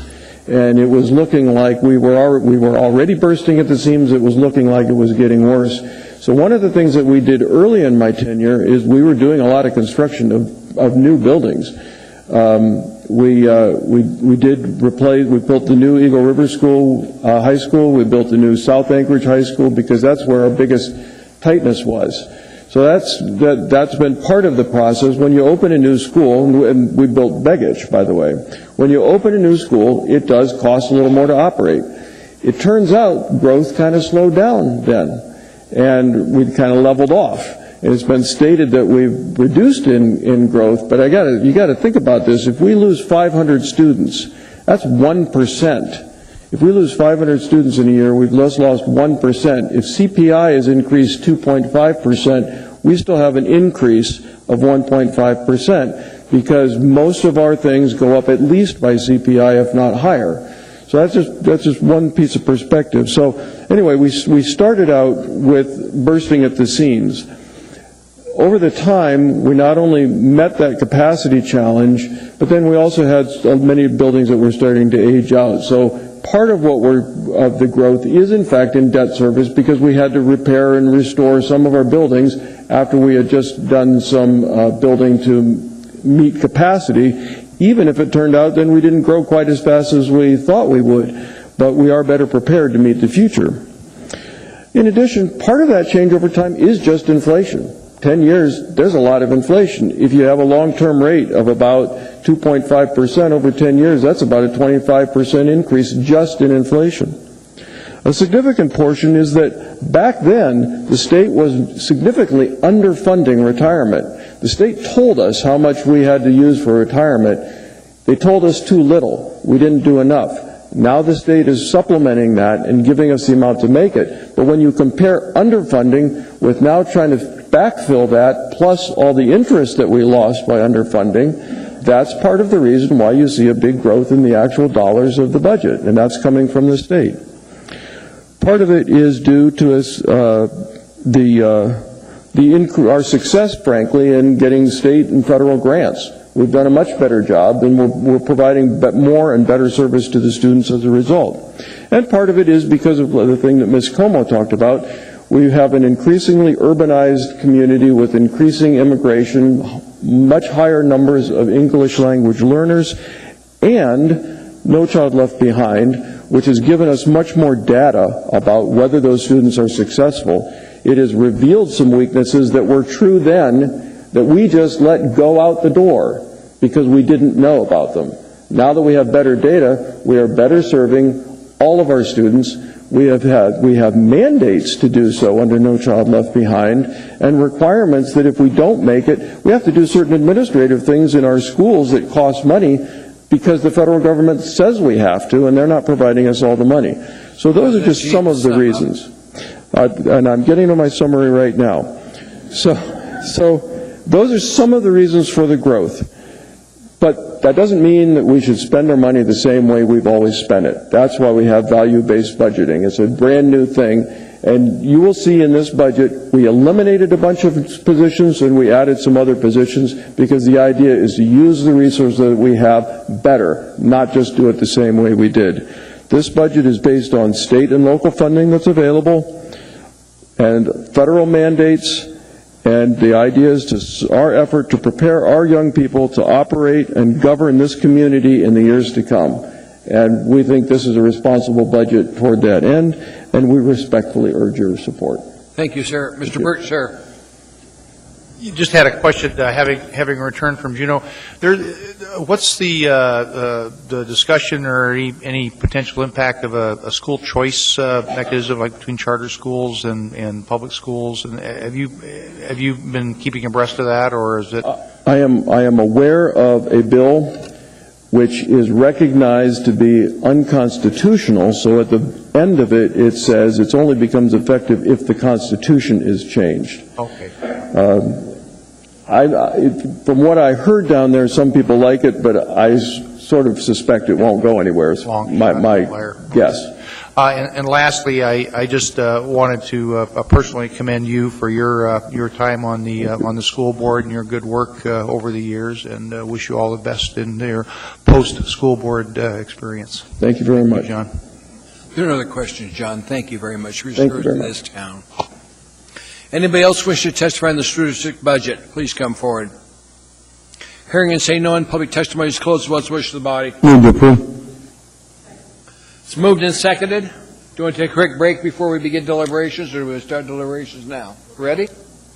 Okay, cue in. Mr. Honeman, you're next.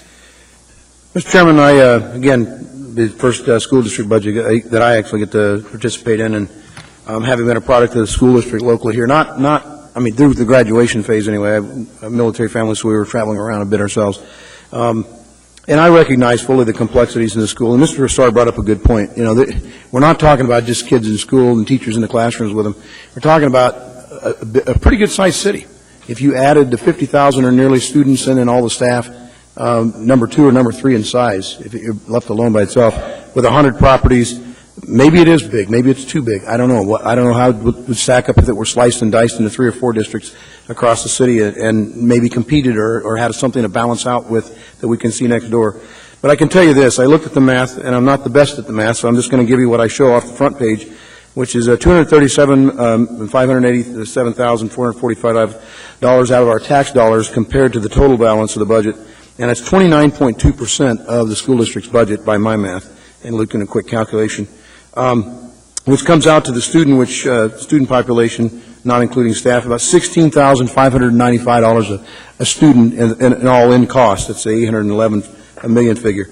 And I dare to challenge you that if you look at what it takes to incarcerate and feed a prisoner in the state of Alaska, it's around $37,000 apiece per person. And I can tell you that I think the best investment we can make is in quality schools that work. I am challenged by the fact that we have to look for efficiencies. I am concerned that we do have to make cuts. Programs may have to go. I think the school superintendent and the school board president and some of the members came up, Mr. Smith, talking about trying to add career vocational and technical schooling while at the same time maybe having to cut some programs to be able to pick that up. All of these things, you know, I got to tell you, I believe that's what we do is just be able to get the chance to watch the different layers at work here, trying to put together the very best school budget we can, and I think that's happened in this case. I know we on the body here set a resolution to the school board, gave them the parameters in which we wanted to see. I believe they brought the reasonable and balanced budget back within the parameters of our resolution, and I urge support. Thank you, Mr. Chairman. Thank you, sir. Ms. Johnston? Well, I think this is my 4th budget, and we've had 4 years of learning the process and give and take in this budget. And I hope, and I feel that I've been working well with the school district in these resolutions the last 2 years. I think this has certainly made this process a less contentious one. And I think it actually has cut down on public testimony during the budget process. The one thing that we added this year, and this was actually at Mr. Starr's urging, and I think it was probably the best thing we've had so far, is the 6-year fiscal plan. And the school district did a good job of their first one. We've had discussions earlier this evening as far as some changes that need to be made to have the 6-year fiscal plan match the 10-year capital improvement plan.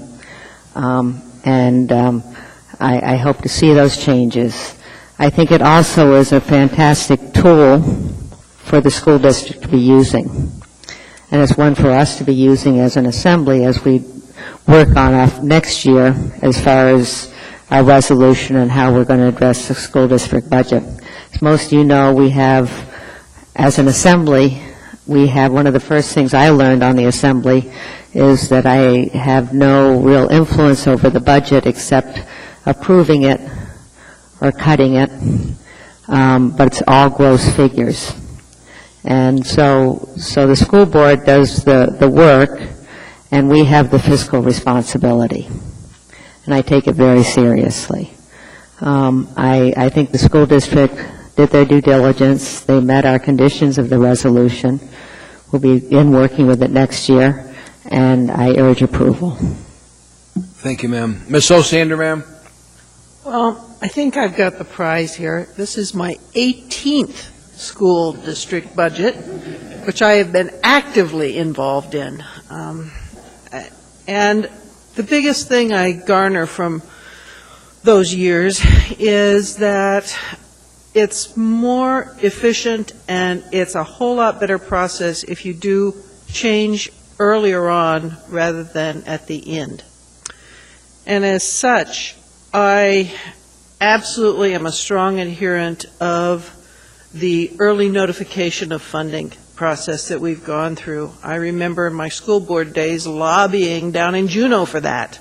Let us know early so we can plan. Because I believe in that so strongly, I absolutely will support the resolution that we passed and worked on, and I commend the school district for following its credo. So thank you. Thank you, ma'am. Mr. Birch, sir. Well, one of the things that's been very helpful has been the quarterly meetings that we've had between the Assembly and the school board to actually review and discuss set agenda items and discuss budgeting opportunities, cost savings measures. In the 6 years that I've been working with the school board through the Assembly, the constant theme has been, let's look for cost savings, let's look at efficiencies, let's look for non-core competencies, the type of thing that we can contract out, I believe it was mentioned earlier, the snow removal, maintenance, the things that really are outside the classroom where we may be able to identify efficiencies and cost savings and put those dollars to work in the classroom. A lot of the discussion that we've had on just in going out in various forums in the community has related to the importance of putting those dollars in the classroom where the education really happens. And I think the budget that we have set out here, it goes, starts down that road.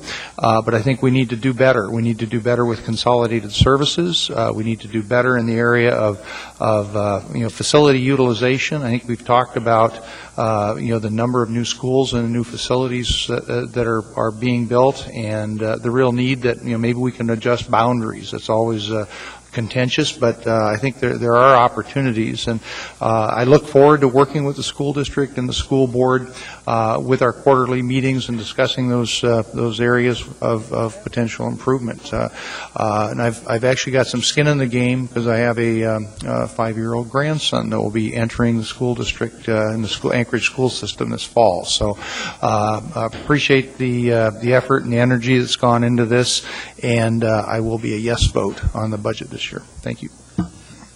Thank you, Chris. Mr. Starr, sir. Do you want me to come back to you? Want to take it? No, I'm fine. I don't mind as long as you let me get through my little spiel. I'm happy. You have the time, sir. Good, thank you.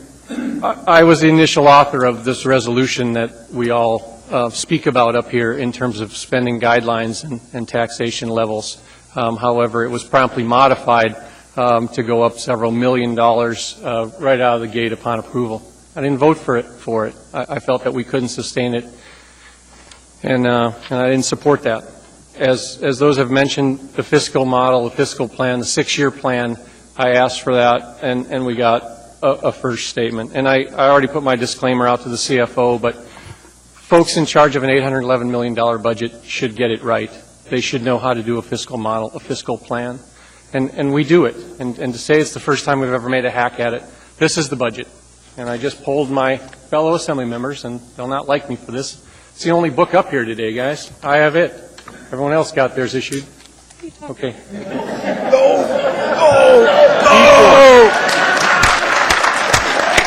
Oops. Let me put it to you this way. It's the only open book. V4, page V4, has a fiscal forecast in it. My illustration in this, however, it was modified. V4 in my budget book doesn't match the fiscal model that I was given on Friday, which doesn't match the fiscal forecast that I was given on February 28th. We have to get good at this, guys. This is the fiscal planning that we rely on as decision makers to do it. And as leaders, it's our job to approve these fiscal plans that are sustainable. We have an uncertain oil economy. We have an uncertain state economy. Emphasize the state as much as you do the property taxes, because it's one big pool of money for most of us that live up here. You cut off that oil, you cut off the other funds that go into this budget. We have prudent fiscal and spending plan requirements, and this budget is not that.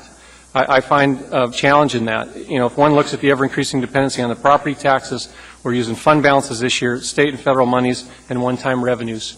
Those are part of this fiscal model. To me, they're uncertain. It's a high level of uncertainty and a lack of predictability. The budget, again, fails to capitalize on consolidation opportunities and reducing our mission. I use the road grader. Why are we doing that? We need to get out of that. I could show another picture. I showed the same picture last year. It's just time to start to embrace those things that are non-focused to our educational mission. Let the educators be educators. That's my plan. We increase class size again this year if we approve this budget. I'm not happy with that. That's not the right thing to do. The kids are the most important thing. Stressing those teachers more with a half a pupil. How do you measure a half a student? I understand, but it's the spirit of that we're continuing to say, let's put some more people in those classrooms and we'll just get through it. Well, it becomes 21, then it's 23, then it's 25. You go into some classes and you have 30. That's ridiculous. I'm equally concerned that we have fiscal challenges that are unmanageable and we're going to a dangerous place. And again, some of the responsibility I have up here is to approve the mayor's spending plan. That's another $435 million. Combine that with the 811, and you can see why I wake up at 3 o'clock in the morning. It's a $1.2 billion spending plan with equal amounts of debt on top of that. I'm not trying to be the alarmist here, folks, but we're a small community. We have these issues that need to be dealt with as a community body in here, and I'm elected to do that. The sort of fiscal policy with solutions. And I bring those solutions. I've tried to encourage managed competition resolutions, the outsourcing, the distribution of work teams that make sense. We plow the snow. The municipalities very good at it. Let us do it. It's those kind of solutions that we need to embrace. Identifying the problem just doesn't do it.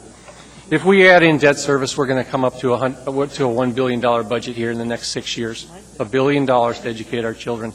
That's a lot of money. I'm going to be a no vote on today's budget. I was last year. It's no fun for me to do that. I'd much rather engage the process in bringing that forward, and I'll continue to do it. This is my engagement. That's what I offer. Thank you. Thank you, sir. Mr. Flynn, sir. Well, thank you, Mr. Chairman, and I appreciate the remarks of the previous speaker. I'd like to go a little far afield, but I'll try and be brief. You, Mr. Chairman, I'm sure remember some of the vigorous discussions before the Salaries and Emoluments Commission on how school board members should be compensated vis-a-vis assembly members. Yes, I do. And school board members brought forth the argument that they should be compensated at least as much as assembly members because their budget was bigger than the city's budget. And assembly members countered, well, that's interesting, except we approved your budget. A school board member asked for taxing authority one time, and we didn't let her do that. Well, and I'm glad you mentioned that because I'm very privileged in my district to have some very distinguished constituents, one of whom is Frank Reed. He was the chairman of the Charter Commission that authored this document, Charter of Anchorage. And contrary to popular belief, I don't sleep with it under my pillow, but I do keep it in my book. And I asked Mr. Reed when I knocked on his door, why does the Assembly have control of the school district budget? Why don't we have a separate school district taxing authority? And he said, well, according to Section 1401A, the taxing power of the municipality is vested solely in the Assembly. The taxing power may not be surrendered, delegated, suspended, or contracted away except as provided by law. He felt that the Assembly had the sole authority for taxation, and it's our responsibility. He also said, by the way, if you're on the Assembly, you get to tell the school district how much money they get, but you don't get to tell them how to spend it. Now, are there things in the school district budget that I don't agree with? Yes. Am I shy about sharing those comments with the school district? No. I don't think any of my colleagues are. And I suspect if they looked at our budget, they'd have some comments about the things we spend money on. But our decision tonight is whether to approve the amount of spending proposed in this budget. And with that, I have one question, either for Ms. Frasco or Ms. Mahoney. Does this budget as presented comply with the direction we gave them in the budget resolution passed last fall? Through the chair, Mr. Flynn, yes. Thank you, Mr. Chairman. That's enough for me. Thank you. Mr. Hall, sir. Thank you, Mr. Chairman.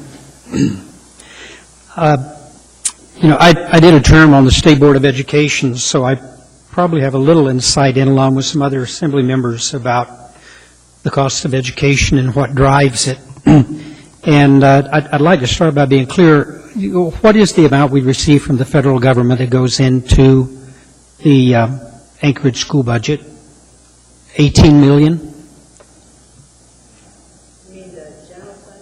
The federal dollars that we receive for the Anchorage school budget.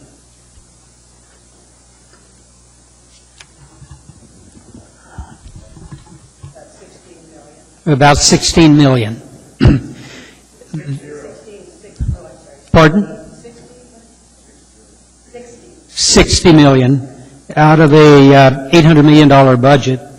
And I realized when I was on the State Board of Education that the federal dollars that we received and what those federal dollars cost us to get was it's bad math is the reality of it, because that 60 million cost us 100 millions in mandates.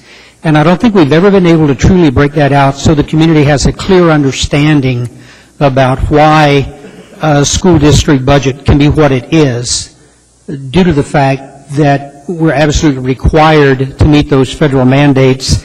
And I don't know that not accepting the federal dollars would make any difference. I think the federal mandates would still be in place in alignment with them. And, we do appreciate the fact that you met the demands that we made or the goal that we set for you. But there are real concerns that I have about where we're going as a state, where we've got one revenue source that's paying 90% of our bills, and at Railroad, that particular revenue source is in steep decline, and we don't seem to be able to come up with a solution to figure out a way to ensure that we're going to turn that around in any manner.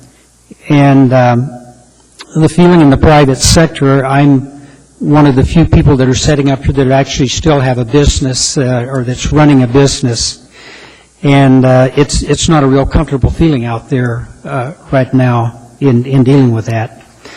I don't know how we're going to deal with what we've got coming at us. I absolutely, totally understand what Mr. Starr is referring to in that it's a real uncomfortable feeling. I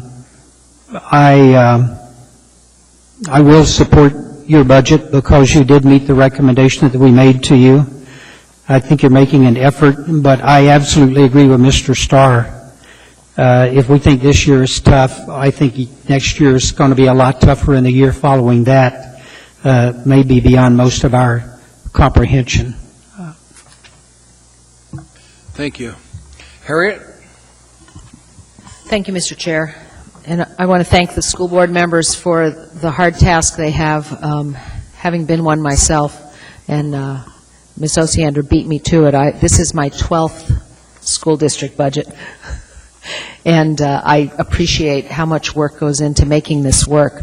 I recall cutting $20 million to get within our available revenues from a significantly smaller budget, so I understand where you are. I remember looking at cutting stage curtain dry cleaning budgets of $4,000 years ago, wrangling over that. And I know that's exactly what you go through during the 9 months of budget development. I appreciate that other members of the Assembly have concerns about grounds maintenance, street cleaning, parking lot cleaning, but when you're dealing with the largest landlord in the state of Alaska, there's got to be some allowance made for maintenance and operation of all of those buildings. Unless the city, of course, owns these buildings, we might want to take ownership of those maintenance issues, but be prepared for a huge jump in costs. The school district buys the city's used graders. They're not gold-plated by any means. I'm looking at an interesting graph here that shows the incremental TERS and PERS that kicked in 2007, 2008 of nearly $100 million. This budget didn't grow by itself.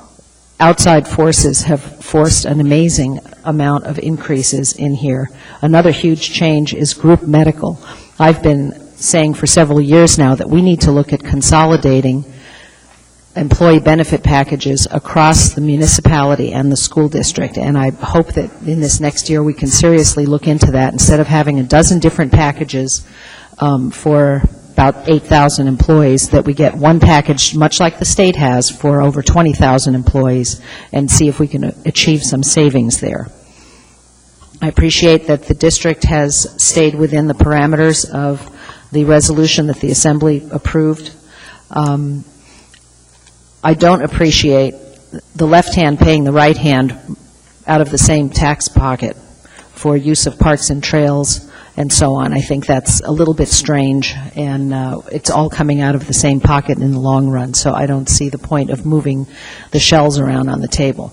But I do approve this budget. I plan to vote yes on this budget. Thank you. Thank you. Ms. Gray Jackson. Thank you, Mr. Chairman. In an effort to not repeat some of the comments made by some of my colleagues, I just want to say thank you to some of you who spoke and explain to the public, especially those watching. A lot of people watch our meetings, folks, why the budget has increased. I really appreciate that. I appreciate the fact that there was community involvement. You listened to the direction from the Assembly, and you're providing a good education for our children.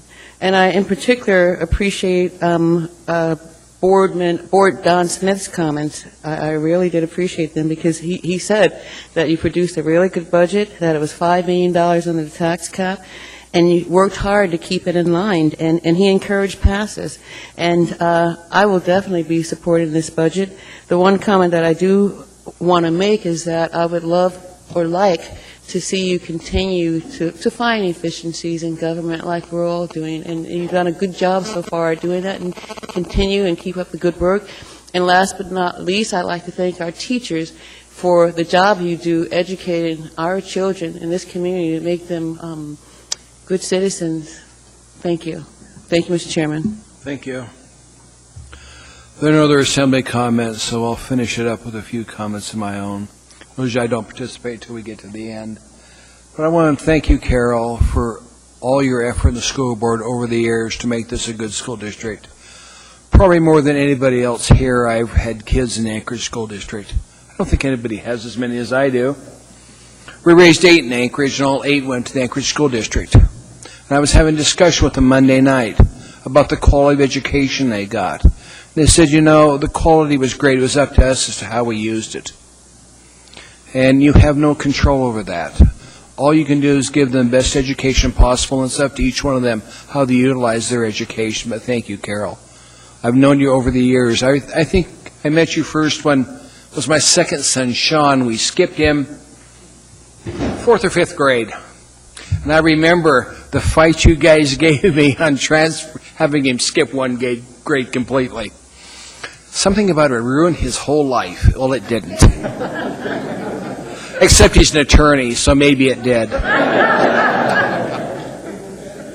And Don, thank you very much for coming here and supporting this budget. I watched you over the years, and you very carefully look at every budget you deal with.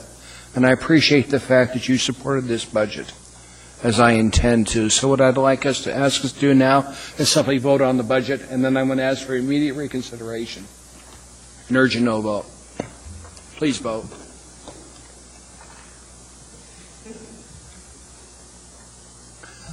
That budget is approved by the body. Mr. Flynn? Mr. Chairman, I'd move that we take up immediate reconsideration this time and the members vote no. Second. Okay. Let me bring the cue around. Just takes a minute to set it up.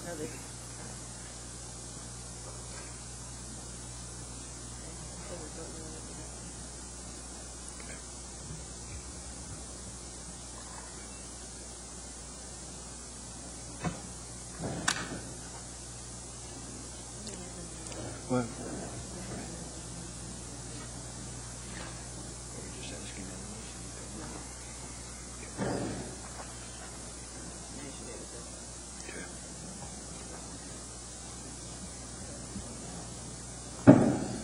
The budget was approved. Please vote on the immediate reconsideration. No vote is urged. That item will not be reconsidered by the body. It's been approved. Mr. Chairman? Sir? I'd like to take up reconsideration of introduction of item 9F1. 9F2? And 9F2. We'll do one at a time. 9F1? That's correct. Is there a second? Second. Ask unanimous. We're back to item 9F1. This is just a date change on introduction. Yeah, Mr. Chairman, for this item and for 9 Foxtrot 2 and 3 as well, we're going to ask that the introduction date be postponed to April 12th, correct? Okay. And so the public hearing, therefore, will be on the 26th.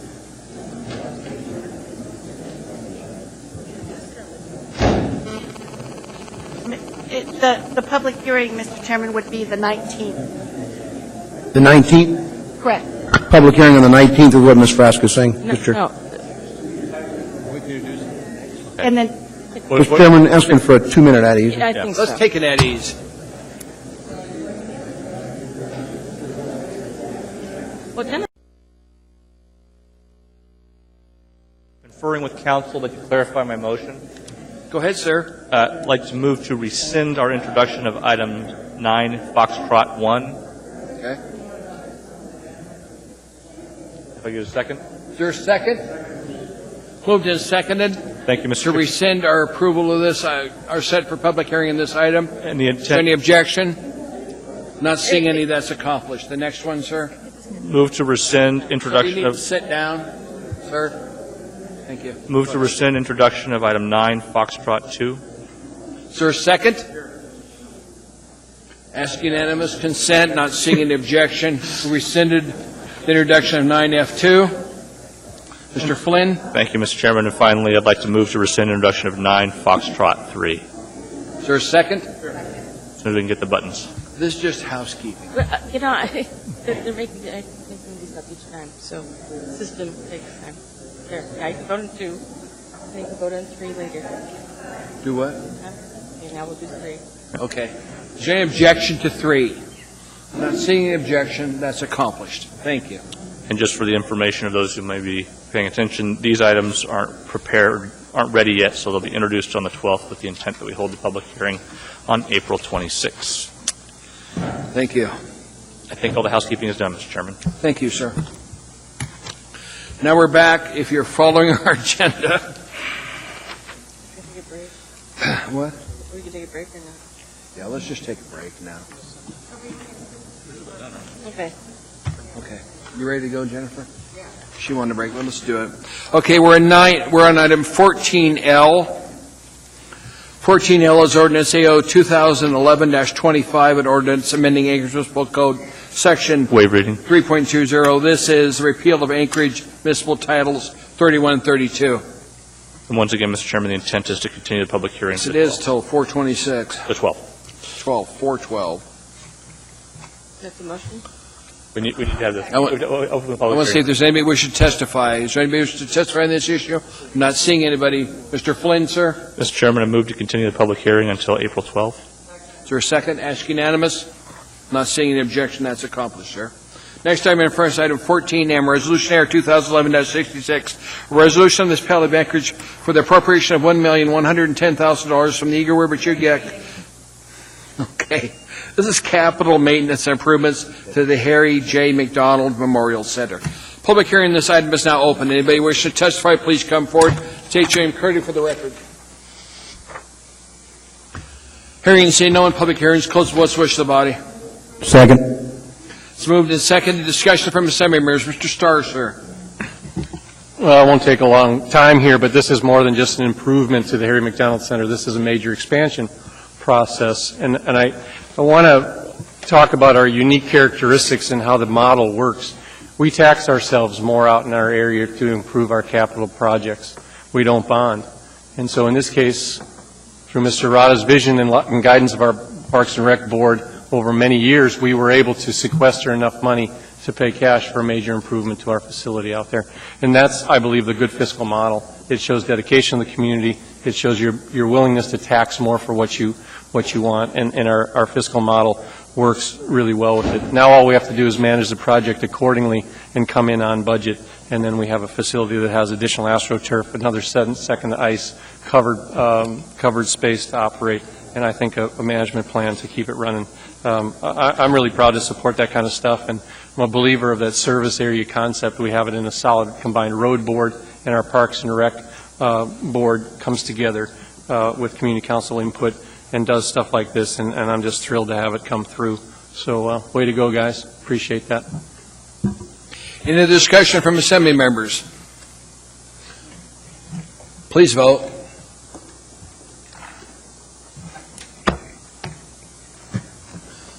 That item is approved.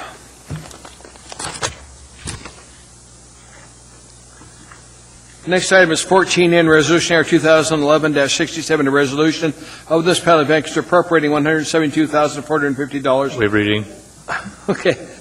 This is City Hall capital maintenance improvements, $97,450, and tenant improvements, $75,000. Anybody wishing to testify in front of the Assembly on this issue, please come forward, state your name for the record. Anyone at all? Hearing and seeing no one, public testimony is closed. What's the wish of the body? Move to approve.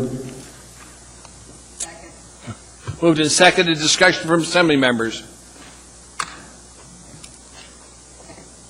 Please vote. Johnson? That item is approved. Next item in front of us is item 14O, Resolution R 2011-68, a resolution of the municipality of Anchorage appropriating a supplemental grant award of $1,011,725 to the State of Alaska Department of Health. This is Community Health Nursing Services. Public hearing on this item is now open. Anybody wishing to testify, please come forward. Anyone at all? Hearing and saying no one, public testimony is closed. What's the wish of the board? Move to approve. Moved and seconded. Discussion from Assembly members. Please vote. Mr. Chairman? That completes our agenda. That completes our agenda. We're now down to special orders. There are none that I'm aware of. We're now down to unfinished agenda, and there is nothing there. So we're now down to audience participation, item 17. If there's anybody here that wishes to address us on any issue, you've got 3 minutes. Please come and testify. State your name clearly for the record and spell your last name, if you would, please. Welcome, sir. Welcome. Phil Isley, last name Isley. And I'm kind of hoping after the next election, some of you won't be here. You're all really nice people, but I don't think you're doing that good of a job for the city. When I see you on your sound bites, or at the community council meetings, you sit back and say, we've paid our bonds down some, and so we should be able to support these bonds. You have a plan to spend enough money to keep us at $1.2 billion in the hole on our long-term property debt, but you really don't have a plan to downsize it at all. The fact that the state will give us more money if we spend money doesn't really help us out that much. The state could probably use that money somewhere else. Every time I go to a community council meeting, I see somebody come up and say, we're starting this project and we need a grant, we need this money, we need that money. And it seems like every time you guys approve it or bless it or bring it on. There are people that move here from other states because we have the best handouts. They tell their friends. You sit at a community council meeting and you can hear the people say, we had an influx of this many people because our benefits were better than what they were getting at the other state. You have a problem with homeless people here. You're inviting them to show up. You're feeding them. You're supporting them. You're actually enabling them. All I'm asking is that you think about this and you close the purse strings once in a while. If you didn't give, actually for a retirement plan, I'm thinking about finding a street corner because according to Channel 11, some of those people are making up to $60,000 a year tax-free.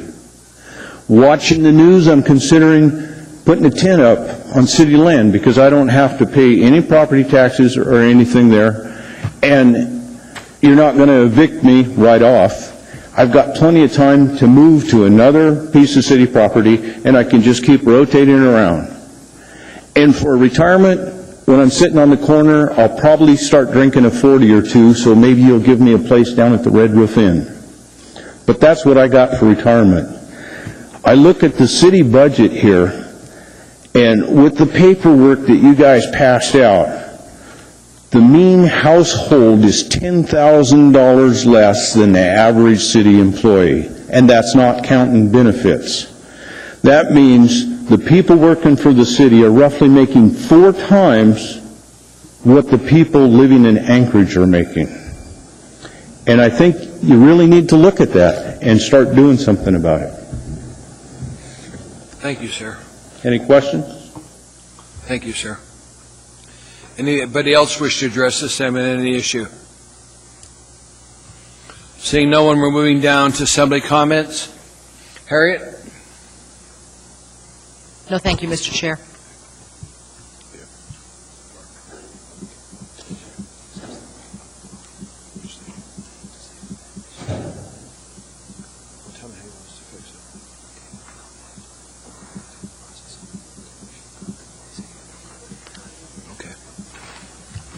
We'll do that.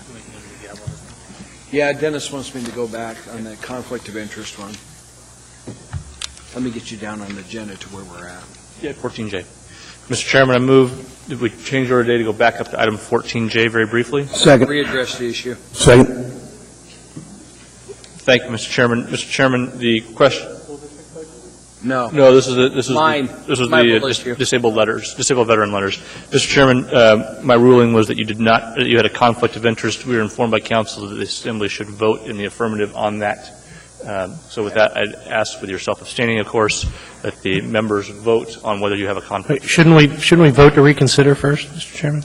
This is just on the conflict, and that we didn't vote on that before, so there's no reconsideration necessary. Okay. So with that, Go ahead, you take it.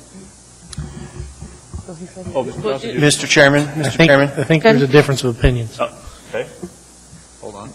The Assembly Council is going to talk to you briefly.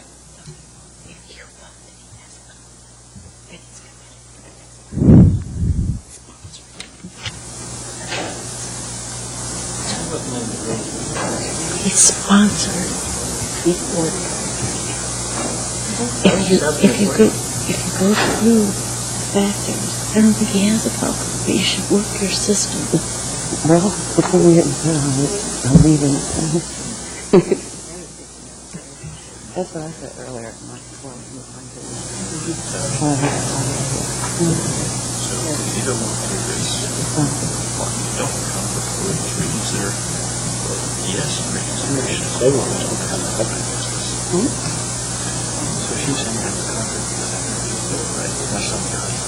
It's a conflict that you vote on. So what's the cleanest way to do it? Clock's ticking, guys. Next winter's on the way. I think we reconsider. Ask me to vote yes, and hold on. Okay. Go ahead. All right. After conferring with council and the chairman, I'm going to move that we vote on to reconsider item 14J, and the members vote yes, and I'm going to ask to postpone action on that for 2 weeks. Okay? So with that, They may give a legal counsel. then we'll get it all fixed. So with that, I'd ask that members please proceed to vote on reconsideration and urge a yes vote. I'll give you a second on that, Mr. Chairman. We're locked up. There we go.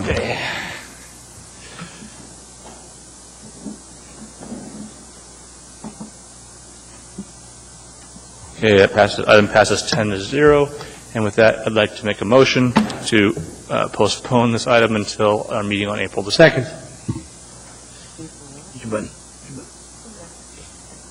Okay. Is there any objection to that postponement? All right, seeing and hearing none, Mr. Trainee, you are back in charge. Thank you. Okay, Chris. I'm speechless. Elvie? No, thank you, Mr. Chairman. Jennifer? Pat? Bill? Just a reminder, there's no work session this Friday on first quarter budget adjustments. Ernie? No. Nothing, sir. Mike? All is right with the world, Mr. Chairman. Baseball season starts Thursday.